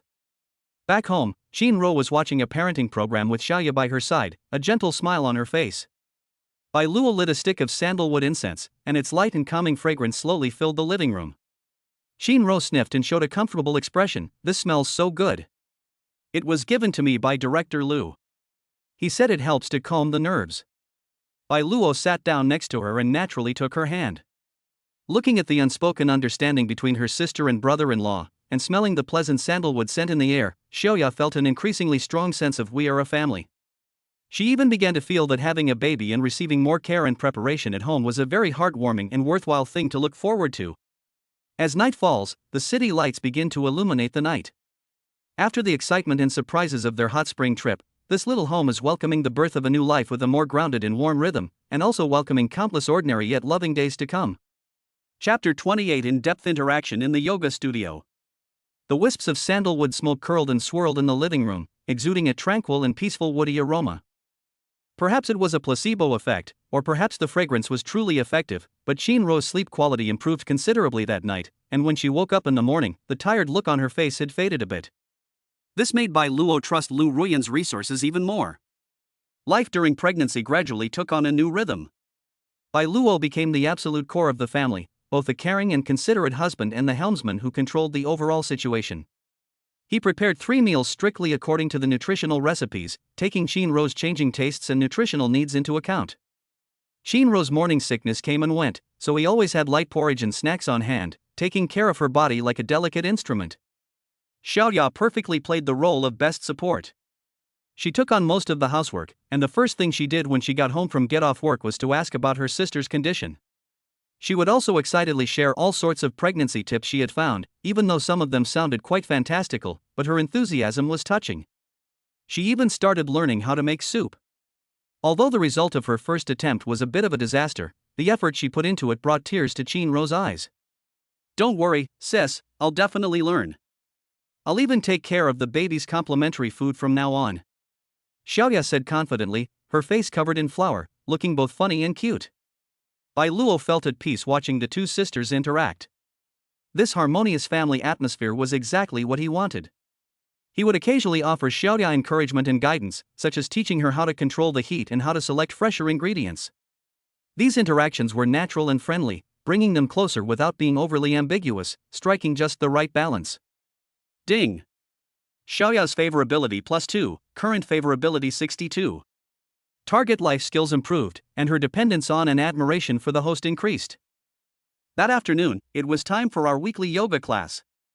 After settling Shinro, who had just woken up from her afternoon nap, Bai Luo instructed Xiaoya to take good care of her sister before leaving the house. Shinro, who was pregnant, needed companionship even more, and Xiaoya's presence filled the void left by his absence. Stepping into the meditation yoga studio again, Bai Luo's state of mind was slightly different from before. Previously, she was more focused on the clear objective of conquering Lu Ruyan, but now, in addition to her interest in Lu Ruyan herself, she also valued the resources she possessed. Before the class started, Lu Ruyan saw Bai Luo and walked over to her. Today, she had her hair tied in a neat ponytail, revealing her smooth forehead and graceful swan neck. Her temperament remained aloof, but her eyes seemed to have warmed up a bit more than before. "Mr. Bai, how does Teacher Qin feel after using the sandalwood?" she asked directly, her tone showing professional concern. "It worked very well. She slept soundly last night. Thank you, Director Lu." Bai Luo thanked her sincerely, and then naturally changed the subject. "Also, I was just about to ask if there are any gentle stretching exercises in early pregnancy that can help relieve mild soreness in the lower back? Xiao Rou has mentioned them occasionally." This question not only demonstrated his concern for his wife but also gave Lu Ruyan the opportunity to showcase her professional knowledge, a truly perfect line of dialogue. Lu Ruyan did not refuse. She hesitated for a moment, then gestured for Bai Luo to come to an empty mat. "There are a few simple cat stretches and pelvic tilts that are relatively safe. I can demonstrate them for you. You can help Teacher Qin practice them when you get back. Just make sure the range of motion is small and comfortable." As she spoke, she gracefully demonstrated on the mat. Her body was incredibly flexible, and every movement was precise and beautiful. Bai Luo watched intently, and at the same time, he didn't shy away from appreciating the beauty. When Lu Ruyan did a movement that required her to bend over, the waist and hip curves outlined by the yoga clothes were simply perfect. "Did you understand? The key is the coordination of breathing and very slow control." Lu Ruyan stood up and looked at Bai Luo. "I think I understand. I'll give it a try. Director Lu, could you check if my movements are correct?" Bai Luo asked, seizing the opportunity. This was a good chance to increase physical contact and interaction. Lu Ruyan nodded. Bai Luo imitated the movements. His body had been strengthened and he had been trained continuously, so his core strength and control were quite good, and he performed the movements quite well. She observed from the side, occasionally offering guidance. Inhale, extend your spine, exhale, slowly arch your back. Very good. When she needed to correct a slight angle, she extended her finger and gently touched Bai Luo's lower back to adjust the position of his pelvis. Her fingertips were slightly cool, and the sensation was clearly felt through the thin fabric of his yoga clothes. Here, concentrate and feel your pelvis tilt slightly backward like a bowl. Her voice was right next to my ear, calm and even, as if she were just instructing an ordinary student. But Bai Luo could sense that the seemingly casual touch lingered for a fraction of a second longer than the necessary guidance. Moreover, she was very close, and the cool fragrance of her body, mixed with a faint scent of sweat and special essential oils, clearly entered his nostrils. Ding! Lu Ruyan's favorability +3, current favorability 46. The target acknowledges the host's physical coordination and learning ability, and the interaction distance has been shortened. Thank you, Director Lu. I feel much clearer now. Bai Luo remained in his pose, his tone calm. After the course ended, Bai Luo thanked Lu Ruyan again. Lu Ruyan responded calmly, "You're welcome. Moderate exercise during pregnancy is good for both body and mind, but safety must be the top priority. If there's anything uncertain, we can video chat anytime." She even proactively offered her contact information. This indicates that she has begun to regard Bai Luo as someone with whom she can have long-term and in-depth exchanges, rather than just a somewhat special student. With new teaching achievements and increased favorability, Bai Luo returned home in a cheerful mood. Qinro and Xiaoya were trying out the gentle cat stretch that he had taught them in the living room. Xiaoya stood by like a little coach, reminding them, "Sister, go slow," and brother-in-law said to coordinate your breathing. Seeing Bai Luo return, Qinro smiled and said, "You're back? The movements that Director Lu taught me are very comfortable. My waist feels much more relaxed." Xiaoya also chimed in, "Brother-in-law, do I look good?" "Yes, both are great." Bai Luo smiled and walked over, naturally helping Qinro to adjust to a more comfortable ending position before patting Xiaoya's head. Xiaoya did a good job as a coach too. The afterglow of the setting sun streamed through the window into the living room, enveloping the three of them in a warm glow. Chapter 29 Private Tutoring. After bringing back the gentle stretching exercises taught by Lu Ruyan to Qinro, Bai Luo could clearly sense that she had developed a greater liking and trust for the yoga studio and its aloof director. This provided him with a very natural and legitimate reason for his subsequent contact with Lu Ruyan to better take care of his pregnant wife. So, after the next regular group class, Bai Luo asked Lu Ruyan to book a one-on-one private lesson, citing the reason that he wanted to master the auxiliary techniques more accurately and ensure Xiaoro's safety during practice. This reason sounds perfectly plausible and is entirely from the perspective of caring for one's wife, making it impossible for anyone to refuse. Lu Ruyan agreed almost without hesitation, and a faint hint of approval, like a promising young person, even flashed across her cool eyes. She arranged a quiet private practice room for Bai Luo, and the time was set for a weekday morning when there were the fewest students in the gym. On the day of the private lesson, Bai Luo arrived 10 minutes early. The private practice room was quieter than the lobby, with only soft mats and simple auxiliary equipment, and the air was filled with a stronger concentration of calming fragrance. Lu Ruyan was already there, wearing a smoky gray form-fitting yoga outfit that perfectly accentuated her figure. Her long hair was styled into a simple bun, revealing her graceful neck. She looked like a calm and exquisite jade sculpture. "Mr. Bai is very punctual." Lu Ruyan nodded slightly, her tone calm and even. "Let's start by reviewing the few movements I taught teacher Qin last time. I will focus on guiding you on how to exert force correctly, as well as how to observe and assist." "Okay, thank you for your help, Director Lu." Bai Luo changed into her practice clothes, stood on the mat, and adopted a serious attitude. As the course began, Lu Ruyan's teaching became more detailed and rigorous than in group classes. She first had Bai Luo complete the cat stretch and pelvic tilt independently, while she stood aside, her eyes sharp as an eagle, not missing any slight deviation. "Breathe, Mr. Bai. Your breath should guide your movements. When you inhale, imagine your spine being lifted like a pearl necklace. When you exhale, tighten your core and feel your abdominal walls pull towards your back." Her voice had a unique penetrating power in the quiet room. Bai Luo adjusted as instructed. His physical fitness and comprehension were already beyond that of ordinary people, and he quickly grasped the essentials. Lu Ruyan moved closer and began to correct his movements. This was no longer the occasional light touch of his fingertips in group classes, but a more continuous and in-depth contact. As he performed a variation that required a deep arch in his back, Lu Ruyan's palm covered his lower back and sacrum, pressing down slightly. Here, stay stable, don't collapse your back, feel my hand, resist my force, and find a neutral balance point. Her palms were warm, unlike the slight coolness of her fingertips, they carried a steady, powerful feel as they pressed against his skin, the warmth penetrating through the thin fabric. Bai Luo could clearly feel the lines on her palm and the pressure she was applying. Her breath hitched slightly, but she quickly recovered and resisted as instructed, her core tensing. Very good, keep it up. Lu Ruyan's voice was very close, her breath brushing against his ear. She maintained this position for about 10 seconds, during which Bai Luo could feel her subtle adjustments and assessment of her own muscle reactions. It was an extremely professional contact, but due to the distance and duration, it inevitably took on an ambiguous tone. Ding! Lu Ruyan's favorability +2, current favorability 48. The target highly approves of the host's body control and focus. The next pose requires maintaining balance while standing on one leg. Bai Luo deliberately showed a slight lack of stability, swaying her body slightly.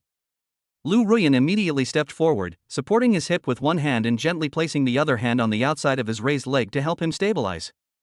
Eyes fixed on a fixed point, feet firmly planted, thigh muscles tightened and lifted. Her instructions were concise and powerful. Her hands, supporting his hips, had a large contact area to provide effective support, with her fingertips even slightly digging into the muscles on his side. The hand resting on the outside of the thigh, though only lightly touching, was sensitive in location and its temperature was clearly discernible. Bai Luo could smell the crisp fragrance emanating from her, mixed with a very faint scent of sweat, clearer than ever before. He steadied himself and stared focused ahead, but out of the corner of his eye he could catch a glimpse of her profile, so close to his, her smooth skin, her slightly trembling eyelashes. That's enough, slowly put it down.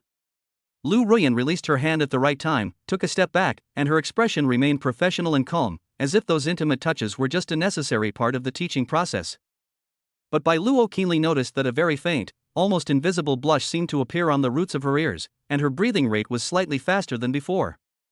In the latter half of the course, Lu Ruyan taught several poses that are more suitable for male practitioners and strengthen core and arm strength, such as variations of the plank and simple inverted preparatory movements. These actions inevitably require more and stronger physical contact, sometimes lifting his legs, sometimes pressing his shoulder blades to open his chest. In every encounter, Lu Ruyan performed flawlessly, with a clear purpose and precise force. But Bai Luo could sense that beneath that professional exterior, a subtle tension was quietly brewing. She no longer deliberately maintained absolute physical distance as she had at the beginning, but gradually adapted to this necessary, even slightly intrusive, way of guiding. Bai Luo, on the other hand, perfectly embodies the role of a humble, eager to learn, and single-minded good husband, accepting all touches with equanimity while focusing on the actions themselves and how to better help his wife. This openness, in turn, makes Lu Ruyan more relaxed, and their interaction becomes more natural. When the 1-hour private lesson ended, both of them had fine beads of sweat on their foreheads. Bai Luo was indeed dedicated to practice, while Lu Ruyan, perhaps because of her focused teaching, or perhaps for other reasons.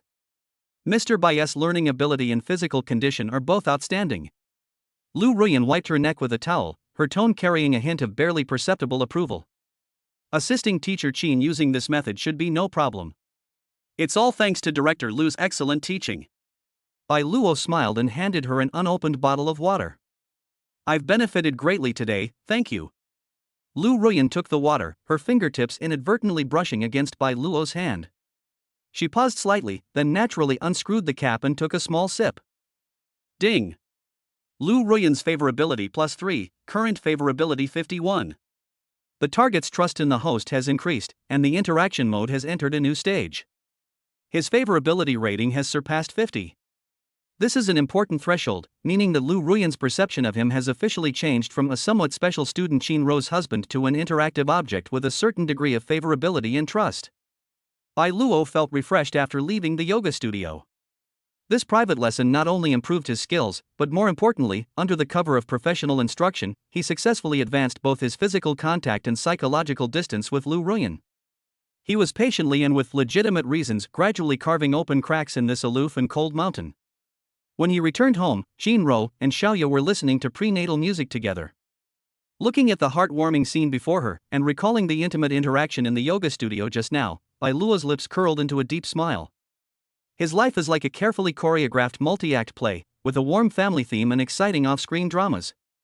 And all of this was under his control, progressing steadily forward. Chapter 30, Testing the Brink of Danger.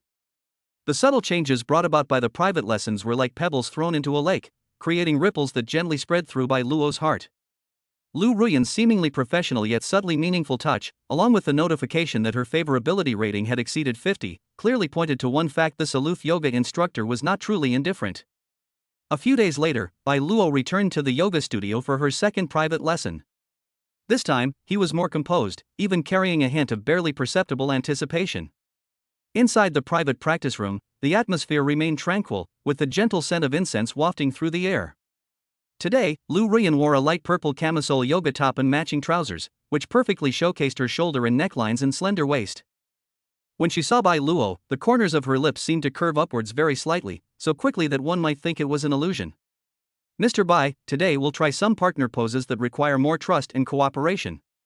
Lu Ruyan's voice was calm, but her words stirred something in Bai Luo's heart. Partner poses? This was undoubtedly the perfect excuse to bridge the physical and psychological distance. "Okay, I'll follow Director Lu's arrangements." Bai Luo readily agreed. At the start of the lesson, Lu Ruyan first demonstrated a movement. She turned her back to Bai Luo, bent forward, and placed her hands on the ground. Then she gestured for Bai Luo to support her hips from behind to help her extend her spine better.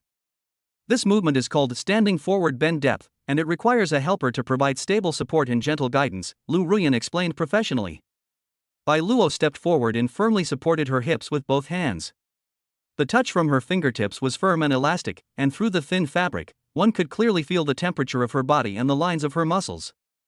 Lu Ruyan paused slightly, then relaxed and slowly pressed down with his force. "Breathe, keep it smooth," she reminded him, her voice slightly muffled by her forward-leaning posture, but her breath seemed closer. Bai Luo could smell the faint fragrance in her hair, mixed with the slight warmth emanating from the back of her neck. His palm rested against her body, a secret intimacy spreading in the quiet air. Following instructions, he applied pressure slowly and steadily, feeling her spine stretch and relax vertebra by vertebra. "Very good, that's the right amount of pressure." Lu Ruyan let out a barely audible sigh, seemingly quite enjoying the feeling of being controlled. She even slightly adjusted her posture to make Bai Luo's palms more intimately connected with her body. Ding! Lu Ruyan's favorability +2, current favorability 53. The target's acceptance of physical contact with the host has increased, and she has developed a slight dependence on it. The next move was even bolder. Lu Ruyan had Bai Luo lie flat on the mat with his legs raised, and then she stood facing him, straddling him, holding his ankles with both hands, and guiding his legs into a variation of the inverted arrow position. This pose is extremely impactful. Bai Luo lay on his back, his gaze inevitably falling on Lu Ruyan above him. Her figure was backlit, outlining a graceful silhouette, and from this angle, certain curves were breathtaking. She looked down at him, her eyes still cold, but deep within them seemed to flicker a dark flame. "Relax your legs and leave it to me." Her voice came from above, carrying an unquestionable sense of control. Her hand holding his ankle was warm and strong, guiding his movements with a slight pressure. Although their bodies were only in contact at their ankles and hands, the vertical relationship between them and the posture itself were full of implications. Bai Luo cooperated with her guidance, but looked at her calmly, even with a hint of appreciation. He did not hide his instinctive reaction to beauty as a man, but he kept this reaction within a polite and honest range, without appearing lewd, but rather with a straightforward attraction. Lu Ruyan met his gaze for a few seconds before looking away to focus on instructing him on the movements. However, Bai Luo noticed that her breathing seemed slightly more rapid than before, and the grip on his ankle tightened slightly. "That's enough, put it down slowly." She released her hand, stepped back from above him deftly, and turned to get a towel. Her movements seemed smooth, but there was a hint of haste that was hard to detect. As the course drew to a close, Lu Ruyan asked Bai Luo to do an exercise that required a deep stretch of the hamstrings, while she assisted by pressing on them. As she leaned forward with effort, the neckline of her tank top drooped slightly, revealing a tempting glimpse of her snow-white cleavage, which caught Bai Luo's eye. She didn't get up immediately, but maintained the pressing position, her voice slightly panting from the exercise, and suddenly asked, "Mr. Bai, are you studying so diligently all for Teacher Qin?" The question seemed ordinary, yet it carried a subtle hint of probing and teasing. Her gaze fell on Bai Luo's face, as if trying to read something from his eyes. Bai Luo knew perfectly well that the crucial moment had arrived. He didn't avoid her gaze, but instead met it, a meaningful smile curving his lips. His tone was sincere yet ambiguous. "Of course, Sharo is my wife, and taking care of her is my responsibility and wish, but He paused deliberately, looking at Lu Ruyan's slightly raised eyebrows, and continued, being able to learn from director Lu and experience the development of physical potential is itself a very pleasant thing. He didn't say it was because of her directly, but instead linked the learning experience with pleasure, which both responded to the probing and left plenty of room for imagination, striking the perfect balance. Lu Ruyan clearly understood the implication in his words. A flicker of emotion crossed her cool eyes, like a crack appearing on the surface of an ice lake. She didn't reply, but simply gave Bai Luo a deep look before slowly releasing her pressure points and straightening up. That's all for today's lesson. Her voice returned to its usual calm, but the lingering blush on her ears betrayed her inner turmoil. Ding! Lu Ruyan's favorability +5, current favorability 58. The target has developed a clear attraction to the host, and the relationship has entered a period of ambiguous testing. Bai Luo knew that the time was almost right. He said no more, thanked them politely, and got up to go to the changing room. He could feel the cold gaze behind him watching him as he left. Stepping out of the yoga studio, the afternoon sun was a bit dazzling. Bai Luo recalled Lu Ruyan's seemingly casual yet alluring posture and that meaningful look in her eyes at the end, and the smile on his lips widened. This iceberg has finally begun to melt on its own. Her teasing and probing were no longer a one-sided strategy, but began to transform into a two-way attraction.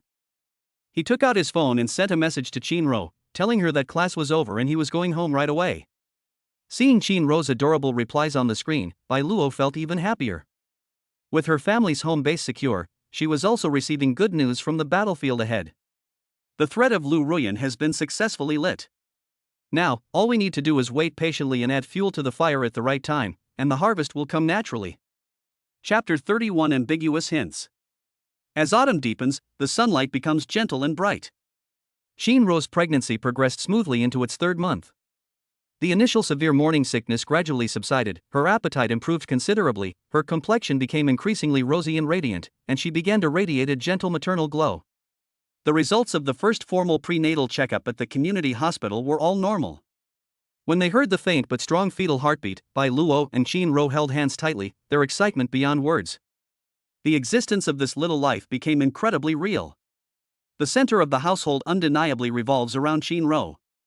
Bai Luo's care for her has reached an astonishing level of meticulousness. He would adjust the temperature and humidity of the air conditioner at home according to the weather and Qin-ro's physical condition. He would accompany her for a half-hour walk in the community garden every day without fail, and the route was carefully planned to avoid places with heavy traffic and uneven roads. He even started to learn about infant care knowledge, and he kept the book The Complete Guide to Newborn Care by his bedside and often flipped through it. Xiaogao's role has become more solid.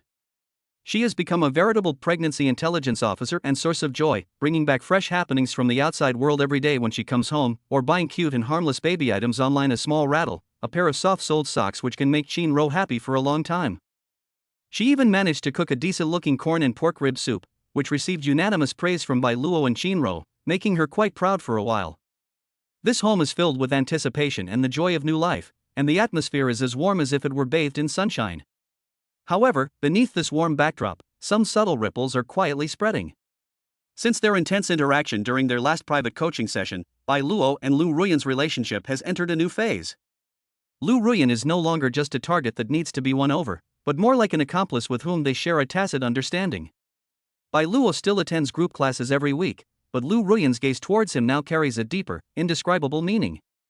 Occasionally, during group class movement instruction, the force and duration of her fingertips tracing his arm or back carried a subtle provocation, as if silently confirming something. That afternoon, Bai Luo went to her yoga class as usual.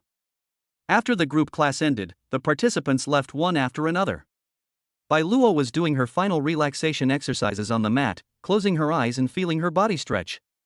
A very faint, familiar, cool fragrance approached. Lu Ruyan squatted down next to the mat beside him, her voice low so that only the two of them could hear. Mr. Bai, the center recently introduced a new fascia release gun, which is very effective in relieving muscle fatigue. Teacher Qin is prone to back pain during her pregnancy. If you are interested, you can stay after class and I will teach you how to use it so that you can help Teacher Qin relax in the future.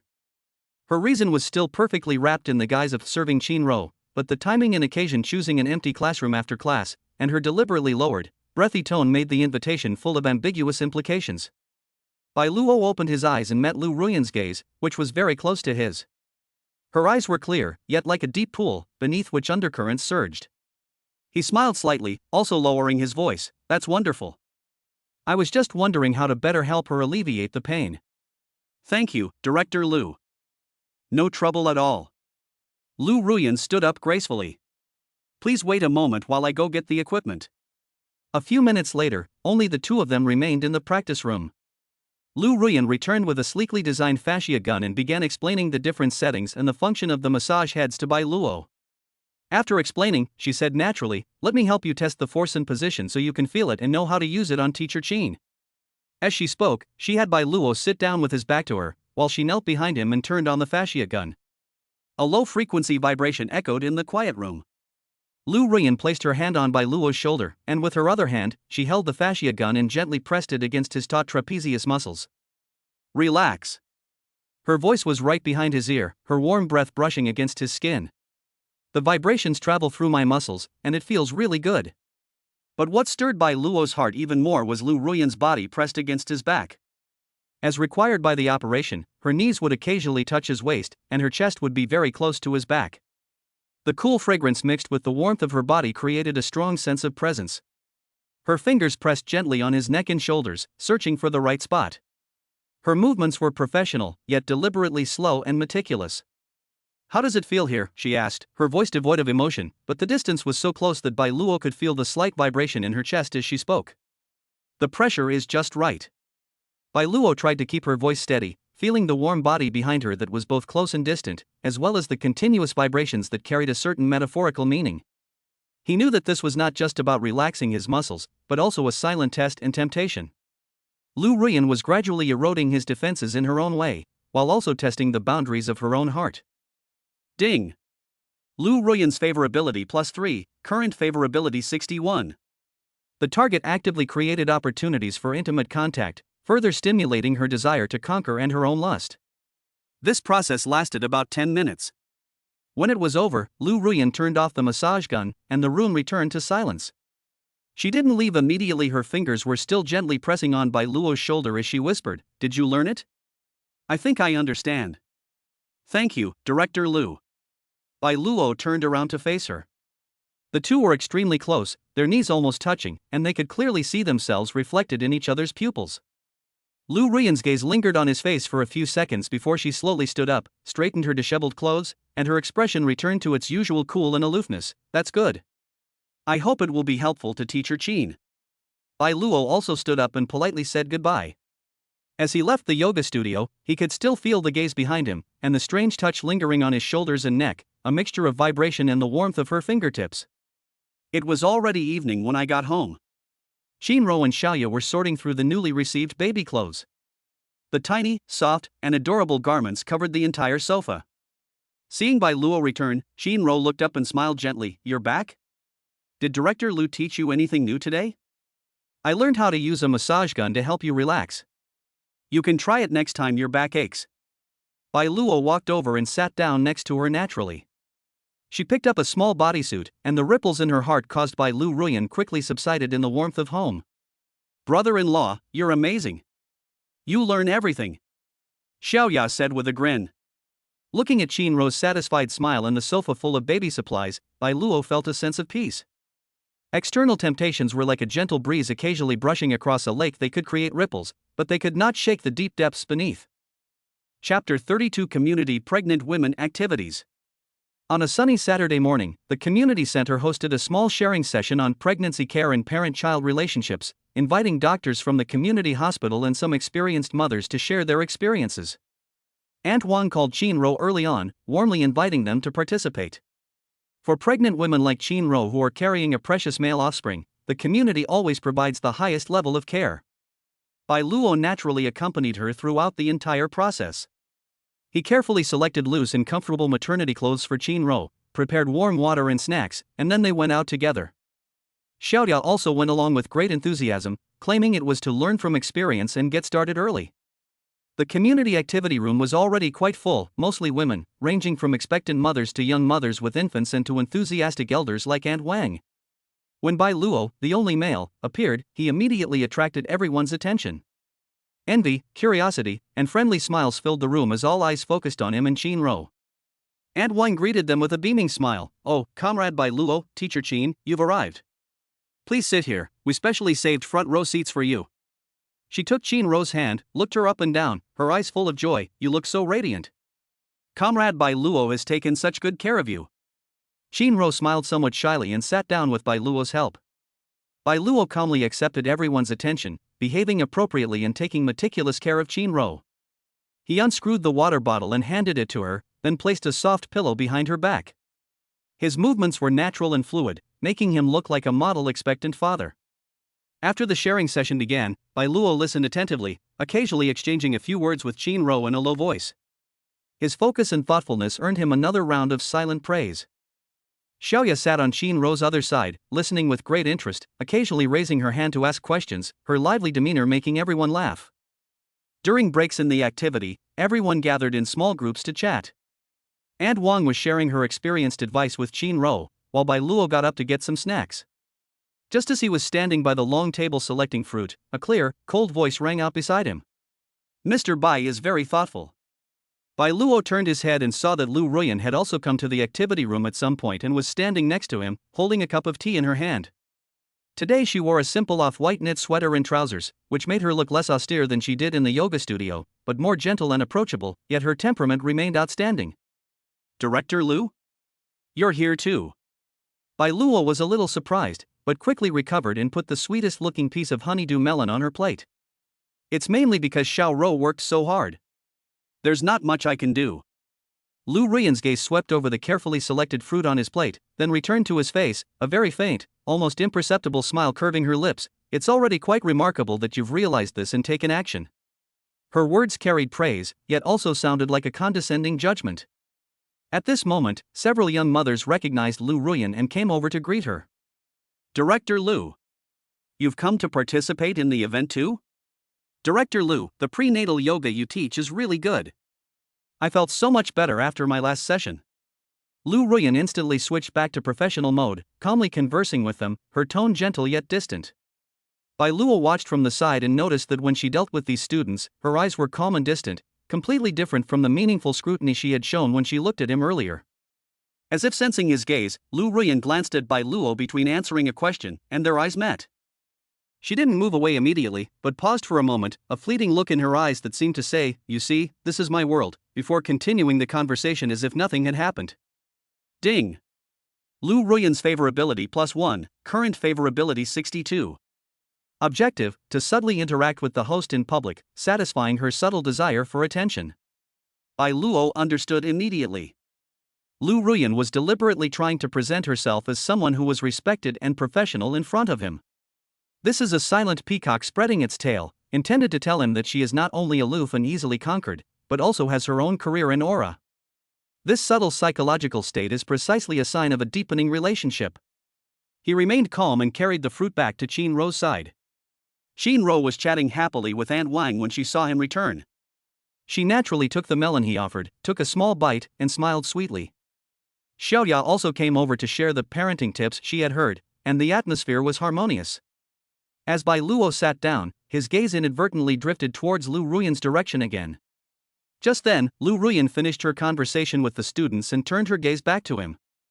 This time, her gaze lingered for a moment on Qin Ro's happy smile, her expression complex and unreadable, before shifting to Bai Luo, giving a slight nod, and then turning to walk towards another group of people who were talking.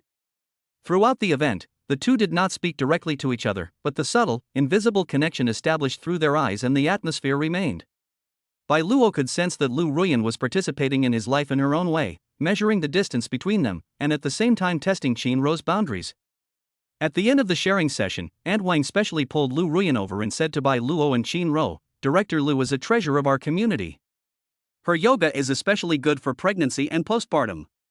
Teacher Qin, you can ask Mr. Bai to accompany you to Director Lu's place to practice more often. It's good for your health and your mood." Lu Ruyan smiled politely. "Aunt Wang, you flatter me. Teacher Qin, please feel free to contact me anytime if you need anything." She spoke to Qin Ro, but her gaze calmly swept over Bai Luo. Qin Ro nodded gratefully. "Thank you, Director Lu, I definitely will." On the way home, Xiaoya was still excitedly discussing what she had seen and heard that day. Qin Ro leaned against Bai Luo, in a good mood. "Director Lu looks cold, but he seems to be a very nice person and very professional. Bai Luo put his arm around her shoulder and smiled. Yes, very professional. He didn't say anything more. Shinro's naivety and trust are the bottom line he most needs to protect.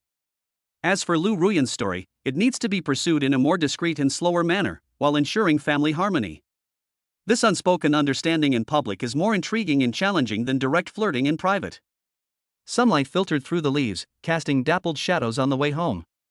Bai Luo carried a gift bag for pregnant women issued by the community in one hand and steadily supported Shinro with the other, while Xiaoya skipped along beside her. Chapter 33: The Unspoken Boundary. The positive impact of the community sharing sessions continues to grow. Shinro's mood became noticeably more cheerful, and she developed a strong interest in prenatal yoga. Bai Luo then suggested that they could add one more private lesson with Lu Ruyan each week, so that he could learn and master the skills first, and then guide Shinro to practice at home. This would ensure both safety and benefit Shinro. This suggestion was reasonable and entirely from Shinro's perspective, so she naturally agreed. As a result, Bai Luo's legitimate contact with Lu Ruyan became more frequent and regular. On another weekday afternoon, Bai Luo once again arrived at the private practice room of the mindfulness yoga studio. Sunlight streamed through the blinds, cutting out alternating stripes of light and dark on the wooden floor. The air was filled with the calming scent of sandalwood, seemingly more concentrated than usual. Lu Ruyan was already waiting inside. Today she wore a dark green halter neck vest and tight-fitting trousers, which accentuated her tall and proud figure. The dark green color made her skin look as white as snow, and she exuded a subtle and alluring charm amidst her cool demeanor. Upon seeing Bai Luo, she nodded slightly, her gaze lingering on his face for a moment, with a more scrutinizing quality than usual. Let's begin. Without any pleasantries, she went straight into teaching mode. Today, we'll focus on practicing a few postures that help relieve lower limb edema and lumbosacral pressure during pregnancy, along with corresponding auxiliary techniques. The course content remained professional and of moderate intensity. Lu Ruyan's guidance was meticulous, but when providing assistance, her touch seemed bolder and more persistent than before. In a movement that required Bai Luo to bend over and for her to press on his sacrum from behind, almost her entire chest was pressed against his back, and her warm breath brushed against the back of his neck for a duration far exceeding the necessary instruction. Bai Luo could clearly feel the softness and warmth of her body, as well as the gradually accelerating heartbeat. He followed her instructions, adjusting his breathing and posture as if he were completely focused, but his body's natural reactions could not be completely concealed. The temperature inside the practice room seemed to be quietly rising. Ding! Lu Ruyan's favorability +2, current favorability 64. The target has taken the initiative to make physical advances, increasing her desire to conquer and the degree to which she is emotionally aroused. In the latter half of the lesson, Lu Ruyan had Bai Luo do a deep hip opening pose, while she knelt in front of him, pressing her hands on his knees and slowly applying pressure. This pose is both extremely aggressive and highly ambiguous. Bai Luo could clearly see her face so close to his, her smooth forehead glistening with fine beads of sweat, her gaze focused, yet deep within her eyes flickered two dark flames. Breathe, relax, feel the stretch in your inner thighs. Her voice was slightly hoarse, and her gaze met Bai Luo's, as if they were engaged in a silent struggle. Bai Luo did not avoid her gaze, accepting the stretching sensation in her body and the stirring in her mind. He even slightly adjusted the angle to make their contact closer, a faint, challenging smile playing on his lips. Lu Ruyan's breathing visibly faltered, and the pressure she applied became momentarily erratic, but she quickly regained her composure, her eyes sharpening as if her competitive spirit had been ignited. Instead of backing away, she took a step forward, leaning forward to close the distance to the last bit, almost feeling their breaths mingling. Just then, there was a gentle knock on the practice room door. The receptionist's voice came through. "Manager, there's a package for you. Please sign for it." The enchanting atmosphere was instantly shattered. As if startled awake, Lu Ruyan quickly stepped back, creating some distance.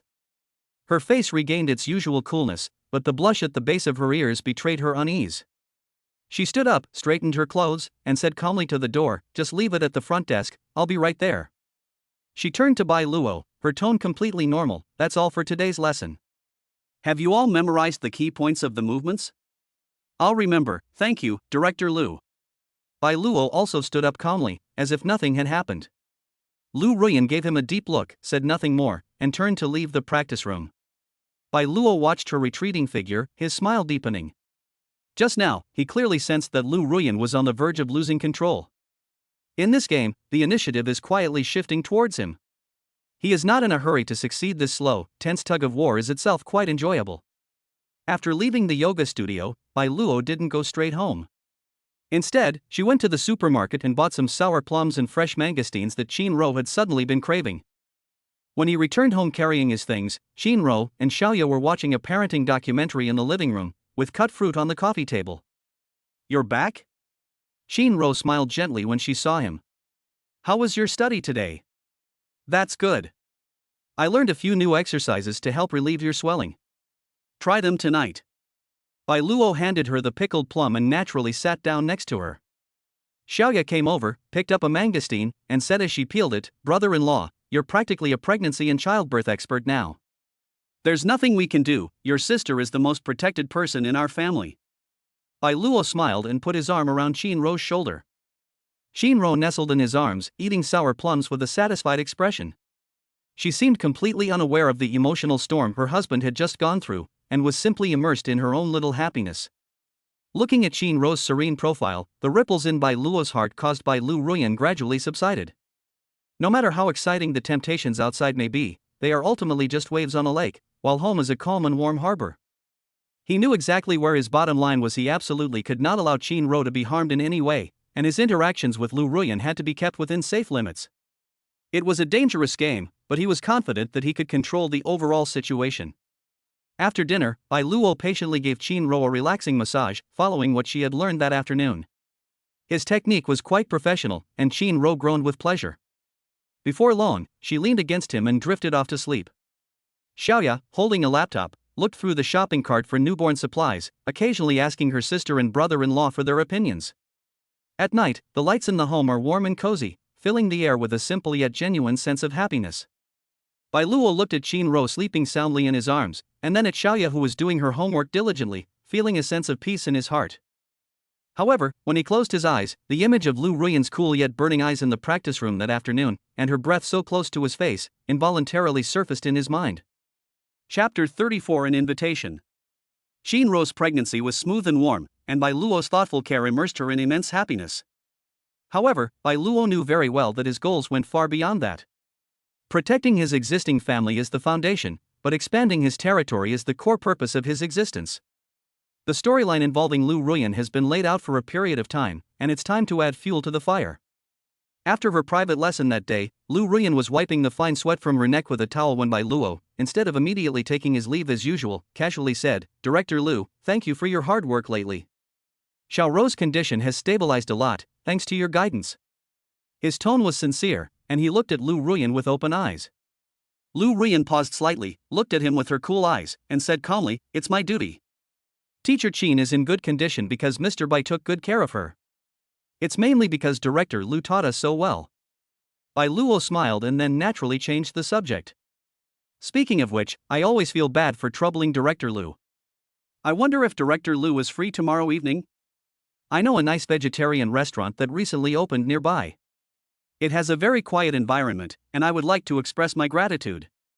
His reason for extending the invitation was perfectly plausible to thank her for her help to Qin. The choice of a vegetarian restaurant as the location aligns with Lu Ruyan's likely lifestyle. The emphasis on a quiet environment hints at privacy. This is a perfect invitation that allows for both offense and defense. Lu Ruyan clearly did not expect Bai Luo to extend such a direct private invitation. A fleeting look of surprise crossed her eyes, quickly replaced by her usual cool indifference. She didn't answer immediately, her fingertips unconsciously tracing the edge of the towel, as if weighing her options. The air seemed to freeze for a moment. Bai Luo didn't urge her, but waited patiently, his eyes calm and confident. He was certain that, given Lu Ruyan's growing affection for him and her desire to conquer him, she would find it hard to refuse this seemingly legitimate and suggestive opportunity. A few seconds later, Lu Ruyan raised her eyes and looked sharply at Bai Luo, as if trying to read a deeper meaning from his eyes. Bai Luo met his gaze calmly, her eyes clear yet carrying an unmistakable hint of a man's admiration for a woman. Finally, Lu Ruyan nodded almost imperceptibly, her voice still calm, but her speaking speed seemed a little faster than usual. "Tomorrow night, okay, I have time after 7 o'clock. Ding. Lu Ruyan's favorability +3, current favorability 67. The target has accepted a private invitation, the relationship has entered a new stage, and the difficulty of winning her over has decreased. Okay, then see you at the vegetarian restaurant at 7:30 tomorrow night. I'll send you the address. Bai Luo's smile remained unchanged, his tone natural, as if he had simply arranged an ordinary date. He knew when to stop, and having achieved his goal, he said no more and politely took his leave. Stepping out of the yoga studio, the evening breeze carried a hint of coolness, dispelling the lingering sandalwood and Lu Ruyan scents from Bai Luo's body. A confident smile curved his lips. The prey had stepped into the trap, now it was time to reel it in. He didn't have much of a moral burden. In this world, his very existence was a resource, and acquiring more high-quality resources was his instinct and his mission. Shinro was his haven, but she would never be his constraint. When she got home, Shinro and Xiaoya were watching a comedy movie on the sofa, laughing heartily. When she saw Bai Luo return, Shinro's face immediately lit up with a gentle smile. "You're back? How did your studies go today?" "That's great, Director Lu taught us a few new moves." Bai Luo walked over and sat down next to her naturally, putting his arm around her shoulder and planting a kiss on her forehead in an intimate and natural manner. "I might be back a little late tomorrow night. There's a safety liaison officer meeting in the community. Aunt Wang specifically asked me to arrange it." He lied without batting an eye, packaging the date as community business. In this world that overprotects men, such meetings are perfectly reasonable. Shinro, unsuspecting, said with concern, "Okay, go ahead, business is important. Xiaoya and I are fine at home." Xiaoya winked and said, "My brother-in-law is a big celebrity in the community now." Bai Luo smiled, her heart completely unmoved. He felt no remorse for deceiving Shinro. Protecting her simple happiness was his responsibility, but this did not conflict with his expansion of his harem. He has a clear goal and acts decisively. The next evening, Bai Luo arrived at the vegetarian restaurant 10 minutes early. The environment was indeed quiet and elegant, and the private room offered excellent privacy. He ordered the dishes and waited quietly. At 7:30 sharp, Lu Ruyan appeared on time. She had changed out of her yoga clothes and was wearing a well-tailored light gray suit skirt. She had lost some of the flexibility she had displayed during exercise, but gained a more capable and aloof air about her as a career woman, though she still couldn't hide her unique, cool temperament. Seeing Bai Luo, she nodded slightly and sat down opposite him. Director Lu was very punctual. Bai Luo poured her a cup of tea.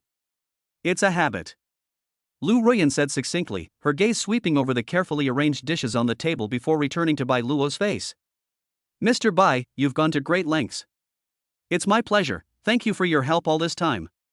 Bai Luo raised his teacup. "I'll offer this tea in place of wine to Director Lu." Lu Ruyan picked up her teacup and took a small sip. The atmosphere was subtly silent at the beginning of the meal. Both of them knew perfectly well that this was far more than just a thank you dinner. Bai Luo didn't rush to break the silence, but naturally started talking about the dishes and commenting on their taste, speaking in a relaxed tone, as if he really came to savor the food. His composure and control actually made Lu Ruyan gradually lower her guard. After a few rounds of tea, the atmosphere gradually became more lively. Bai Luo steered the conversation towards Lu Ruyan's yoga studio, seeking advice on its management, adopting a very humble attitude to fully satisfy Lu Ruyan's sense of professional superiority. Lu Ruyan gradually became more talkative, though still concise. Her dedication and pride in her career were evident. As the conversation got more interesting, Bai Luo remarked seemingly unintentionally, "It's truly admirable how well Director Lu manages the yoga studio all by herself. Unlike me, my life now revolves almost entirely around my family." His words carried a hint of self-deprecation, but also implied admiration for Lu Ruyan's independence, and a subtle hint about his own being bound. Lu Ruyan paused slightly in her chopsticks, looked up at him, her gaze deep. "Mr. Bai seems to be enjoying his current state." "Enjoying it is enjoyable." Bai Luo met her gaze with a meaningful smile, "but the responsibilities are also heavy. Sometimes, you also need a little space and excitement of your own." His words were almost a direct provocation, and his gaze boldly locked onto Lu Ruyan. Lu Ruyan did not avoid his gaze. For the first time, a clear emotional fluctuation appeared on her usually cool face. It was not shyness, but a kind of light that ignited after being provoked, a mixture of interest and a desire to conquer. She put down her chopsticks, leaned forward slightly to close the distance between them, and lowered her voice, which carried a dangerous magnetism. "Oh? I wonder what Mr. Bai means by excitement." The air in the private room instantly became thick and ambiguous. The table between them seemed to have vanished, their gazes clashing in mid-air, sparks flying. Bai Luo knew that the most crucial moment had arrived. He smiled slightly, and instead of retreating, he leaned forward, his voice low and seductive. Then it depends on what kind of course director Lu can provide. Ding. Lu Ruyan's favorability +5, current favorability 72. The target's desire to conquer has been fully ignited, and the relationship is on the eve of a substantial breakthrough. Chapter 35 Submission in the Practice Room. That dinner at the vegetarian restaurant, rife with undercurrents, was like a spark thrown into a dry prairie. Bai Luo could clearly feel that Lu Ruyan's icy outer shell was already covered with cracks, and it was just a matter of a final gentle push away. The atmosphere of the private lessons the following week was completely different from before. Lu Ruyan remained professional and aloof, but when instructing Bai Luo on movements, the necessary physical contact time was noticeably extended, and the intensity took on a deliberate, slow, kneading quality. Her gaze was no longer always calm and unwavering. When her eyes met Bai Luo's, she would linger for a second or two longer, and deep within her cool eyes, it seemed as if an undercurrent was surging rapidly. Bai Luo knew perfectly well what was going on, but still went along with her rhythm, playing the role of a humble and eager-to-learn student. In a pose that requires a deep backbend, Lu Ruyan hugged him from behind, placing her hands on his lower abdomen and using her body strength to help him open his chest. Her chest was pressed tightly against his back, her breathing was noticeably more rapid than usual, and her warm breath brushed against his earlobe. "Keep breathing," her voice trembled almost imperceptibly. Bai Luo could feel her accelerated heartbeat through the thin fabric of her clothes, it was almost in sync with his own. He didn't move, letting her guide him until he held the pose to its limit. As he slowly stood up, Lu Ruyan's hand seemed to linger unconsciously on his waist for a moment before slowly letting go. Ding. Lu Ruyan's favorability +4, current favorability 76. The target's physiological and psychological defenses have simultaneously collapsed, exceeding the critical point. After the class ended, Lu Ruyan did not leave immediately as usual. With her back to Bai Luo, she tidied up the equipment, her voice low and hoarse. "You learn very quickly. It's all thanks to Director Lu's excellent teaching." Bai Luo walked up behind her, very close, and could smell the cool fragrance in her hair mixed with the warmth after exercise. Lu Ruyan's body stiffened slightly. She neither turned around nor moved away, and the air seemed to freeze. Bai Luo no longer hesitated, reached out and gently grasped her wrist, which was resting on the equipment. Her wrist was slender, her skin was slightly cool, and her touch was delicate. Lu Ruyan trembled violently and finally turned around. For the first time, a clear panic appeared in her usually cold eyes, but even more so, a flame that had been ignited and suppressed for a long time. She looked at Bai Luo, her lips slightly parted, as if she wanted to say something, but no sound came out. "Ruyan," Bai Luo called her name for the first time, his voice low and seductive. "Do we still need these teaching sessions between us?" These words completely shattered Lu Ruyan's last shred of reason. Her usual aloofness and self-restraint crumbled under Bai Luo's direct and aggressive gaze. She closed her eyes, her long eyelashes trembling violently. When she opened them again, all that remained in her eyes was a desperate resolve and longing. She didn't answer, but made her choice with her actions. She stood on tiptoe and took the initiative to kiss Bai Luo's lips. The kiss was awkward yet intense, carrying a sense of desperate gamble, as if one wanted to throw oneself entirely into this flame. Bai Luo immediately took the initiative, deepening the kiss, wrapping his arms around her slender and supple waist, and pulling her tightly into his embrace. In the practice room, only rapid breathing and the soft rustling of clothes remained. The cool scent of sandalwood intertwined with the burning passion, creating a strange atmosphere. After everything calmed down, Lu Ruyan collapsed into Bai Luo's arms, her cheeks flushed, her eyes glazed over, her aloof temperament completely gone, leaving only a woman's languidness and a hint of postcoital shyness. Bai Luo gently stroked her smooth back, his heart filled with the pleasure of conquest. Ding! Successfully established a stable and intimate relationship with target Lu Ruyan. Side quest: Conquering the Aloof Magnolia complete. Rewards: 800 seeding points. Talent: Master of Posture. Beginner significantly enhances understanding and control over one's own and others' flexibility and coordination.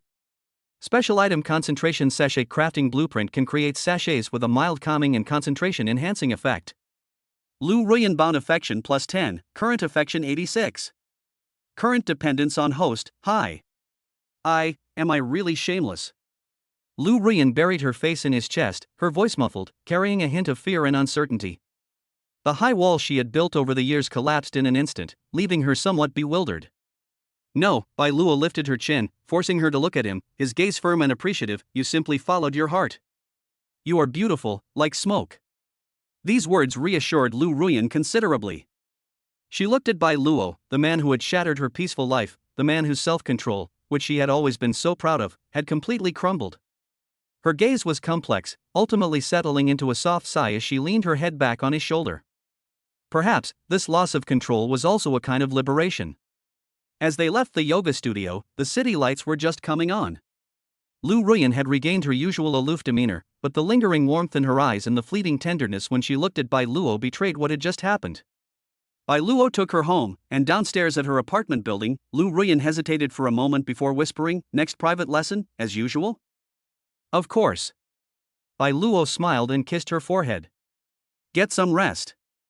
Returning to my own home, I found a different, warm scene inside. Shinro was nestled on the sofa, Xiaoya was peeling an apple beside her, and a light-hearted program was playing on the TV. Seeing Bai Luo return, Shinro immediately smiled affectionately. "You're back? The community meeting is open so late?" "Yes, we discussed some safety plans." Bai Luo remained expressionless as he walked over and naturally pulled Shinro into his arms, inhaling the familiar fragrance of her hair, a sense of peace settling over him. The passion just now was an exciting adventure, but the warmth he felt now was his solid foundation. Xiaoya handed over a piece of apple, winked, and said, "Brother-in-law, you've worked hard. Quickly replenish your vitamins." Ding. Shinro bound affection +1, current affection 100 max, Xiaoya's affection +1, current affection 63. Family harmony improved. Looking at the two beautiful sisters beside her, Bai Luo felt no inner conflict. Shinro is his warm harbor, Lu Ruyan is the prey he conquered, and Xiaoya is a bud waiting to be picked. They are all indispensable parts of his sowing of life. He greedily enjoyed it all and was ready to seize even more. On the system panel, Lu Ruyan's name has been marked with a bound tag, and her favorability rating is as high as 86. This means that this desolate jade mountain has been completely cultivated by him. The unexpected gift of being a posture master will be of immeasurable benefit to his future career. His gaze fell upon the dazzling cityscape outside the window, and his heart was filled with boundless pride. Shinro's foundation is solid, Lu Ruyan has been brought under her control, and Xiaoya is being gradually won over, but this is only the beginning. In this world where there are more women than men, there are many more fertile fields of different appearances and backgrounds waiting for him to explore and cultivate. Chapter 36: The Aftermath of a New Relationship. The substantial breakthrough in his relationship with Lu Ruyan was like a deep-sea bomb dropped into the calm lake of Bai Luo's life, with ripples spreading quietly beneath the seemingly unchanging daily routine. The next morning, Bai Luo woke up refreshed. His energetic talent made him completely unconcerned about the energy he had expended the previous night, and instead gave him a sense of fulfillment. He glanced at Shinro, who was sleeping peacefully beside him. Her face was filled with serene happiness, and she was completely unaware of the start of her husband's new relationship. Bai Luo felt no guilt, only a sense of satisfaction in controlling the situation. Protecting Shinro's simple happiness was his responsibility, but this did not contradict his expansion of his harem. During breakfast, Bai Luo's phone vibrated. It was a message from Lu Ruyan, containing only a few words: "Good morning. The library has received a new batch of soothing music suitable for the second trimester. Come and pick it up if you need it." The message content seemed businesslike, but the timing of its sending and the reason for its proactive mention revealed a newfound intimacy. Bai Luo replied, "Thank you. Xiao Ro has been having trouble sleeping lately and needs it. I'll go over this afternoon." His reply was equally restrained, but the specific time of afternoon hinted at an unspoken agreement. Ding. Lu Ruyan bound affection +1, current affection 87. Goal: attempt to establish a daily contact mode. Shinro sipped her milk and casually asked, "Who is it? So early?" "Director Lu said there is some calming music that would suit you right now," Bai Luo replied frankly, turning his phone screen to show her the music with perfect ease. "Director Lu is such a kind person, always thinking of us." Shinro had no suspicions and showed a grateful smile. "Yes, she's quite responsible." Bai Luo nodded, picked up a fried egg for her, and the topic naturally turned to today's prenatal checkup arrangements. In the morning, Bai Luo accompanied Shinro to the community hospital for her third formal prenatal checkup. On the ultrasound screen, the fetus already had a basic human shape, and its heartbeat was strong. The doctor smiled and said the baby was developing very well and was very healthy. Shinro excitedly held Bai Luo's hand tightly, her eyes welling up with tears. Looking at the little life on the screen, Bai Luo felt a strange sense of connection. This was his bloodline, proof that he had taken root in this world. This tangible sense of accomplishment even temporarily overshadowed the novelty of his feelings for Lu Ruyan. Ding. Detected stable and strong life fluctuations in offspring. Host receives a hidden reward, slight increase in life energy. Spouse Qin Ro's happiness level greatly increases, and family stability is enhanced. After the prenatal checkup, Bai Luo safely escorted Qin Ro home, leaving Xiaoya with her. He then excused himself, saying he was going to the yoga studio to pick up music and consult about some details of prenatal exercises. The reason was perfectly acceptable, and both Qin Ro and Xiaoya readily accepted. The yoga studio was quieter than usual in the afternoon. Bai Luo went straight to Lu Ruyan's private office. The door was ajar.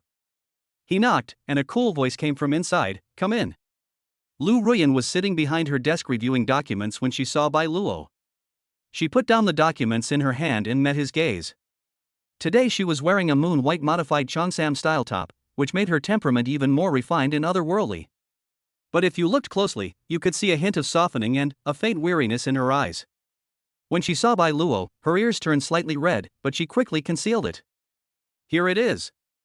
She stood up and took a USB drive from the shelf next to her. The music is in there, and there are also some audio recordings of soothing prenatal exercises. "Thank you for your trouble." Bai Luo took the USB drive, his fingertips inadvertently brushing against Lu Ruyan's fingers. Lu Ruyan's fingers curled slightly, but she didn't immediately pull them back.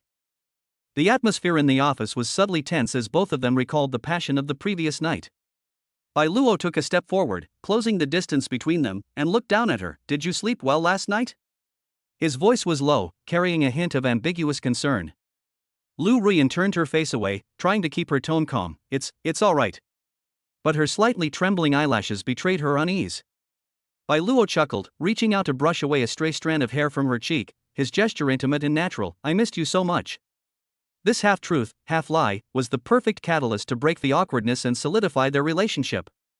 Lu Ruyan froze, then looked up at him abruptly, her eyes filled with complex emotions, shame and anger, a hint of joy, and a touch of disbelief. She seemed unaccustomed to such straightforward words of love, especially coming from Bai Luo, a man who had just broken through her last line of defense yesterday. But in the end, she simply pursed her lips and whispered, "This is the office." "I know." Bai Luo readily took a half step back, restoring a safe social distance, as if the closeness just now was an illusion. He understood the art of knowing when to be gentle and when to be reserved. "I've taken the music, thank you, Xiao will like it." He waved the USB drive in his hand, then returned to business. Lu Ruyan seemed relieved, yet also slightly disappointed, and nodded, "Okay, contact me again if needed." Bai Luo left the yoga studio in a good mood. Lu Ruyan's reaction was exactly what he expected. The awkwardness and hesitation beneath her cool exterior were exactly the effect he wanted. He reveled in the thrill of this illicit affair and the desire to conquer a mature and aloof woman. On his way home, he passed the community police station and saw Zhao Min coming out, seemingly having just finished something. Zhao Min also saw him and nodded in greeting. Bai Luo stopped and greeted her. "Officer Zhao, are you done?" It's nothing." Zhao Min's gaze lingered on his face for a moment, as if she keenly sensed a subtle, unusual aura emanating from him, but she said nothing, simply stating in a businesslike manner, "How are Teacher Qin's prenatal checkup results?" "Very good, thank you for your concern, Officer Zhao." Bai Luo smiled, looking at her crisp police uniform with an open gaze, but involuntarily comparing her to Lu Ruyan and Qin Ro. Zhao Min has a different style. She is heroic and aloof, with an unassailable sense of authority. This contrast only intensifies men's desire to conquer her. Perhaps, the next goal can be put on the agenda? The role of a community police officer offers both convenient opportunities for contact and inherent challenges. That's good. Be careful. Zhao Min replied briefly, then turned and left, her back straight. Bai Luo watched her walk away, a slight smile playing on his lips. On the chessboard, another piece was ready to be placed. It seemed time to begin. His harem register was far from being filled. Back home, Qin Ro was listening to music on a USB drive with Xiaoya's help, a comfortable expression on her face. When Xiaoya saw Bai Luo, she exclaimed excitedly, "Brother-in-law! This music is so beautiful. Director Lu is amazing." Yes, Director Lu is very professional. Bai Luo walked over and naturally sat down next to Qin Ro, putting his arm around her as they listened to the soothing melody together. The warmth of his home remained unchanged, but his world was quietly expanding. Chapter 37: Police Community Interaction. Community Police Officer Zhao Min, the tall and stern-faced policewoman, naturally came into Bai Luo's sights. This woman possessed a unique aura, a restrained elegance that blended discipline, strength, and a sense of detachment. For Bai Luo, this was a completely new challenge, yet also a source of great attraction. The opportunity soon arrived unexpectedly. A few days later, in the evening, Bai Luo went downstairs to throw out the trash and happened to run into Zhao Min patrolling the neighborhood. The afterglow of the setting sun gilded her crisp police uniform as she bent down to patiently talk to a lost little girl. The lines of her profile appeared slightly softer in the light. Bai Luo didn't rush forward immediately. Instead, he waited until Zhao Min had calmed the little girl down and handed her over to her parents, who had rushed over after hearing the commotion. Then, carrying the empty trash can, he walked over and greeted her naturally. "Officer Zhao, are you still busy even after you're off duty?" Zhao Min looked up at the sound and saw Bai Luo. She nodded, her expression still professional and calm. "Mr. Bai, it's my duty." Her gaze swept over Bai Luo, as sharp as ever, but seemed to linger for half a second longer than usual. Perhaps it was the confident and composed aura that Bai Luo exuded from the inside out due to her recent improvement in physique and her energetic talent that made her notice it. "With a responsible police officer like Officer Zhao, we feel safe living here." Bai Luo smiled, her tone sincere, and her gaze open as she met her scrutiny. "The weather has been changing a lot lately, and Qinrou's pregnancy symptoms have been fluctuating. I'm always worried that something might happen to her if she's home alone." He skillfully steered the conversation toward his own vulnerabilities in areas where he needed help, which easily evoked a protective instinct, especially in a career woman like Zhao Min. Sure enough, Zhao Min's eyes flickered slightly, and her tone softened. "That's how it is during pregnancy. Make sure you get plenty of rest. If you have any problems, you can contact the community or the police at any time." She paused, then added, "We have a list of key groups for our area to care for, and we have a record of Teacher Qin's situation." "Thank you so much." Bai Luo showed a relieved expression at the right moment, then changed the subject casually. "Speaking of which, Officer Zhao, for families like ours with pregnant women, are there any special safety hazards we need to be aware of at home? For example, theft prevention, fire prevention, etc. Besides the usual ones, are there any details that are easily overlooked? You have a lot of experience, could you give me some pointers?" This question not only demonstrates the importance placed on family, but also provides Zhao Min with a platform to showcase her professional knowledge, without appearing like she's deliberately trying to strike up a conversation.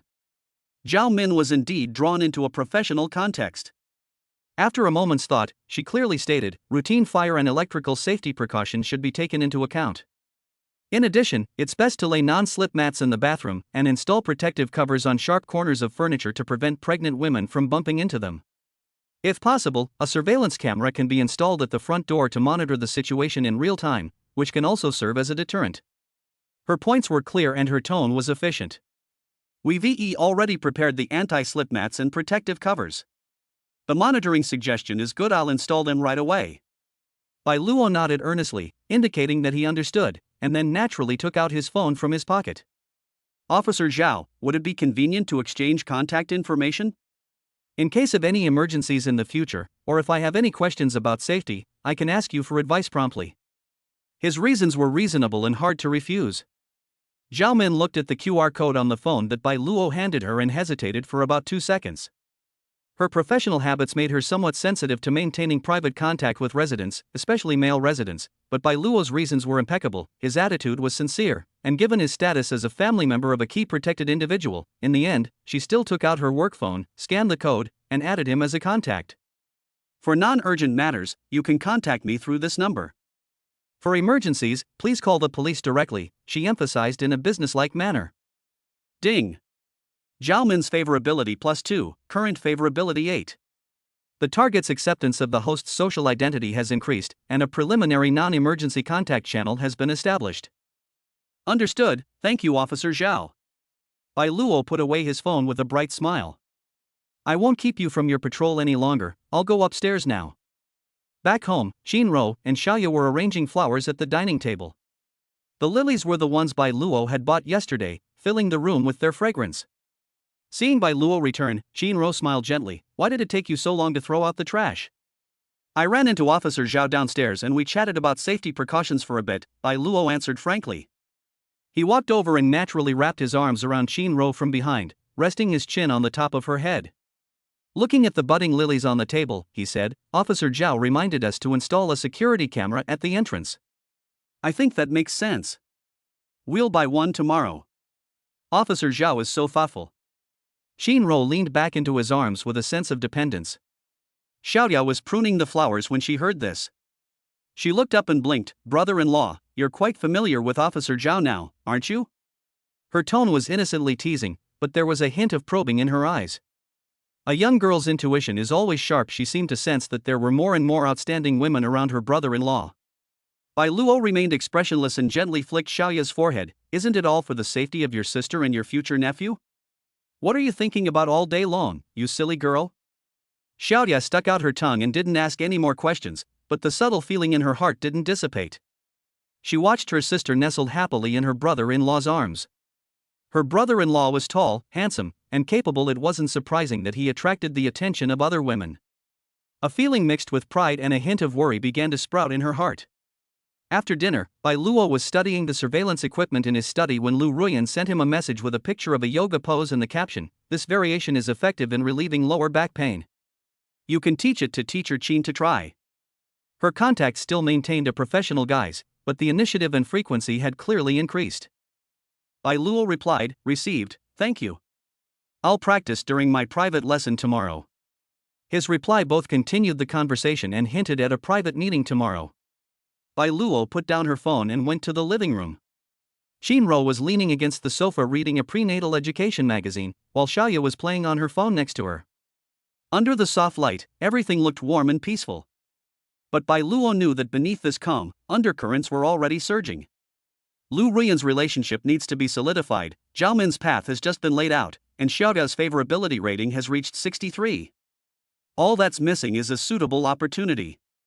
His life was like a meticulously crafted game of chess, every move calculated, with the goal of winning at all costs. No, winning at all costs. He enjoys the sense of control and the process of bringing one high-quality woman after another under his wing. Morality? What is that? In this world, strength and results are the only true principles. He walked over and sat down next to Qin, gently placing his palm on her slightly protruding belly, feeling the vitality of the little life inside. Qin looked up at him and smiled gently before continuing to read. Xiaoya secretly glanced at them, her eyes filled with complex emotions. A hunter's smile, unnoticed by anyone, curled at the corners of Bai Luo's mouth. Chapter 38 Security Surveillance. Bai Luo took care of installing the surveillance cameras the very next day. He chose a high-definition device with remote communication capabilities and personally installed and tested it above the doorframe on a weekend morning. Shinro sat on the living room sofa, looking at prenatal education books while glancing up at the busy Bai Luo from time to time, her eyes full of dependence and tenderness. Xiaoya, on the other hand, curiously handed over tools and chattered on, asking all sorts of questions. "Brother-in-law, can this really allow me to see the house anytime?" Xiaoya looked up as Bai Luo skillfully connected the wires. "Yes, it connects to my phone, so I can check it anytime and even have a conversation with it." Bai Luo tightened the last screw, climbed down the ladder, dusted off his hands, took out his phone, opened the app, and the screen immediately displayed a clear live view of the doorway and a corner of the living room. He turned his phone screen toward Shinro and Xiaoya. "See, it's very clear, isn't it?" Shinro leaned closer to take a look, a relieved smile spreading across her face. "That's great, now I'm not so worried about you going out." She is currently experiencing heightened emotional sensitivity during her pregnancy, and Bai Luo's thoughtfulness makes her feel incredibly safe. Xiaoya excitedly grabbed the phone and fiddled with it a few times. "Wow, this is so advanced. Sis, now that you're home alone, I can check up on you anytime. You're such a chatterbox." Shinro gave her sister a reproachful look, but with a smile on her face. Bai Luo watched the two sisters interact with satisfaction. Ostensibly, installing surveillance was for Shinro's safety, but in reality, it also provided him with better cover and explanation for his future activities. In front of Shinro, he also gave Xiaoya the sharing permissions for the monitoring app, appearing open and selfless. Ding! Shinro's bound sense of security has greatly increased, and family stability has increased by 5. Xiaoya's participation has increased, and her favorability has increased by 1, currently at 64. In the afternoon, Bai Luo sent Zhao Min a message under the pretext of inquiring about the details of the use of the surveillance system and the recent security situation in the community, in a polite and businesslike tone. Zhao Min replied quickly and concisely, indicating that they could communicate in person during her next patrol. On Monday evening, Bai Luo went downstairs at the perfect time and bumped into Zhao Min, who was on patrol. Under the setting sun, Zhao Min, dressed in a police uniform, stood ramrod straight, talking to an older woman with a serious expression. Bai Luo didn't go forward immediately. He waited until the older woman left before walking over to greet her. "Officer Zhao, are you done with your work?" Zhao Min turned around, saw Bai Luo, and nodded, "Mr. Bai." Her gaze swept over Bai Luo, seemingly less scrutinizing than before, and more indifferent, as if she were simply looking at a community resident. "Is the surveillance system installed?" "It's installed and works well. Thanks for the reminder, Officer Zhao." Bai Luo smiled and nodded, took out his phone, opened the surveillance footage, and naturally handed it to Zhao Min. "Look, is this angle sufficient? Are there any blind spots we need to be aware of?" His action demonstrated his cooperation with the police while cleverly creating an opportunity for close contact. Zhao Min leaned forward slightly and looked closer at the phone screen. In an instant, the two were closer. Bai Luo could smell the faint scent of soap and a hint of sunshine on her, which contrasted with her cold and aloof appearance. Her profile was sharply defined, her eyelashes were long, and she was intently looking at the screen. "The angle is good, it covers the main entrance and the living room area," Zhao Min commented professionally. She then straightened up, increased the distance, and said in a calm tone, "Just be mindful of the camera's privacy and don't point it at your neighbor's door or window." "Understood, thank you, Officer Zhao." Bai Luo put away his phone, his attitude sincere. "With such responsible police officers like you, we feel really at ease staying here." Zhao Min seemed a little unaccustomed to such direct praise, and simply nodded slightly. "It's nothing." She glanced at the time. "I still have to continue patrolling, I'll be going now." "Okay, Officer Zhao, thank you for your hard work." Bai Luo watched her tall figure leave, a slight smile playing on his lips. This contact was brief, but it brought us closer, and since it was under the guise of official business, it naturally aroused no suspicion. Zhao Min's personality can't be rushed, it needs to be nurtured slowly, gradually permeating her with values she values, such as safety and responsibility. Ding! Zhao Min's favorability +1, current favorability 9. The target approves of the host's cooperation and community safety awareness. Back home, Shinro was on the phone with Bai Luo using the new surveillance camera. Seeing him enter, she smiled and waved at the camera, saying, "I see you. You're back just in time." Xiaoya made a face beside her. After a cozy dinner, Bai Luo received a message from Lu Ruyan, a video of her demonstrating a new prenatal relaxation yoga routine. The movements were gentle and elegant, and the caption read, "For reference." Bai Luo replied, "Received, very professional. I'll ask about the details in class tomorrow afternoon." The conversation was brief, but they tacitly agreed on a reason for their next meeting.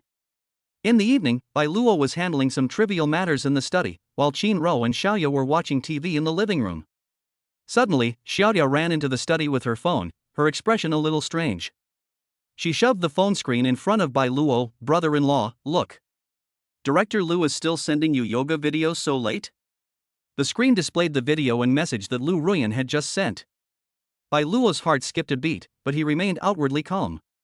He took the phone and smiled naturally. "Yes, Director Lu was very responsible. She probably thought this movement would help relieve your sister's back pain, so she sent it over. I was just saying I'd go learn it in detail tomorrow."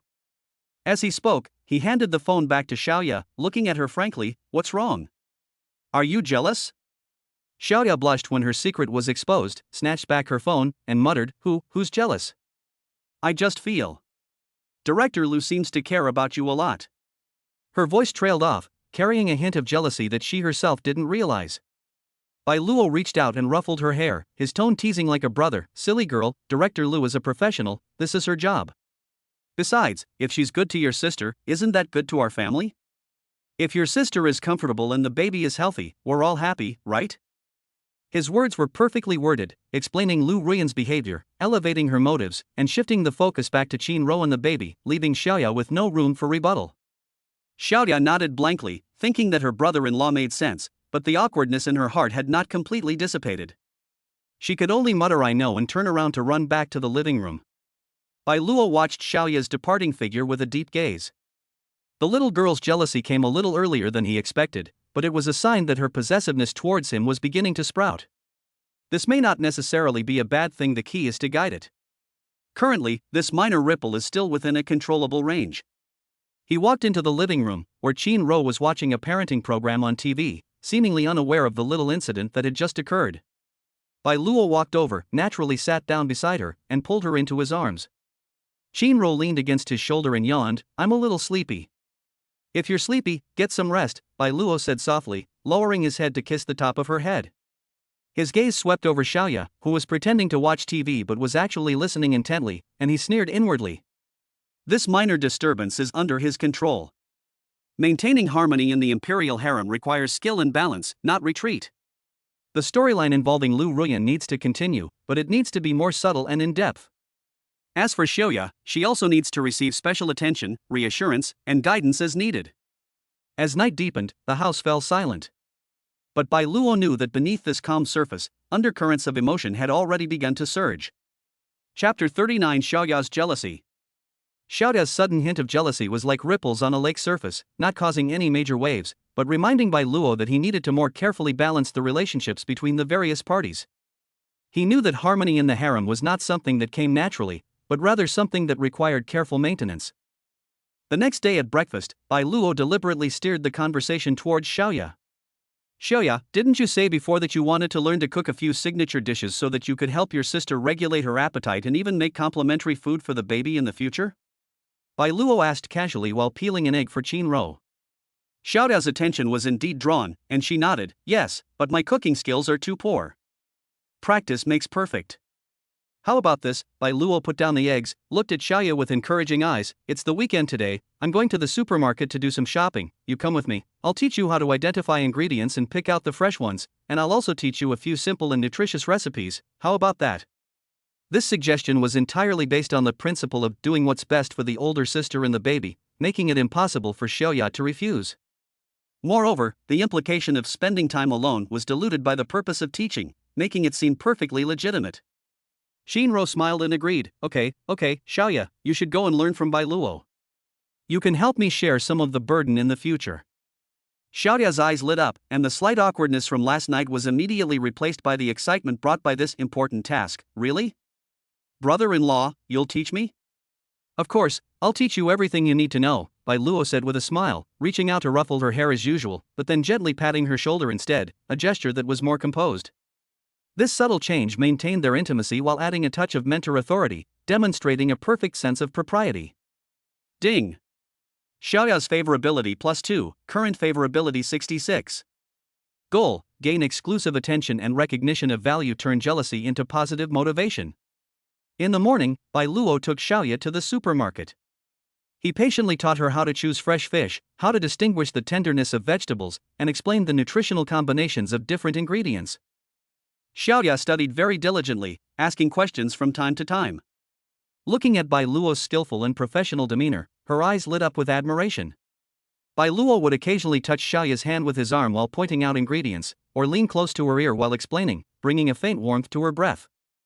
Xiaoya's cheeks flushed slightly, but she didn't flinch. Instead, she listened even more attentively. This solo teaching trip successfully shifted Xiaoya's attention from her subtle hostility towards Lu Ruyan to the positive direction of improving herself and participating in family affairs, while also bringing the two closer together. In the afternoon, Bai Luo went out again under the pretext of going to the yoga studio to study in depth the soothing movements that Director Lu posted yesterday, so that I can accurately teach them to Chin-ro when I get home. With sound reasoning, Chin-ro and Xiaoya readily supported it. Upon arriving at the yoga studio, Lu Ruyan was already waiting in her private practice room.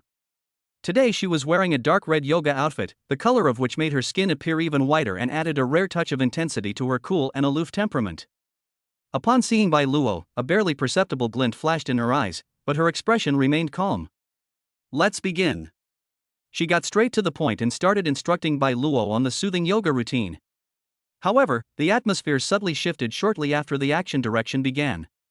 Lu Ruyan's corrections became extremely provocative. In a stretching exercise where Bai Luo was lying on his back, she leaned forward, placing her hands on either side of Bai Luo's head, her long hair falling down, almost brushing against his cheek, her warm breath close at hand. "Do you feel the stretch here?" she asked softly, her voice slightly hoarse, her gaze fixed intently on him. Bai Luo could clearly smell her alluring scent and feel the heat emanating from her body. He knew that after the last breakthrough, Lu Ruyan's inner desires had been ignited, and her previous aloofness and self-restraint were just a habitual disguise. It's quite obvious. Bai Luo met her gaze, a smile playing on his lips. Suddenly, he tightened his arms, not following the instructions to stretch, but rather using the position to wrap his arms around her neck and pull her down slightly. Caught off guard, Lu Ruyan let out a soft cry and almost pressed herself against Bai Luo, the soft touch coming through the thin fabric. She struggled for a moment, but her strength was weak, and a hint of panic flashed in her eyes, which was then replaced by a stronger desire. You! Bai Luo cut her off. The temperature in the practice room rose sharply, and the tranquility of sandalwood was replaced by a fiery atmosphere. Lu Ruyan seemed to have become a different person, passionate and proactive, pouring out all the emotions she had suppressed for a long time. After the storm, Lu Ruyan leaned lazily against Bai Luo, her cheeks flushed, her eyes glazed, and her aloof demeanor completely gone. Bai Luo gently stroked her back, feeling the thrill of conquest. Ding! Lu Ruyan bound affection +3, current affection 90. Intimate interaction compatibility increased, relationship solidified. I feel like I'm becoming less and less like myself. Lu Ruyan buried her face in his chest, her voice muffled, carrying a hint of vulnerability and confusion that comes with the aftermath. You are wonderful as you are. Bai Luo lifted her chin, looking into her watery eyes. Authentic and touching. These words reassured Lu Ruyan considerably, and she kissed him tenderly, a hint of dependence in her voice. The two lingered in the practice room for a moment before tidying their clothes and regaining their composure. But the ambiguous atmosphere in the air and the spring-like feeling in Lu Ruyan's eyes and brows could not be dispelled immediately. When Bai Luo left the yoga studio, she felt refreshed. Lu Ruyan's favorability rating reached 90, meaning this relationship was very stable. He returned to his home, which was full of life. Shinro was taking a nap, while Xiaoya was enthusiastically organizing the ingredients she had bought that day in the kitchen, trying to process a fish using the method Bai Luo had taught her. Brother-in-law, you're back. Look how well I did it. Xiaoya excitedly showed off her work when she saw Bai Luo. Bai Luo went over to take a look and encouraged, not bad, the scales were scraped very clean. Next time I'll teach you how to remove the fishy line. Yes. Xiaoya nodded vigorously, her face beaming with the joy of being affirmed. Looking at Xiaoya's focused profile and slightly sweaty nose, Bai Luo sneered inwardly. Having appeased the girl's jealousy and solidified his secret relationship with Lu Ruyan, the home front was now secure and stable. The feeling of having different women under his control, making them each content with their place, or even using them for his purposes, is truly wonderful. He walked into the living room, looked at Shinro sleeping peacefully, and gently placed his palm on her obviously protruding belly, feeling the movement of the little life inside. This was his foundation, his trophy, and proof of his ambition. The phone vibrated. It was a work message from Zhao Min, reminding residents to be vigilant against theft at night. Bai Luo replied simply, received, thank you for the reminder, Officer Zhao. His gaze swept past the message and then turned to the window. Zhao Min, this rough, unpolished jade, he will eventually carve her into his own treasure. And there are many more unknown, outstanding women in this world where there are more women than men, waiting for him to discover them. Warmth is the means, desire is the driving force, and the result is the goal. This is Bai Luo's survival rule and ultimate pleasure in this world. Chapter 40: The Widow. As autumn deepens, Shinro's pregnant belly has become noticeably larger, marking the beginning of a relatively stable second trimester. Bai Luo became increasingly adept at taking care of the family, and the atmosphere at home was warm and peaceful. But beneath this calm, Bai Luo's hunting instincts never ceased. Having solidified his relationship with Lu Ruyan and soothed Xiaoya's budding jealousy, his gaze began to turn to a wider field. On Saturday morning, Bai Luo went to the large supermarket for her weekly shopping spree, as usual. Shinro's tastes changed frequently during her pregnancy, Xiaoya was growing rapidly, and Bai Luo's appetite increased after her own physique was strengthened, so each shopping trip was like a small supply mission.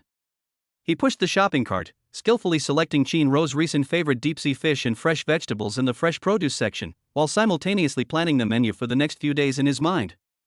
Just as he bent down to examine the spare ribs in the freezer, a gentle female voice, tinged with anxiety, rang out beside him. Baby, you can't take that, put it back quickly. Bai Luo looked in the direction of the sound and saw a young woman trying to take back a brightly packaged box of candy from a little girl who looked to be about 3 or 4 years old. The little girl pouted, clutching the candy box tightly, and looked like she was about to cry.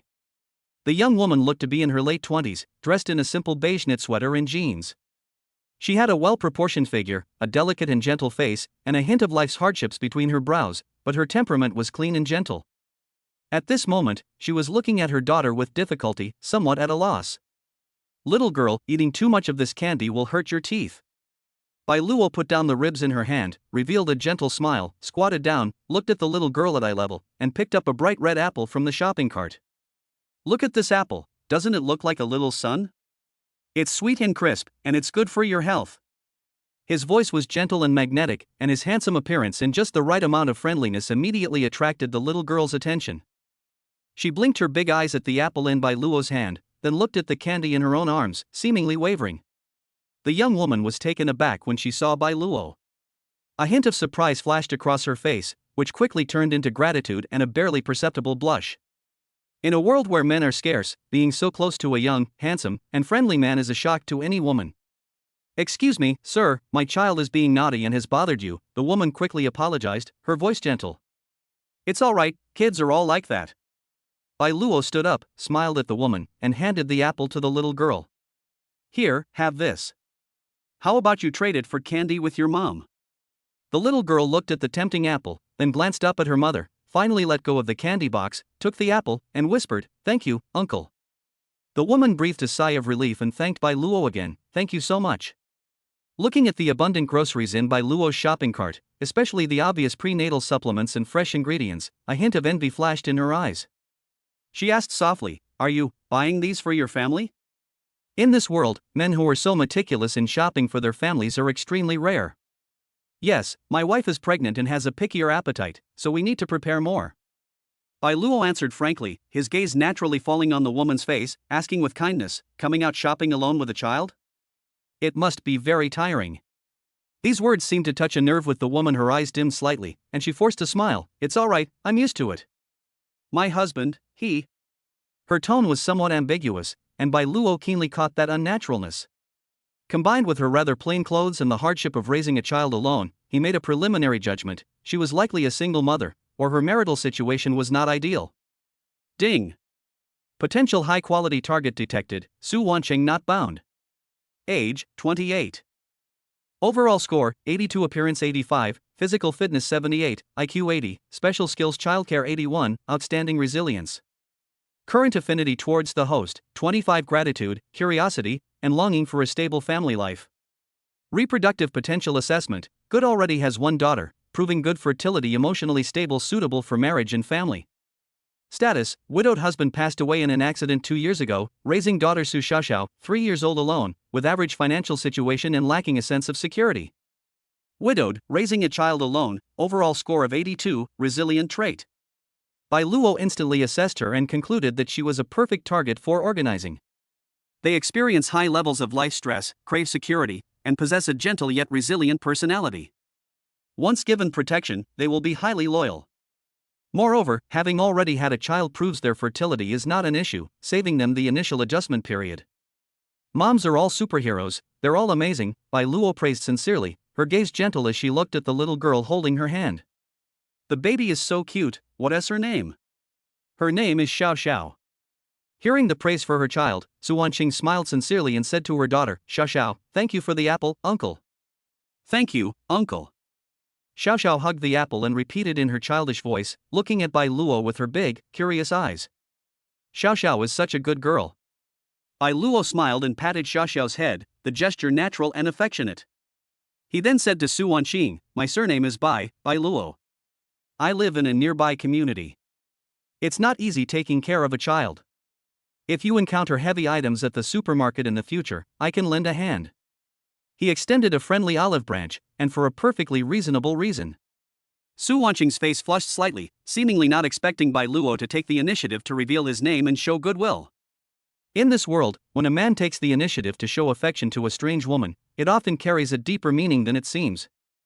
She nodded somewhat flusteredly, "Thank you, Mr. Bai. My surname is Su Wanqing. We also live nearby." "That's quite a coincidence." Bai Luo's smile remained unchanged, ending the chance encounter at just the right time, as too much would be as bad as too little. "Miss Su, you go ahead with your work. I still need to buy some other things, so I won't bother you any longer." "Okay, goodbye, Mr. Bai." Su Wanqing nodded quickly and pulled Xiao Xiao to make way for her. Bai Luo pushed the cart away. After taking a few steps, he turned back seemingly unintentionally and saw Su Wanqing still standing there, staring blankly in his direction. When they met his gaze, she immediately lowered her head in a fluster and pretended to tidy up the shopping cart. Xiao Xiao, holding the apple, was still looking around curiously. Ding! Su Wanqing's favorability +5, current favorability 30. The target has developed a good impression of the host and initial curiosity, and her need for security has been slightly touched. A barely perceptible smile curved Bai Luo's lips. Very good, the seed has been sown. Women like Su Wanqing need a subtle, pervasive sense of security and a genuine feeling of belonging. There's no need to rush. Next time you bump into someone, you can be more natural, like bumping into each other in the neighborhood, or using the child as a bridge. He continued his shopping, in a good mood. That's life, it's full of surprises and new opportunities. Qinro was his stronghold, Lu Ruyan was a thrilling hunting ground, Xiaoya was an unripe fruit waiting to be ripe, and now, Su Wanqing, this gentle orchid that needed nurturing, had also entered his field of vision. His harem register had added another name worth anticipating. After finishing her shopping, Bai Luo returned home carrying large bags. Qinro was sunbathing on the balcony, while Xiaoya was reading a storybook beside her. Seeing Bai Luo return, Qinro smiled with relief, while Xiaoya skipped over to help carry things. I bought so many delicious things. Xiaoya exclaimed, rummaging through the bag. Yes, this is to give your sister and you some extra nutrition. Bai Luo smiled, naturally walking to Qinro's side and bending down to kiss her forehead. How are you feeling today? Great, the baby just kicked me. Qinro held his hand and placed it on her belly, her face full of happiness. Feeling the life pulsating beneath her palm, and looking at the heartwarming scene before her, Bai Luo felt a deep sense of satisfaction. Chapter 41: An encounter at the amusement park. After his chance encounter with Su Wanqing at the supermarket, Bai Luo did not rush into anything. He knew all too well that dealing with such a sensitive and insecure single mother would only backfire if he acted too hastily. He needed to create a more natural and irresistible opportunity to make contact. A few days later, the opportunity arose. On the weekend, Xiaoya didn't have to work, so she pestered Bai Luo and Qinro to go out and play. Qinro was prone to fatigue during her pregnancy and was not suitable to go to places that were too far away or too noisy, but she did not want to spoil her sister's fun. Seeing this, Bai Luo suggested, how about we go for a walk in the children's park in the city center? The environment there is nice, with a lake and trees, it's relatively quiet, and there's also a children's playground. Xiaoya can play there, and Xiaoro can take a walk and rest by the lake. This suggestion took care of Qinro's health while also fulfilling Xiaoya's wish to get some fresh air. Great idea. I haven't been to the children's park in ages. Xiaoya immediately agreed, and Qinro also thought it was a good idea and readily agreed. Bai Luo chuckled inwardly. The children's park was exactly the kind of place where mothers like Su Wanqing with young children were most likely to appear. He had subtly inquired through informal channels in the community beforehand and learned that Su Wanqing's daughter, Su Xiaoxiao, seemed to really enjoy playing in the sandpit of that park. The stage for a chance encounter has been set. Saturday morning, the weather was fine. Bai Luo drove Qinro and Xiaoya to the children's park. He carefully prepared warm water and a soft mat for Qinro and sat down with her on a bench by the lake to enjoy the scenery. Xiaoya, like a bird released from its cage, excitedly rushed towards the carousel not far away. After settling Qinro in, Bai Luo said softly, "You sit and rest for a while. I'll go over there to buy Xiaoya some drinks and check on her." "Okay, you go ahead, I'm fine." Qinro nodded gently, enjoying the sunshine and breeze. Bai Luo got up and walked seemingly casually toward the children's play area, especially the sandpit. His gaze swept across the area and quickly locked onto a familiar figure. Su Wanqing was squatting by the sandpit, watching her daughter Xiao Xiao dig in the sand with a small shovel, a tired but satisfied smile on her face. Xiao Xiao was so engrossed in playing that her little skirt got covered in sand. Bai Luo didn't go forward immediately, but instead went to the beverage cart next to her and bought a few bottles of water and an ice cream. Then, he casually walked past the sandpit, a perfectly timed look of surprise on his face. "Miss Su? What a coincidence, you brought your child to play too." Su Wanqing looked up at the sound and saw Bai Luo. She was obviously stunned for a moment, then blushed and stood up somewhat awkwardly. "Mr. Bai? What a coincidence."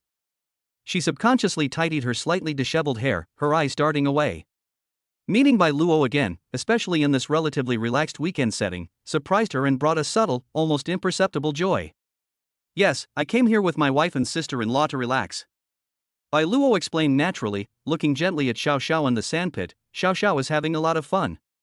He squatted down, handed Xiao Xiao the ice cream in his hand, and smiled. Xiao Xiao, do you remember uncle? Here's some ice cream for you. When Xiao Xiao saw the ice cream, her big eyes lit up immediately, but she still looked up at her mother first. Su Wanqing was a little embarrassed. Mr. Bai, I can't accept this. It's okay, kids all like this. Bai Luo smiled and handed the ice cream to Xiao Xiao, her movements natural and friendly. Xiao Xiao happily took it and said in her childish voice, "Thank you, uncle." "You're welcome." Bai Luo patted Xiao Xiao's head, stood up and said to Su Wanqing, "My wife is resting by the lake, and my sister-in-law is playing over there. It looks like you're taking care of Xiao Xiao all by yourself, so why don't you come over and sit with us? There are benches over there, and it's quieter." His reason for extending the invitation was very natural. He mentioned Qin Ro's presence, which eliminated the awkwardness of a man and a woman alone together, and also implied his married status, thus lowering Su Wanqing's guard. Su Wanqing hesitated for a moment. She usually took care of the child alone and rarely had the opportunity to communicate with people, especially gentle and considerate men like Bai Luo. Seeing her daughter's happy expression, and remembering that Bai Luo's wife was also nearby, she finally nodded and said softly, Then I'll take my leave. Don't bother us, it's good to have someone to talk to. Bai Luo smiled and naturally bent down to extend her hand to Xiao Xiao. Xiao Xiao, shall we go over there to play with Auntie? There's a pretty little lake there. Xiao Xiao held an ice cream in one hand, hesitated for a moment with her other little hand covered in sand, looked at her mother, then at the smiling uncle, and finally reached out and grasped one of Bai Luo's fingers. This small gesture made Su Wanqing's heart tremble slightly, and a long-lost feeling of being cared for welled up in her heart. Ding! Su Wanqing's favorability +8, current favorability 38. The target's trust and sense of security towards the host have significantly increased, and a parent-child bond has been initially established. Bai Luo, holding Xiao Xiao's hand, walked side by side with Su Wanqing towards the lake. He deliberately slowed his pace to accommodate Xiao Xiao's short legs and chatted about topics related to children, such as how old Xiao Xiao was and what she usually liked to play. His tone was relaxed and natural, which gradually made Su Wanqing relax. Upon reaching the lakeside, Bai Luo introduced Su Wanqing to Qin Ro. Xiao Ro, this is Ms. Su. She brought her daughter Xiao Xiao to play and happened to run into her. Seeing how cute Xiao Xiao was, Qin Ro immediately felt a surge of maternal instinct. She smiled and invited them to sit down, even sharing the snacks she had brought with Xiao Xiao. Qin Ro's gentleness and kindness completely put Su Wanqing at ease. When Xiaoya came back from her playtime, she was intrigued to see a pretty young lady and a gentle aunt. She quickly became friends with Xiao Xiao.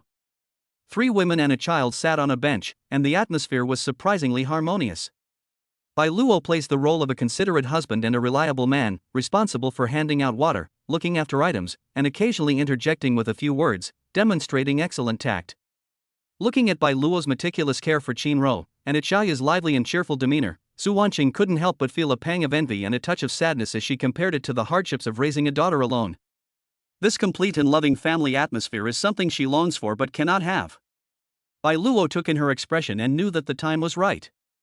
As Su Wanqing was about to take Xiao Xiao to the restroom, he naturally stood up and said, I'll take Xiao Xiao. You can chat with Xiaoro and rest for a bit. He didn't give Su Wanqing a chance to refuse, easily picked up Xiao Xiao, and walked towards the bathroom. This subtle and thoughtful gesture completely touched the softest spot in Su Wanqing's heart. Watching Bai Luo's tall and reliable figure leave with his daughter in his arms, she was stunned and lost in thought, her heart filled with mixed feelings. Ding! Su Wanqing's favorability +7, current favorability 45. The target's defenses have clearly weakened, and her dependence on and longing for the host have greatly increased. This chance encounter in the park has come to a perfect end. When they parted, Su Wanqing's attitude towards Bai Luo was noticeably warmer, her eyes filled with gratitude and a hint of barely perceptible dependence. Bai Luo didn't make any further requests, but simply said goodbye gently, promising to talk again if we meet in the park next time. On the way back, Xiaoya was still excitedly talking about how cute Xiao Xiao was, and Qin Ro smiled and said, Ms. Su, it must be really tough taking care of the child all by yourself. You seem to be a very gentle person. Bai Luo drove the car, a satisfied smile curving his lips. The storyline involving Su Wanqing got off to a good start. He had successfully planted the seeds of trust and affection in her heart, and by showcasing his perfect family side, he aroused her longing for a stable life. The next step is to offer her help that she can't refuse at the right time, so as to completely break down her defenses. Chapter 42: A Plea for Help in the Rainy Night. After their chance encounter in the park, Bai Luo did not immediately take the initiative to contact Su Wanqing. He knew that for a woman like Su Wanqing, who was used to independence and was sensitive, excessive enthusiasm would only make her wary. He needed to wait for the right opportunity, an opportunity that she couldn't refuse, or even one that would require her to actively seek his help. A few days later, late one night, a torrential downpour began outside the window, accompanied by thunder and lightning. Shinro was sensitive to sound during her pregnancy and was somewhat uneasy when she was awakened by the thunder. Bai Luo held her close, gently comforting her. Just as he was about to get out of bed to pour her a glass of warm water, his phone screen suddenly lit up. It was an unfamiliar local number. Bai Luo felt a slight stirring in his heart, a premonition. He picked up his phone and went to the living room to answer it. "Hello, excuse me, is this Mr. Bai?" Su Wanqing's voice came from the other end of the phone, trembling with sobs and clearly suppressing her panic, while Xiaoxiao's frightened cries and the sound of rain filled the background.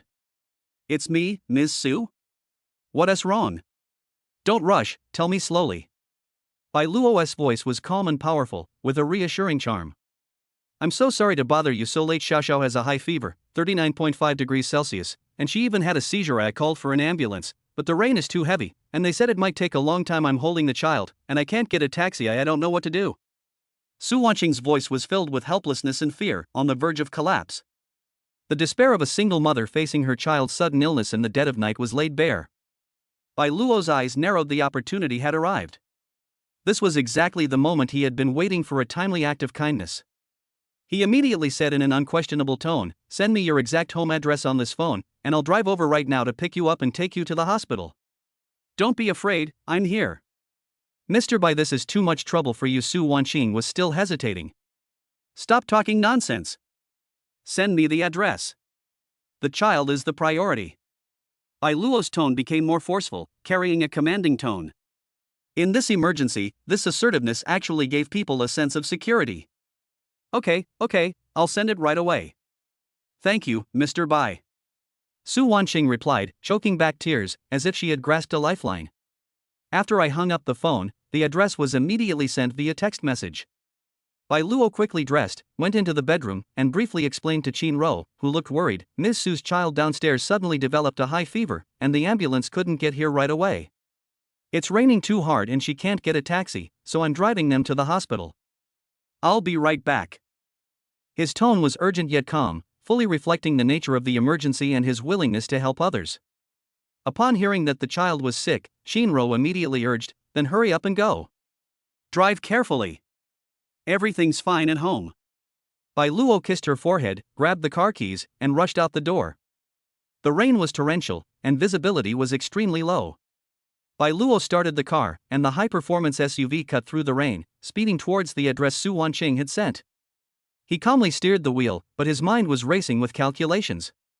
This is an excellent opportunity, which can not only greatly increase Su Wanqing's favorability and dependence, but also allow us to conduct on-site inspections of her living environment and understand her true living conditions.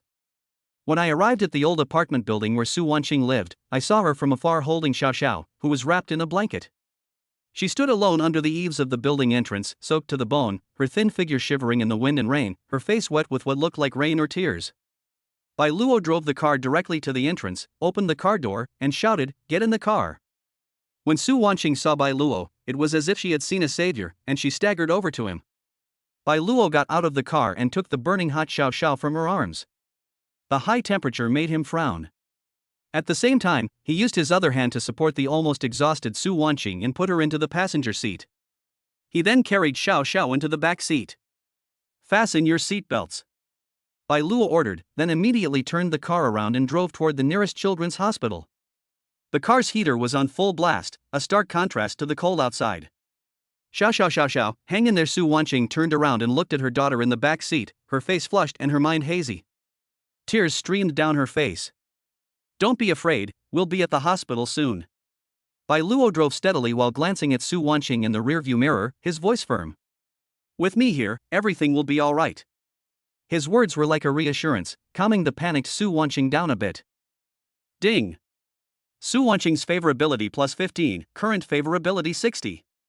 The target has developed extreme dependence and trust in the host under extreme helplessness, and the emotional bond has deepened rapidly. Upon arriving at the hospital emergency room, Bai Luo carried Xiao Xiao inside, with Su Wanqing following closely behind. Bai Luo handled everything himself: registration, payment, describing his condition to the doctor with swift and efficient movements. His calm and reliable demeanor made the medical staff subconsciously follow his instructions. Su Wanqing was completely flustered and could only follow Bai Luo closely, looking at his broad back, her heart filled with indescribable gratitude and a long-lost sense of security. The test results showed that the high fever and seizures were caused by an acute viral cold, and intravenous treatment was needed immediately. Watching the nurse give Xiao Xiao the injection, the child gradually calmed down and her body temperature began to drop. Only then did Su Wanqing finally breathe a sigh of relief. Exhausted, she sat on a bench outside the ward and covered her face, sobbing softly. Bai Luo bought 2 cups of hot coffee from the vending machine and handed one to her. "Drink something hot to calm down. The doctor said that if you bring down the fever in time, you'll be fine, don't worry." Su Wanqing took the warm coffee, holding it tightly in both hands as if drawing strength from it. She looked up at Bai Luo with teary eyes, her voice hoarse. "Mr. Bai, thank you so much today. If it weren't for you, I really wouldn't know." She choked up and couldn't continue. It was just a small favor. It's only right for neighbors to help each other. Bai Luo sat down next to her, her tone calm. "When a child is sick, it's the adults who suffer the most. You're carrying the burden all by yourself. It's not easy." These words of understanding instantly shattered Su Wanqing's last bit of strength. The hardships of raising a child alone for a long time, the helplessness in the middle of the night, and the financial pressure all came rushing in at this moment.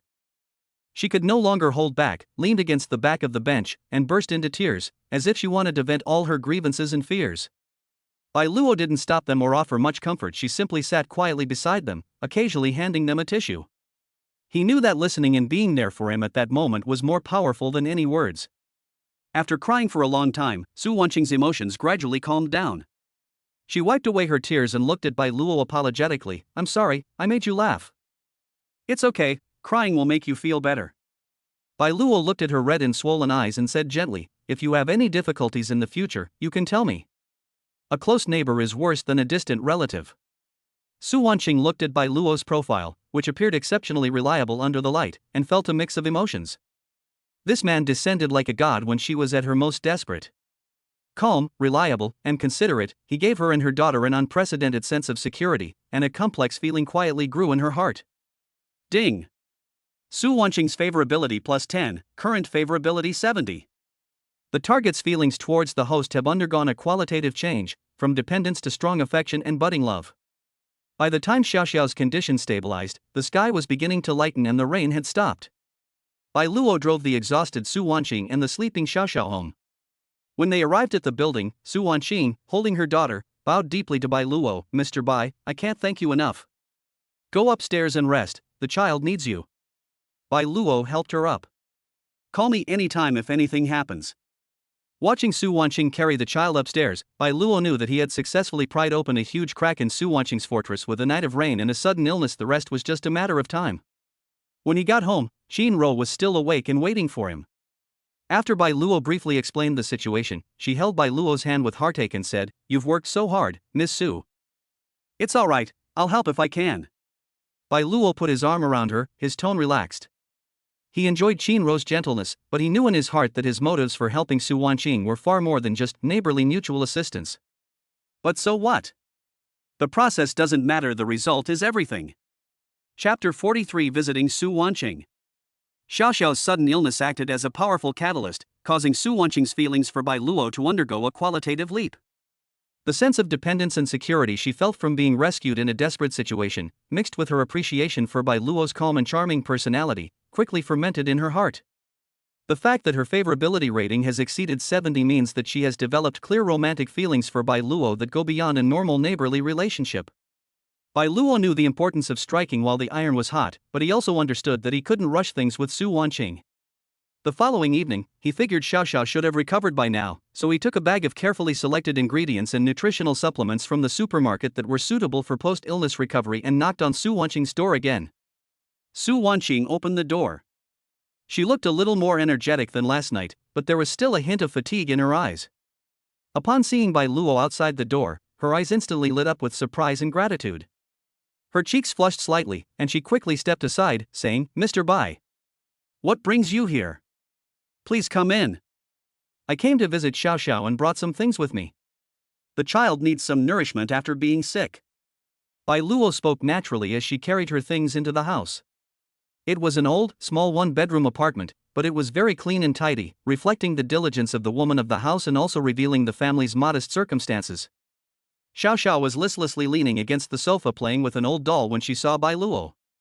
She called out "Uncle" softly, her eyes filled with affection. "Is Xiao Xiao feeling better?" Bai Luo walked over and touched the child's forehead. Her temperature had returned to normal. He took out a bright red apple, skillfully peeled and cut it into small pieces, and handed it to Xiao Xiao, saying, "Here, have some fruit." Watching Bai Luo skillfully take care of the child, Su Wanqing felt a warmth in her heart, and her eyes welled up with tears. "I'm much better, the fever has gone down, but I don't have much energy. I really owe you so much for last night." Her voice choked up, and she couldn't continue. "Let's not talk about the past." Bai Luo waved her hand to interrupt her, looking at her gently. "You're exhausted from taking care of the child all by yourself, you should also take care of yourself and get some rest. Keep these things and cook some porridge for the child." He put the ingredients into the small kitchen, his movements as practiced as if he were at home.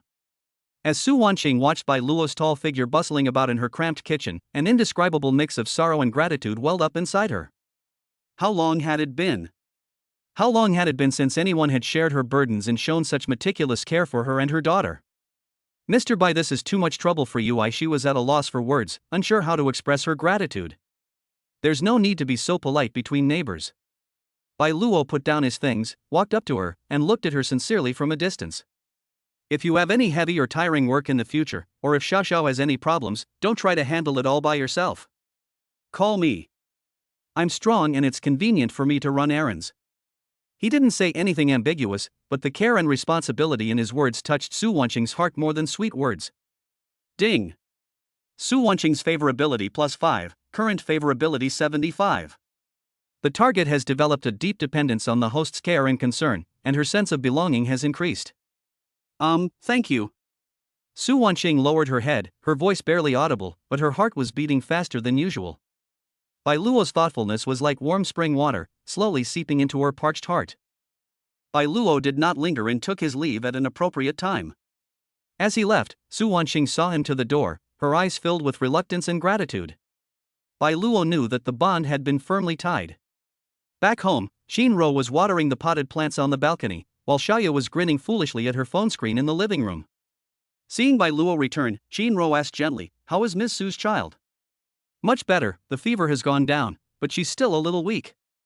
Bai Luo walked over and naturally took the water bottle from her hand, helping her water the plants on the high floor. "I also brought her some food. It's really not easy for her to take care of a child alone." "Yes, it's really hard work," Shinro sighed, without giving it much thought. Xiaoya put down her phone, leaned closer, sniffed like a puppy, and blinked her big eyes as she asked, "Brother-in-law, you seem to have a faint milky and medicinal smell? You didn't bring it back from the hospital, did you?" A young girl's intuition is always sharp. Bai Luo felt a chill run down his spine, but remained outwardly calm, smiling as he flicked her forehead. "You have such a keen nose." "I ran into Xiao Xiao downstairs just now. The child was drinking milk and got some of the medicine smell on her. It's probably just the smell of disinfectant from the hospital that hasn't completely dissipated." His explanation was reasonable and his tone was relaxed. Xiaoya gave a skeptical "oh" and didn't ask any further questions, but the look of inquiry in her eyes didn't completely disappear. She always felt that her brother-in-law was being a little too enthusiastic about that Aunt Sue, but seeing her sister's complete trust in her, she didn't say anything. After dinner, Bai Luo received a message from Lu Ruyan, a selfie of herself in her new yoga outfit, showing off her curves, with the caption, "New style, very comfortable fabric." The message was full of implications. Bai Luo replied, "It suits you well. Same time tomorrow?"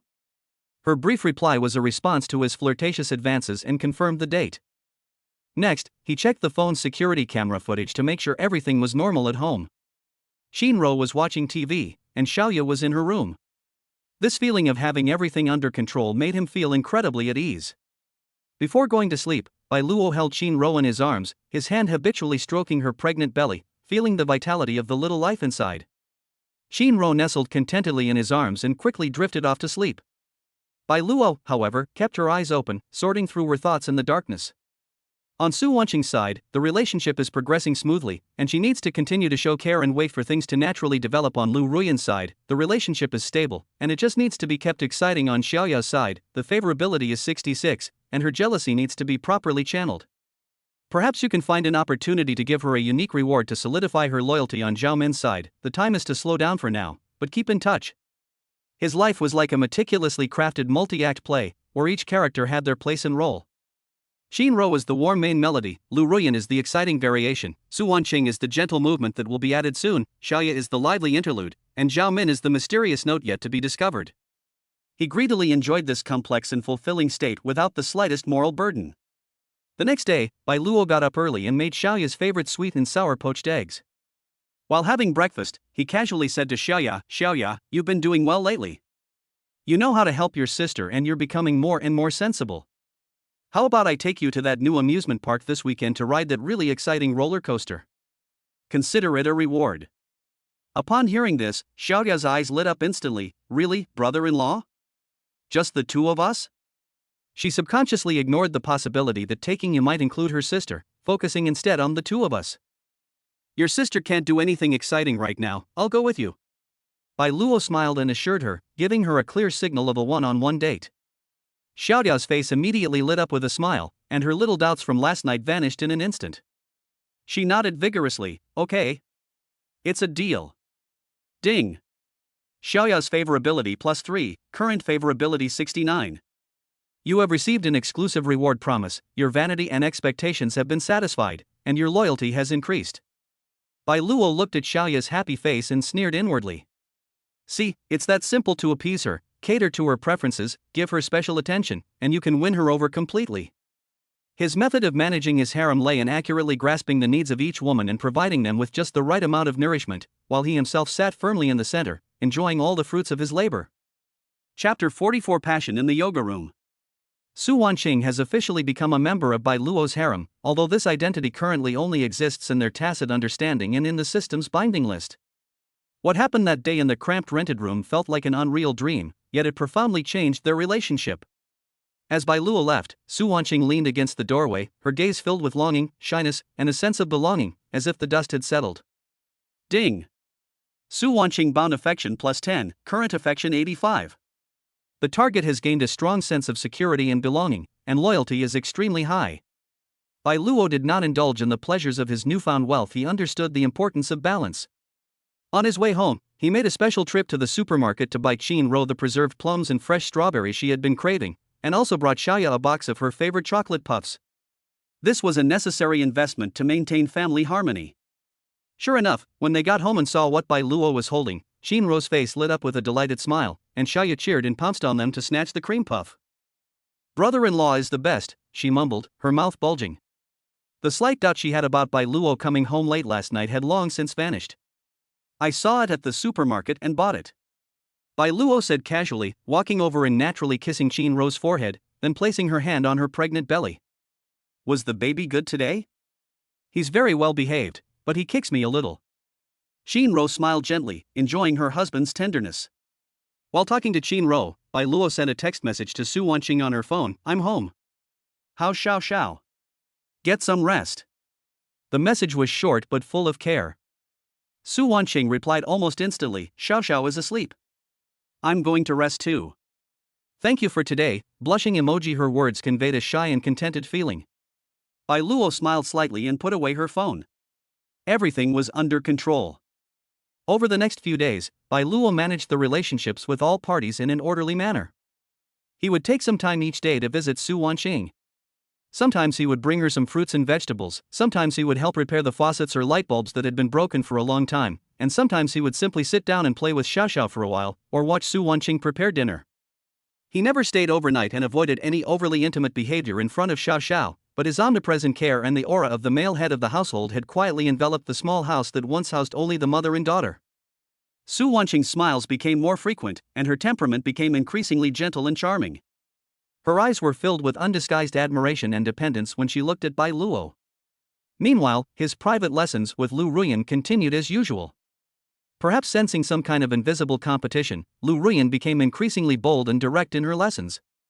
Inside the private practice room, the sandalwood incense still lingered, but the atmosphere had already become intensely heated. That afternoon, Lu Ruyan wore a nearly transparent black sheer yoga vest and shorts, with a silk long shirt casually draped over it, the see-through effect adding to her allure. The course content had long since become a mere formality, and it quickly degenerated into passionate physical encounters. Lu Ruyan, like a vine yearning for rain and dew, clung tightly to Bai Luo. Her cool voice became hoarse with emotion as she whispered passionate words in his ear, words that were completely different from her usual demeanor. "Hello? Oh? Is that so? You seem to be very busy lately?" During a break in their passion, Lu Ruyan leaned against Bai Luo's chest, her fingers unconsciously tracing circles on his chest, her tone carrying a hint of barely perceptible inquiry and jealousy. She sensed a faint, sweet fragrance emanating from Bai Luo, a fragrance that belonged neither to Qin nor to the yoga studio. It was the scent of the cheap laundry detergent that Su Wanqing often used at home. Although faint, it did not escape her sensitive sense of smell. Bai Luo understood perfectly, but his expression remained unchanged. He tightened his grip on her, pulling her closer, and chuckled softly, "What? You think I don't spend enough time with you?" He avoided the main point and threw the question back at him with a slightly provocative rhetorical question. Lu Ruyan's body went limp at his actions and tone, and her doubts were instantly suppressed by rising desire. She glared at him reproachfully, but did not ask any further questions. She knew that a man like Bai Luo could not be completely bound to have even a part of him was already a blessing. She offered her red lips, using even more intense passion to confirm her presence. Ding! Lu Ruyan bound affection +2, current affection 92. The target's possessiveness has been aroused, and the relationship has entered a deep dependence stage. Bai Luo enjoyed Lu Ruyan's enthusiasm, but in his heart he was calmly assessing the situation. Lu Ruyan's possessiveness is a signal that needs to be handled carefully.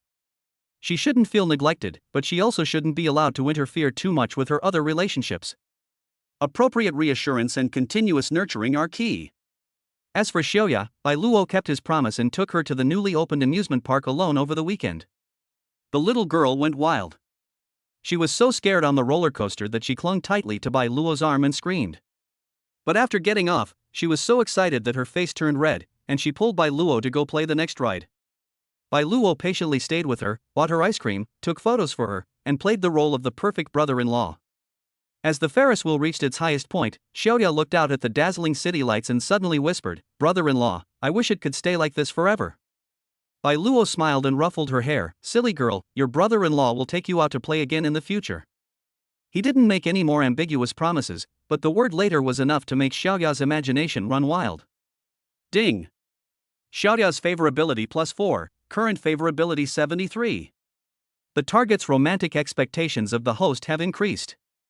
The trip to the amusement park was a complete success, and Xiaoya's attachment to Bai Luo deepened.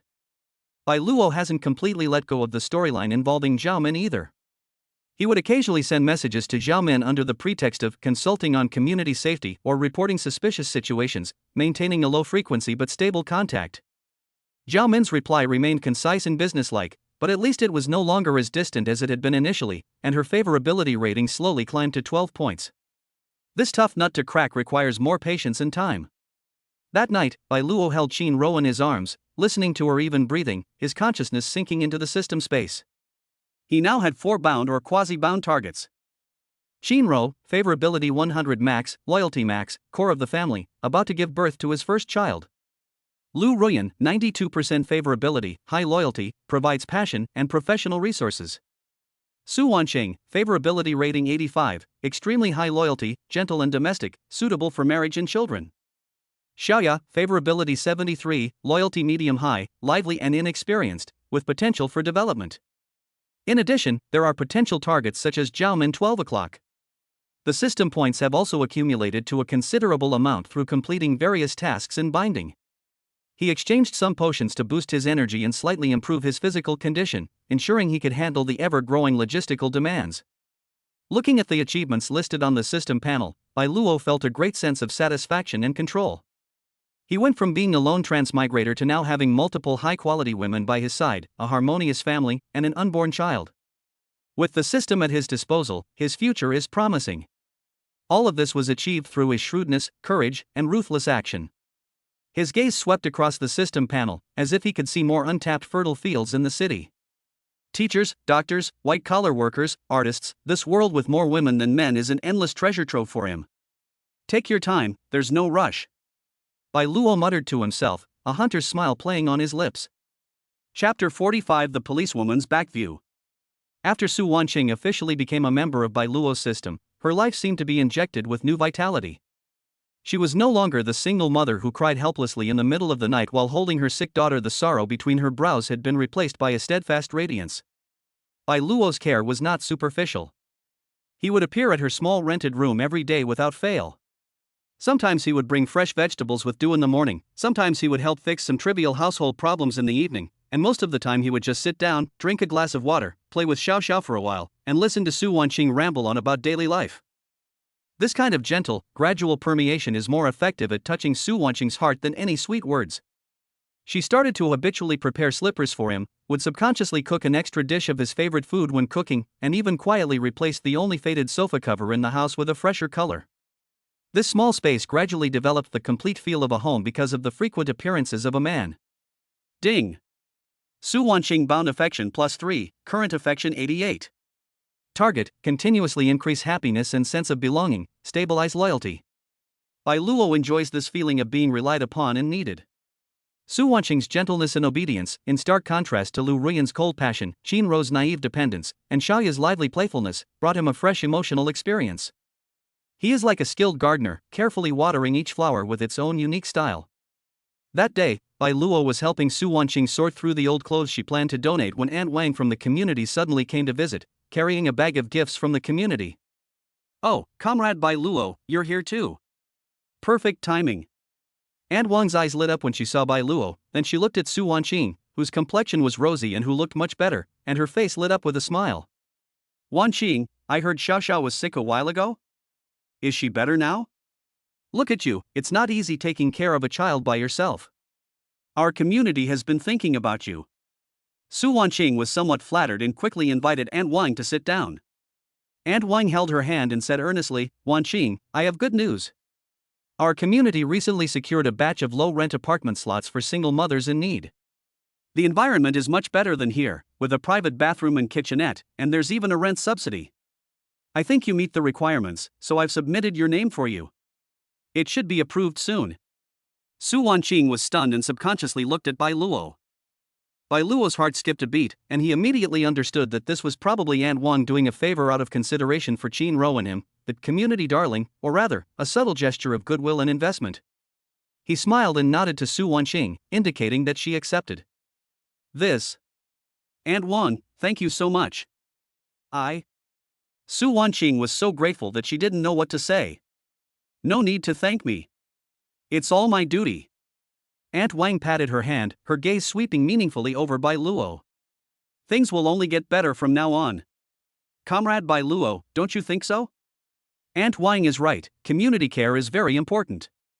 Bai Luo replied calmly, affirming Aunt Wang while attributing the credit to the community, making it seem like she had covered her tracks perfectly. Aunt Wang left satisfied. Su Wanqing looked at Bai Luo, her eyes filled with disbelief and even deeper affection. Bai Luo, is it you? Bai Luo shook her head and said calmly, it's because Aunt Wang is so kind, and you also meet the requirements. However, a better environment would be good for Xiao Xiao's growth. He didn't take credit, but this nonchalant attitude only made Su Wanqing more convinced that he had pulled the strings behind the scenes.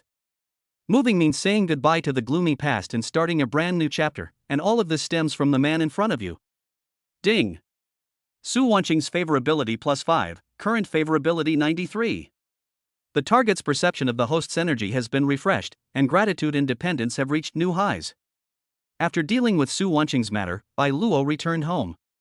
Qin Ro was sunbathing on the balcony, while Xiaoya was in the living room studying recipes on the computer, saying she wanted to create a nutritious meal suitable for pregnant women. The house was peaceful and harmonious. However, beneath the calm surface, there are always turbulent waves. In the evening, Bai Luo went downstairs to pick up a package and happened to run into Zhao Min, who was dealing with a neighborhood dispute in the community. The two families were arguing fiercely over the clutter piled up in the stairwell. Zhao Min stood in the middle, her posture upright and her expression serious, calmly mediating the situation. Bai Luo did not approach, he simply stood a short distance away and observed. Zhao Min's logic was clear, and her tone was calm yet authoritative. She quickly calmed both sides down and proposed a reasonable solution. Her way of handling the problem was characterized by an unquestionable professionalism and fairness. The dispute subsided, and the crowd dispersed. Zhao Min breathed a sigh of relief, turned around, and saw Bai Luo not far away. She nodded slightly as a greeting, and then prepared to leave. Officer Zhao.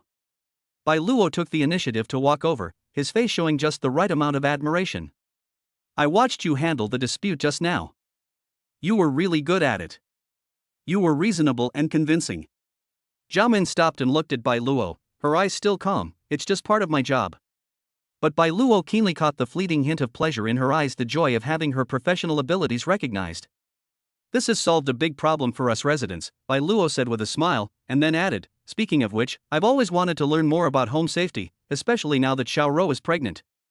I want to be more thorough. I wonder if it's inconvenient for Officer Zhao to give us families with pregnant women some simple safety tips when he has a spare moment. Or you could recommend some learning materials. He once again invoked the banner of for Qin Rou and the child, a reason that was almost impossible for the responsible Zhao Min to refuse. Zhao Min hesitated for a moment.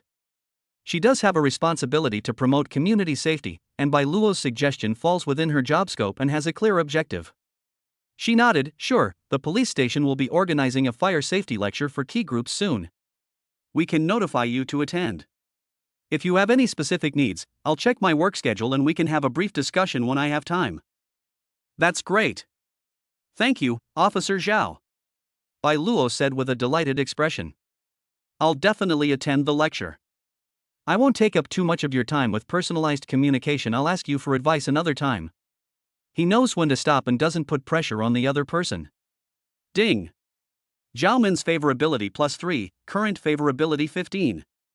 The target approves of the host's proactive attitude in seeking safety knowledge, increasing the likelihood of work-related interactions. Back home, Bai Luo was in a good mood. The storyline involving Zhao Min, though progressing slowly, is like chiseling ice. It requires patience and skill. Every seemingly ordinary interaction builds trust and changes impressions. He doesn't expect any breakthroughs in a short time, but as long as he maintains contact and leaves a positive impression, opportunities will eventually come. During dinner, Xiaoda excitedly announced the successful development of her new recipe, a delicious and visually appealing jade fishball soup that received unanimous praise from Bai Luo and Qin Rou. Looking at Xiaoya's smug smile and Qin Rou's satisfied expression, Bai Luo felt a sense of security, as if he were in control of everything. His harem was steadily expanding, his family life was harmonious and stable, and he even handled community relations with ease. Su Wanqing is about to move into her new home, which means she can be better included in his protection and management. Lu Ruyan's relationship is stable, and she provides passionate and professional support. Xiaoya is maturing and her loyalty is constantly increasing, and the Zhao Min storyline is also seeing a glimmer of hope. My phone vibrated. It was a message from Lu Ruyan, asking me to schedule a private lesson for tomorrow. Bai Luo replied in confirmation, a smile playing on her lips. Chapter 46. Beautiful Dr. Lin Yu. Su Wanqing successfully moved into the low-rent apartment provided by the community. Although the area was still not large, the environment was clean and bright, and with a separate kitchen and bathroom, her quality of life improved significantly. Bai Luo's subtle influence was undoubtedly behind this, but he never took credit for it. He simply helped with the tidying up as a friend and gave some practical housewarming gifts. Su Wanqing knew perfectly well what was going on, and her gratitude deepened. She decorated the new home to be warm and comfortable, subconsciously regarding it as a more respectable space that she could share with Bai Luo. Ding. Su Wanqing bound favorability +2, current favorability 95. The target is full of hope for her new life, and her sense of belonging to the host is close to maximum. In terms of family life, Qin Rou's pregnancy has entered a stable phase. She has a good appetite and is in good spirits. With Bai Luo's rewards and encouragement, Xiaoya's enthusiasm for cooking soared to unprecedented heights, and she became the family's little nutrition director, researching recipes in various ways every day, creating a harmonious family atmosphere.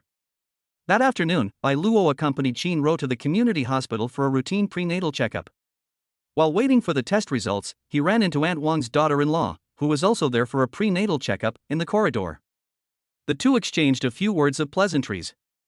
Just then, a tall, capable young female doctor in a white coat walked by quickly with a medical record in her hand.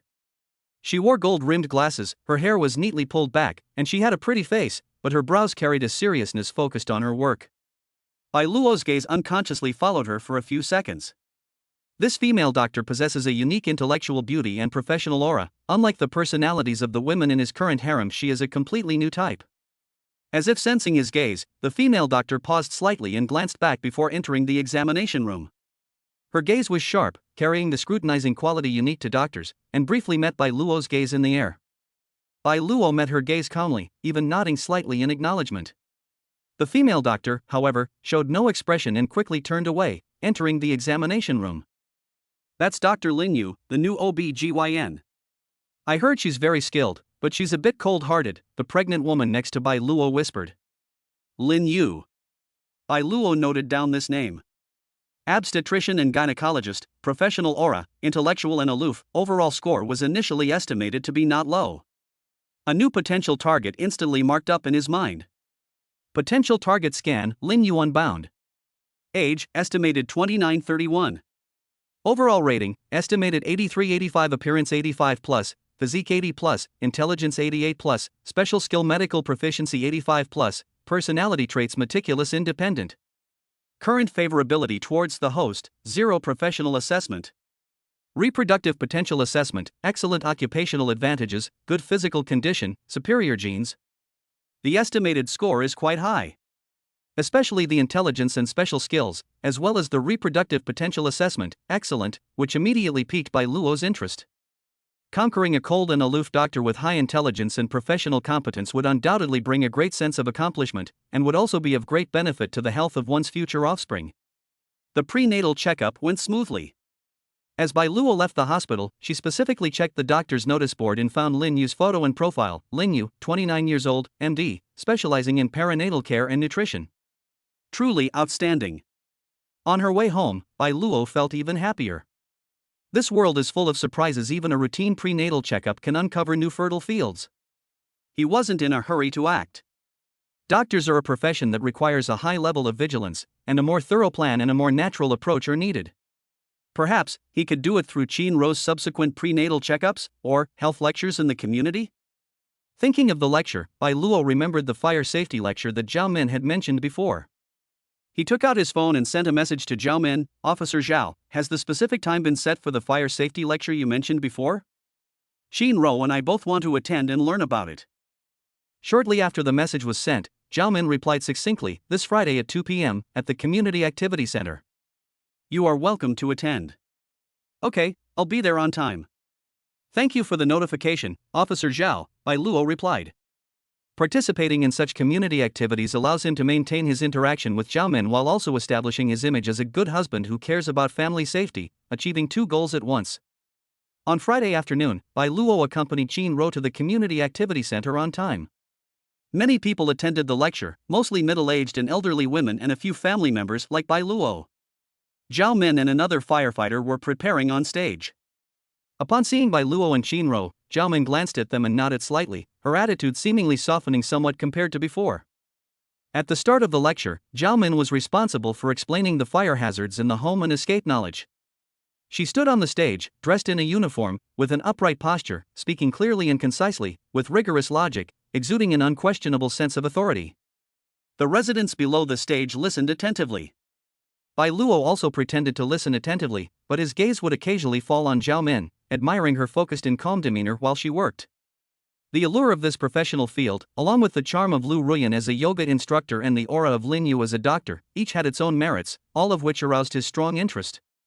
During the interactive session in the middle of the lecture, Bai Luo specifically raised a question about precautions for pregnant women to take when escaping a fire. The question was very relevant and showed that he was indeed thinking about it seriously. Zhao Min glanced at him with slight surprise, then gave a professional and detailed answer. This small interaction undoubtedly added points to his image. Ding! Zhao Min's favorability +2, current favorability 17. The target acknowledges the host's diligent study attitude and concern for the safety of family members. After the lecture, Bai Luo helped Qin Ro prepare to leave. As they passed Zhao Min, Bai Luo thanked her again, saying, "Officer Zhao's lecture was excellent, I benefited greatly from it." Zhao Min was organizing documents when she heard this. She looked up at Bai Luo, her tone still calm but less distant. "Safety is no small matter, just take it seriously." Her gaze lingered for a moment on Qin Ro's noticeably protruding belly, as if a very faint sense of great responsibility had flashed across her face. Bai Luo noticed this small detail. It seems that Qin Ro's pregnancy has become a subtle connection between him and Zhao Min, a symbol representing the need for protection. When Qin Ro got home, she was a little tired, and Bai Luo told her to rest. Xiaodia was on her day off today and was relaxing on the sofa with her laptop, watching food videos. When she saw them come home, she excitedly said, "Sis, brother-in-law, I've learned how to make tiramisu. I'll make it for you tonight." "Great. Our Xiaodia is becoming more and more capable." Bai Luo smiled encouragingly, but in his heart he was thinking about Lin Yu and Zhao Min. New goals had emerged, and the old front lines needed to be consolidated. He needs to carefully plan his next move. He walked onto the balcony, looking down at the children playing and the elderly strolling in the community below, his eyes deep. Lin Yu's professionalism and aloofness, Zhao Min's meticulousness and integrity, were new frontiers waiting for him to conquer. At home, Qin Ro's gentleness, Su Wanqing's dependence, Lu Ruyan's enthusiasm, and Xiaodia's liveliness provided him with a solid support system. This feeling of constantly expanding while maintaining firm control made his blood boil. He took out his phone and sent Lu Ruyan a message, "I need some deeper relaxation for tomorrow afternoon's class." The implication was clear. Soon, Lu Ruyan replied, ready to meet the challenge. She added a small flame emoji.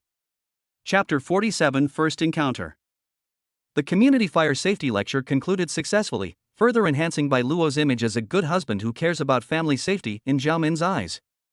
But his attention had shifted more towards the aloof and intellectual obstetrician-gynecologist, Lin Yu. Approaching this vigilant and highly professional woman naturally required careful planning, and soon, the opportunity arrived with Qin Ro's next routine prenatal checkup. This prenatal checkup happened to be scheduled on a day when Dr. Lin Yu was seeing patients. Bai Luo did her homework in advance, not only carefully reading books related to pregnancy, but also using a small amount of points to redeem the medical common sense obstetrics and gynecology beginner level skill through the system shop. This ensures that he doesn't speak like an amateur when communicating with doctors, and even allows him to ask some insightful questions. On the day of the prenatal checkup, Bai Luo carefully accompanied Qin Ro to the hospital. The waiting room was filled with pregnant women and their families, and the atmosphere was somewhat noisy. Bai Luo let Qin Ro sit by the window to rest, while she stood quietly to the side, calmly observing the activity at the door of the examination room. "Qin Ro, please come to consultation room 3, the nurse called out. Bai Luo immediately and carefully helped Qin Ro up and walked towards the third consultation room. The door opened, and sitting behind the desk was Lin Yu. She was still wearing a white coat and gold-rimmed glasses, looking down at the medical records, her profile sharp and indifferent. Hearing the noise, she looked up, her gaze first falling on Qin Ro, giving her a professional glance at her pregnant belly, before moving to Bai Luo's face. Their eyes met again, and Bai Luo could feel the pure, emotionless scrutiny in her gaze. "Hello, Dr. Lin."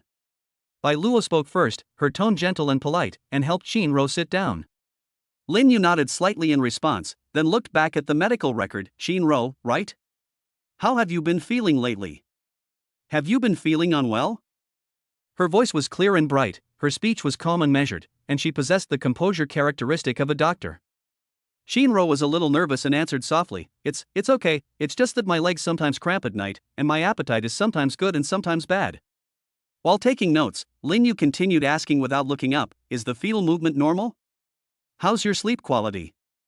Qin Ro answered each question. Bai Luo didn't interrupt, but stood quietly beside Qin Ro, gently placing a hand on her shoulder, conveying a comforting strength. He has a strong presence, but he doesn't overshadow his wife, showing her support and respect. After the routine questioning and examination, Lin Yu looked at the test results and said calmly, "Overall, the situation is good. The fetus is developing in accordance with the gestational age. Leg cramps are a common phenomenon. Pay attention to calcium supplementation and appropriate exercise. As for appetite issues, just eat small meals more frequently." "Thank you, Dr. Lin." Qin Ro breathed a sigh of relief. At this moment, Bai Luo spoke up at the opportune moment, his tone sincere yet tinged with just the right amount of concern. "Dr. Lin, excuse me. My wife has been sleeping rather lightly lately, waking up easily. Sometimes when she wakes up, she feels palpitations and shortness of breath. Although it subsides quickly, I'm still a little worried. I wonder if this is common in the second trimester. Are there any precautions or ways to improve it? His question was very insightful. It expressed concern while also touching upon a specific medical phenomenon, and it wasn't unfounded. Lin Yu finally turned her gaze to Bai Luo again, a faint look of surprise flashing in her eyes behind her gold-rimmed glasses. Clearly, this family member's questions were much more professional and detailed than those of a husband who would only ask, "Is he alright?" or "Is he lacking in nutrition?" She put down her pen, leaned back slightly, and explained in a more detailed tone, "During the second trimester, the heart's workload increases, and it is possible to experience occasional palpitations and shortness of breath, especially when changing position or waking up from sleep. If it only occurs briefly and is not accompanied by other symptoms such as chest pain, dizziness, or blurred vision, it is generally not a big problem. It is recommended to sleep on your left side, which helps blood circulation. Avoid lying flat. If the symptoms are frequent or worsen, please go back to the doctor immediately." Her explanation was clear and professional, but Bai Luo did not stop there. He nodded to indicate his understanding, and then asked, "Thank you, Dr. Lin. Regarding nutrition, I've read that DHA is very important for fetal brain development, but there are many types of supplements on the market. From a professional perspective, would you recommend obtaining it through diet or using specific types of supplements? If supplementation is necessary, are there any dosage recommendations?" This question goes deeper, directly entering the professional field of prenatal nutrition, showing that he had indeed done his homework. Lin Yu's gaze towards Bai Luo deepened. She seemed to have finally developed some interest in this family member, and it was no longer just a formality. She paused for a moment before replying, "I recommend getting DHA from food first, such as eating deep-sea fish 2 to 3 times a week. If that's not possible, algae oil-based DHS supplements are a relatively safe option. Just follow the product instructions for dosage, generally 200-300 milligrams per day. There's no need for excessive supplementation." "Understood, thank you very much for Dr. Lin's professional guidance." Bai Luo showed a look of sudden realization, her tone full of gratitude, perfectly satisfying the other party's need for recognition as a professional. He didn't flaunt his knowledge, but instead guided the other person to demonstrate their expertise with a humble attitude, which is a sophisticated form of flattery. Ding! Lin Yu unbound affection +5, current affection level 5. The target has formed an initial impression of the host, clear-headed, cares about her partner, possesses a certain learning ability, and is not an ordinary family member. Although it's only 5 points of favorability, going from 0 to 5 is a qualitative leap, meaning that Lin Yu is finally separated by Luo from the vague label of the husband of a pregnant woman into an independent individual worthy of some attention. Throughout the process, Bai Luo maintained respect for the doctor and care for his wife, keeping a very humble attitude, but the questions he raised revealed his thoughtfulness and potential. This contrast is more appealing to a highly intelligent woman like Lin Yu who values professionalism than blatant flattery. As Bai Luo left the consultation room, she carefully helped Shinro with her things and thanked Lin Yu again, saying, "Thank you, Dr. Lin, you've worked hard." Lin Yu simply nodded, but her gaze lingered on Bai Luo for a second longer than before. As they left the hospital, Shinro took Bai Luo's arm and said admiringly, "Honey, you know so much. Your questions are so professional. Dr. Lin has already told you so much." Bai Luo smiled and said casually, "It's all for you and the baby. I just did some research." He was mentally reviewing the exchange just now. The first step of contact was very successful, leaving a positive impression on Lin Yu. The next step is to create more opportunities for chance encounters or needing to consult to gradually deepen the connection. Perhaps, we could use some of Shinro's subtle reactions as an excuse to conduct a phone consultation or schedule a follow-up visit? When I got home, Xiaoya had already prepared lunch. After dinner, Bai Luo received a message from Lu Ruyan reminding him of his private coaching session the next day. He then checked his phone and saw a short video sent by Su Wanqing showing Xiaoxiao happily playing in her new home. Everything was proceeding smoothly. Bai Luo stood on the balcony, looking in the direction of the hospital in the distance, a slight smile playing on her lips.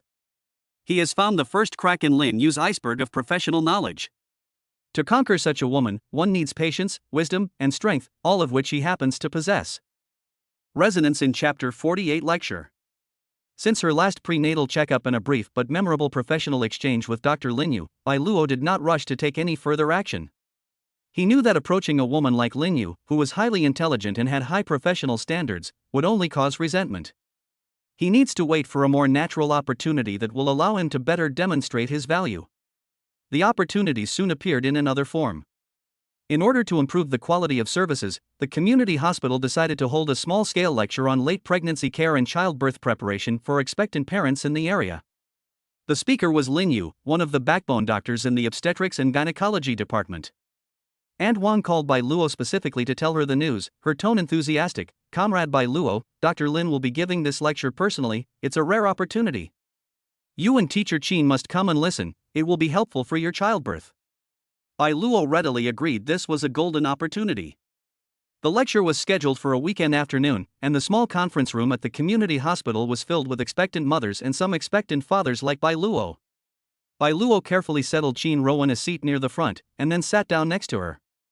When Lin Yu, dressed in a simple white lab coat and carrying her lecture notes, walked onto the small podium, the entire conference room fell silent. She still had her hair neatly styled in a bun, wore gold-rimmed glasses, and had a cool and aloof expression, but standing in her professional field, she naturally exuded a convincing aura. At the start of the lecture, Lin Yu used concise and precise language with clear logic, explaining the physiological changes in late pregnancy, common discomforts, prenatal preparation, and precautions during childbirth in a simple and easy-to-understand way. She rarely looks at the lecture notes, has a deep knowledge base, and occasionally interjects clinical cases to make the content more vivid. Bai Luo listened intently, not pretending, but genuinely absorbing and understanding.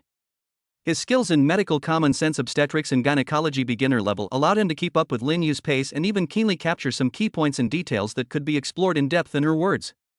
During the interactive session, several expectant mothers asked some common questions, which Lin Yu answered patiently, gradually enlivening the atmosphere. At this moment, Bai Luo raised his hand. "Dr. Lin, hello. Thank you so much for your wonderful sharing." Bai Luo stood up, her tone humble and sincere. "I have a question for you. Regarding the application of the Lamazer breathing method you just mentioned in relieving pain during labor, I would like to know, in practice, besides controlling the breathing rhythm, what specific physical guidance or massage techniques can the expectant father, as a helper, use to better cooperate with the pregnant woman, enhance the pain relief effect, and at the same time provide her with psychological support?" As soon as the question was asked, not only did the expectant parents present cast curious and approving glances, but even Lin Yu on the podium was visibly taken aback. This question goes beyond simple knowledge inquiry and delves into the depths of practical operation and partner collaboration, showing that the questioner not only listened attentively but also thought deeply and had a unique perspective, approaching the issue from the viewpoint of a facilitator. Lin Yu adjusted her glasses and re-examined Bai Luo. She remembered this man. He was the husband who had asked professional questions during her last prenatal checkup. This time, his questions surprised her once again. She gathered her thoughts briefly and replied, "That's a good question.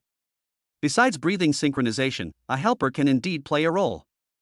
For example, during the intervals between contractions, gentle pressure can be applied to the pregnant woman's lower back to relieve pressure when contractions begin. Her hand can be held to provide support and comfort, and verbal guidance can help her visualize and relax. The key is synchronization, support, and patience." Her answer was very detailed, clearly showing that she took the question seriously. "Thank you, Dr. Lin. This is very helpful." Bai Luo nodded, but didn't sit down immediately. Instead, she continued to ask, her gaze sincere, "There's another detail. If a pregnant woman experiences panic or resistance during the process due to pain, besides verbal comfort, are there any more effective methods for stabilizing her emotions based on physical contact? For example, specific hugging postures or acupressure. This issue goes deeper, even touching on the fringes of some psychological and physical therapies." The conference room was silent. Everyone was looking at Lin Yu, including Qin Ro, whose eyes were filled with admiration. Lin Yu looked at Bai Luo, her eyes flickering behind her glasses. She paused for a moment, seemingly organizing her thoughts in more professional terms, or perhaps assessing the depth of this family member's feelings. Finally, she spoke slowly, her tone carrying a subtle hint of, perhaps, appreciation. "When panic sets in, hug the pregnant woman from behind, with her back pressed against your chest, your arms around her upper abdomen, and your hands gently covering the back of her hands. This completely enveloping position provides a great sense of security, and your steady breathing and heartbeat can be directly transmitted to her through physical contact, which helps her stabilize her emotions. This can be considered a simple form of body anchoring." This answer is very professional, even a bit cutting edge. Bai Luo's expression shifted to one of sudden realization and genuine admiration. I see. Thank you so much, Dr. Lin. This has really cleared up a lot of our doubts. He used we aptly, including Chinro as well, making it seem like he had no selfish motives. Ding. Lin Yu unbound affection plus 10, current affection 15. The target highly appreciates the host's learning ability, depth of thought, and care for their partner, and considers them a suitable person for professional level communication. Favorability rating surged by 10 points. This is a huge breakthrough. It means that Lin Yu has completely come to regard Bai Luo as a smart person with whom she can have an equal dialogue, and not just a patient's family member. After the lecture, many expectant parents surrounded Lin Yu with questions. Bai Luo didn't join in the fun. Instead, she patiently stayed with Chinro, helping her slowly walk out when she needed to use the restroom. As Lin Yu passed through the crowd, she looked up and her eyes met Bai Luo's. Bai Luo nodded slightly to her, giving her a grateful smile. Lin Yu paused for a moment, then nodded almost imperceptibly before lowering her head to continue answering questions. But that brief exchange of glances was different from the purely professional exchanges of the past. On the way home, Chinro excitedly discussed the lecture content, especially praising Bai Luo's questions and Dr. Lin's answers. Honey, you're amazing. Your questions were all so crucial. Dr. Lin's gaze towards you is so different now. Bai Luo smiled and hugged her tightly. It's also that you can suffer less. He knew in his heart that the success of this lecture was not only to improve Lin Yu's favor, but also to solidify his image as a perfect husband in front of Chinro and others, which provided better cover for his possible contact with other women in the future. In the evening, Bai Luo routinely checked system information and updates from various parties. Lu Ruyan sent a picture of candlelight yoga, the implication obvious. Su Wanqing shared a photo of Xiaoxiao drawing with her new crayons, full of life. Xiaoya was excitedly announcing in the family group chat that she had learned a new dish. Bai Luo replied to each message, but part of her thoughts drifted to the White Hospital building. Lin Yu, this seemingly impenetrable armor of professional knowledge, was beginning to melt. The 15 points of favorability was a solid starting point. Perhaps she could try exchanging emails or messages under the guise of consultation? For example, she could ask Lin Yu about questions she hadn't fully understood from the lecture, or about some minor issues that had arisen with Chinro, using a professional tone? He needs to be like a patient hunter, using knowledge and wisdom as bait to lure this aloof medical goddess out of her firmly held professional castle step by step. This process is destined to be full of challenges, but that's precisely why the sense of accomplishment upon success is unparalleled. Chapter 49: A Grand Excuse. The successful exchange at the community lecture left a deep impression on Lin Yu as a thoughtful and caring expectant father. A 15-point favorability rating is a solid start, but Bai Luo understands that professional recognition alone is far from enough to melt Lin Yu's iceberg. He needs to subtly shift this connection from the public sphere of doctors' and patients' families to a more private level. A few days later, one evening, Chinro felt a bit bloated after dinner, accompanied by mild, irregular contractions. Although the feeling wasn't very strong, she was inevitably a little nervous because it was her first pregnancy.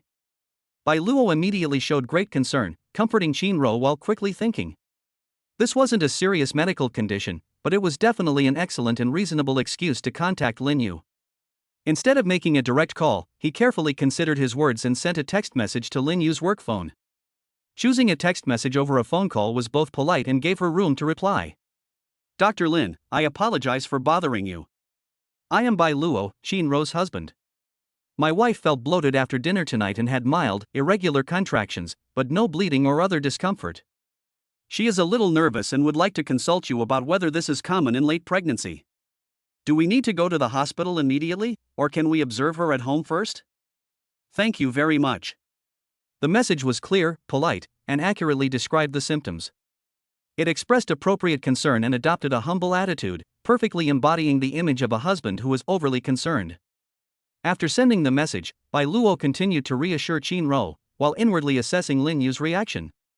Given her professionalism and sense of responsibility, she was highly likely to respond to this inquiry about a pregnant woman's condition. Sure enough, the phone lit up in less than 20 minutes. Lin Yu's reply was concise yet warmer than usual. Bruce, abortion contractions are common in late pregnancy, especially after meals. If the contractions do not intensify, are irregular, and there is no bleeding or rupture of membranes, you can rest on your left side and observe for an hour. If the frequency increases or other symptoms appear, come to the hospital immediately. Professional and calm, but they did reply, which is a positive sign. Bai Luo immediately replied, "Received, thank you very much, Dr. Lin. We'll have her rest and observe her right away. I'm so sorry to bother you so late." He expressed his gratitude and apology again, showing great tact. Following Lin Yu's advice, he had Qin-ro lie down on her left side, and he sat on the edge of the bed, gently stroking her back to help her relax. Under his soothing touch, Qin-ro gradually calmed down, and her abdominal bloating subsided. About an hour later, the contractions indeed stopped. Bai Luo sent Lin Yu another follow-up message, "Dr. Lin, after resting as you advised, my wife's bloating and contractions have basically subsided. Thank you so much for your professional guidance, it has put us at ease. Thank you again." This message serves both to reassure the family that they are safe and to express gratitude once again, reinforcing the image of a responsible family member. This time, Lin Yu's reply was faster, though still brief, "You're welcome. Keep an eye on things and come to the doctor if anything happens." She even added a period at the end, which was unusual for her, instead of leaving it blank. This subtle change might mean that she subconsciously didn't dislike this extra consultation, and might even have felt a slight pleasure in helping the patient. Ding! Lin Yu Unbound Affection +3, Current Affection 18. Target's trust in the host has increased, and a preliminary private communication channel has been established. Success! A perfect non-emergency medical consultation not only solved Qin-ro's minor problem, but more importantly, it successfully extended her interaction with Lin Yu from a public lecture to a private exchange of information. The excuse was plausible, the demeanor humble and polite, and the manner appropriate, which did not arouse the other party's dissatisfaction in the slightest, but instead reinforced the positive impression. The next day, when Bai Luo went to the supermarket to shop, she made sure to buy more high-quality fruit. After repackaging the cherries at home, he took a box of beautifully packaged imported cherries and a light gift card suitable for doctors, and returned to the community hospital. He didn't go directly to Lin Yu, but instead went to the obstetrics and gynecology nurse's station. "Hello, excuse me." Bai Luo smiled gently at the nurse on duty. "I am Qin-ro's family member. My wife was feeling a little unwell last night. Thanks to Dr. Lin Yu's patient guidance over the phone, we were able to relax. This is just a small token of our appreciation to thank Dr. Lin and all the nurses for their hard work. Please accept it." He placed the gift on the table, his attitude sincere and natural. The nurse was clearly impressed with this tall, handsome, and considerate family member, and smiled as she agreed to hand him over. Bai Luo thanked her and left. The whole process was quick and efficient, without any deliberate attempt to run into Lin Yu. He did this for several reasons. First, to express his gratitude again and show that he was repaying kindness. Second, to pass it through the nurse's station, avoiding the embarrassment or rejection that might have occurred if he had given it directly to Lin Yu, which made him seem more considerate. And third, to subtly promote his image as a good husband, which is a plus in the medical staff circle. He believed that this sentiment would reach Lin Yu's ears through the nurse's words, which would be more effective than sending it directly. Sure enough, that evening, Bai Luo received a message from an unknown number containing only 4 words, "Thank you for your kind words. Lin Yu." She proactively offered her personal number. Although it was just a polite reply, it signifies an upgrade in communication channels. From a work number to a personal number, this is a qualitative leap. Bai Luo suppressed his excitement and replied with restraint and politeness, "Dr. Lin, you're too kind. It's nothing. Thank you again for your help last night." He didn't take the opportunity to chat further and decided to end the conversation while he was ahead. Ding! Lin Yu Unbound Affection +5, Current Affection 23. The target has recognized the host's thoughtful and polite character, private contact information is now available, and the relationship has entered a new stage. With favorability surpassing 20, Bai Luo knew that the bridge to Lin Yu's heart had been successfully built. This iceberg has begun to loosen slightly from the inside. Next, he can take advantage of the various normal but worrying minor issues that Qin-ro may experience in late pregnancy to engage in low-frequency but high-quality interactions, gradually deepening his understanding and transitioning from a trustworthy family member to a friend of the opposite sex with whom he can communicate. Back home, Qin-ro and Xiaoya were watching a parenting program together, creating a warm atmosphere. Bai Luo walked over and naturally joined them. Looking at Qin-ro's serene profile, he felt no remorse. All his schemes against Lin Yu, on the surface, were aimed at taking better care of Qin-ro. He uses love for his wife as the perfect mask to get close to another outstanding woman. The irony and ruthlessness in this is precisely the rule he uses to survive and expand in this world. My phone vibrated. It was a message from Lu Ruyan, asking me to schedule a private lesson for tomorrow, her tone suggestive. Bai Luo replied in confirmation, a complex smile playing on her lips.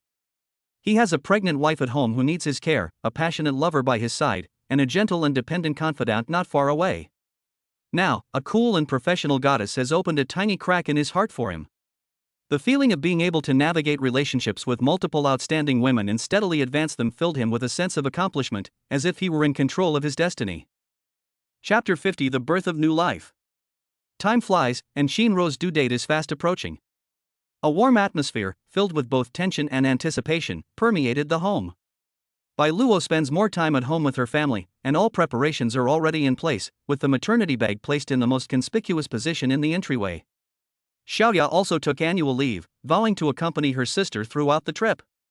After learning the news, Su Wanqing also secretly sent over some soft and comfortable baby clothes that she had made herself, her eyes full of blessings and a hint of barely perceptible envy.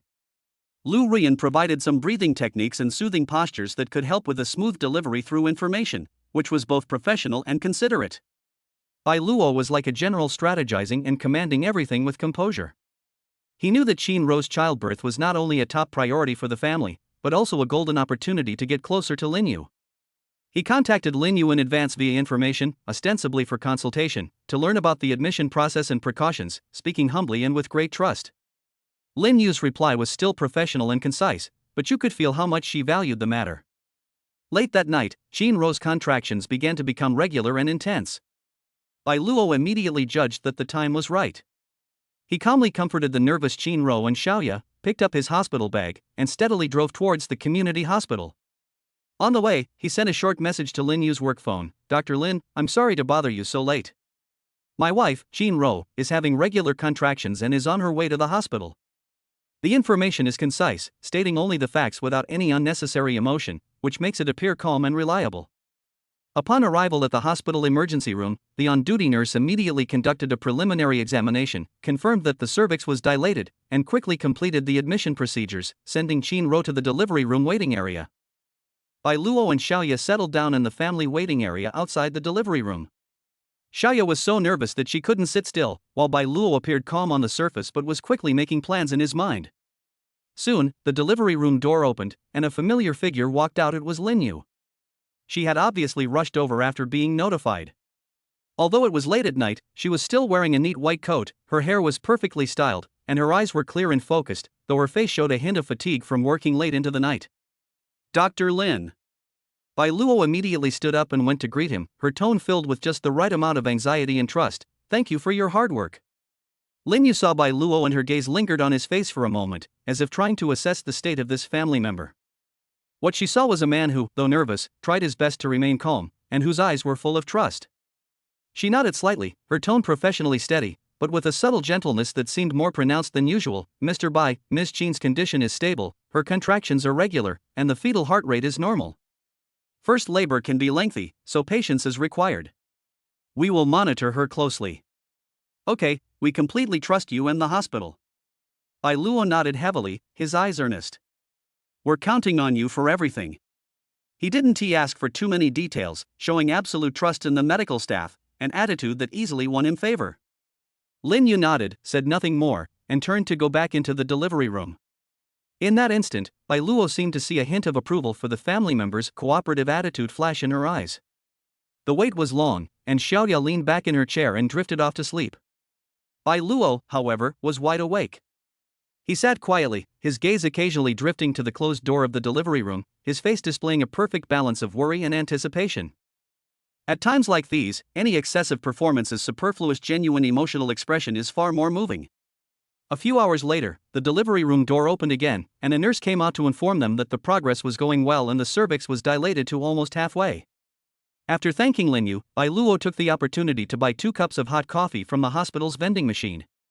When Lin Yu came out again to briefly explain the situation, Bai Luo handed her one of the unopened cups of hot coffee, saying naturally, "Dr. Lin, you've worked hard. Have something hot to refresh yourself." This gesture was subtle, but in the hospital corridor late at night, it seemed exceptionally considerate. It transcended the ordinary doctor-patient family relationship, carrying a touch of care for the person. Lin Yu was clearly taken aback. Looking at the cup of coffee and then at Bai Luo's sincere eyes, she hesitated for a second before taking it and whispering, "Thank you." As she took the coffee, her fingertips inadvertently touched Bai Luo's hand. The touch was brief, but the cool sensation remained remarkably clear. Ding! Lin Yu unbound affection +8, current affection 31. The target felt the host's extraordinary thoughtfulness and trust under the high-pressure work environment, and her defenses have significantly loosened. Favorability rating has increased significantly. Bai Luo was certain. During his wife's special moment of childbirth, his composure, trust, and perfectly timed thoughtfulness proved remarkably effective, far more so than any deliberate attempt to get close to her at other times. As dawn broke, a loud cry of a newborn baby finally rang out from the delivery room. Bai Luo and Xiaoya, who were in the waiting area, immediately stood up. A moment later, Lin Yu came out. Although her mask covered most of her face, there was a hint of relaxation in her eyes after completing an important task. She said clearly to Bai Luo, "Congratulations, mother and child are safe. It's a boy weighing 6 pounds and 8 ounces, and he's very healthy." At that moment, immense joy and a sense of relief welled up in Bai Luo's heart, and this was not entirely feigned. He excitedly grasped Lin Yu's hand, repeatedly expressing his gratitude. "Thank you. Thank you so much, Dr. Lin. Thank you so much." His hands were warm and strong, conveying sincere gratitude. Lin Yu's hand stiffened slightly, but she didn't pull it away immediately. She let him hold it for a few seconds before subtly withdrawing it. Her tone remained calm, but her ears seemed slightly red. "This is our duty. The mother needs to be observed for 2 hours, and the baby will be brought out for you to see later." Okay. We'll wait." Bai Luo nodded repeatedly, his eyes even getting a little wet, perfectly portraying the excitement of a new father. When the nurse came out carrying the swaddled baby, Bai Luo and Xiaoya immediately surrounded her. Looking at the wrinkled, rosy little guy, Bai Luo felt a strange warmth welling up in his heart. This was his bloodline, his first real fruit in this world. He carefully took the child, his movements slightly clumsy but full of love, while Xiaoya jumped excitedly beside him. Through the glass of the nursery, Bai Luo saw Lin Yu handing over her work to her colleagues. She would occasionally glance in their direction, her gaze lingering on Bai Luo holding the baby for a moment, her eyes filled with complex emotions, perhaps a faint hint of something like being touched. Perhaps witnessing the birth of a new life has a special meaning for anyone, including the seemingly cold Dr. Lin. Ding! Congratulations, host, your first high-quality offspring has been born. Major progress has been made in the main quest, spreading branches and leaves. Reward settlement, 2,000 sewing points. Talent primary life nourishment slightly increases the vitality and recovery speed of yourself and your direct descendants. Special item growth blessing amulet wearable slightly increases the innate growth potential of your offspring. A special event, the birth of a new life, has been detected, impacting the emotions of women in the vicinity. Lin Yu's favorability +5, current favorability 36. Xin Ro bound favorability max, relationship stable. Xiaoya's favorability +10, current favorability 83. Family cohesion greatly improved. The generous system rewards arrived as scheduled. More importantly, thanks to this event, Lin Yu's favorability rating broke through the 30 mark, reaching 36 points. This means that her feelings towards him have evolved from not disliking him and having some appreciation to a stage where she feels a certain degree of goodwill and curiosity. The coffee outside the delivery room, the joyful handshake, and the sense of responsibility and love he showed as a new father all left a deep impression on her. After settling the tired but happy Qin Ro in her room, Bai Luo stood at the end of the hospital corridor, looking at the gradually brightening sky outside the window, and let out a long sigh of relief. One phase ended, and another began. The birth of this child not only solidified his family foundation and brought system rewards, but also unexpectedly accelerated the thawing of his relationship with Lin Yu.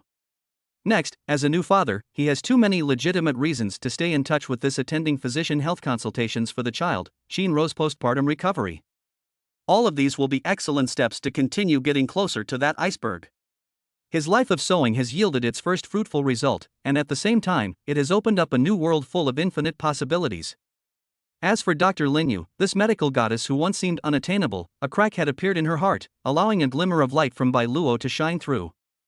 The story that follows is sure to be even more exciting.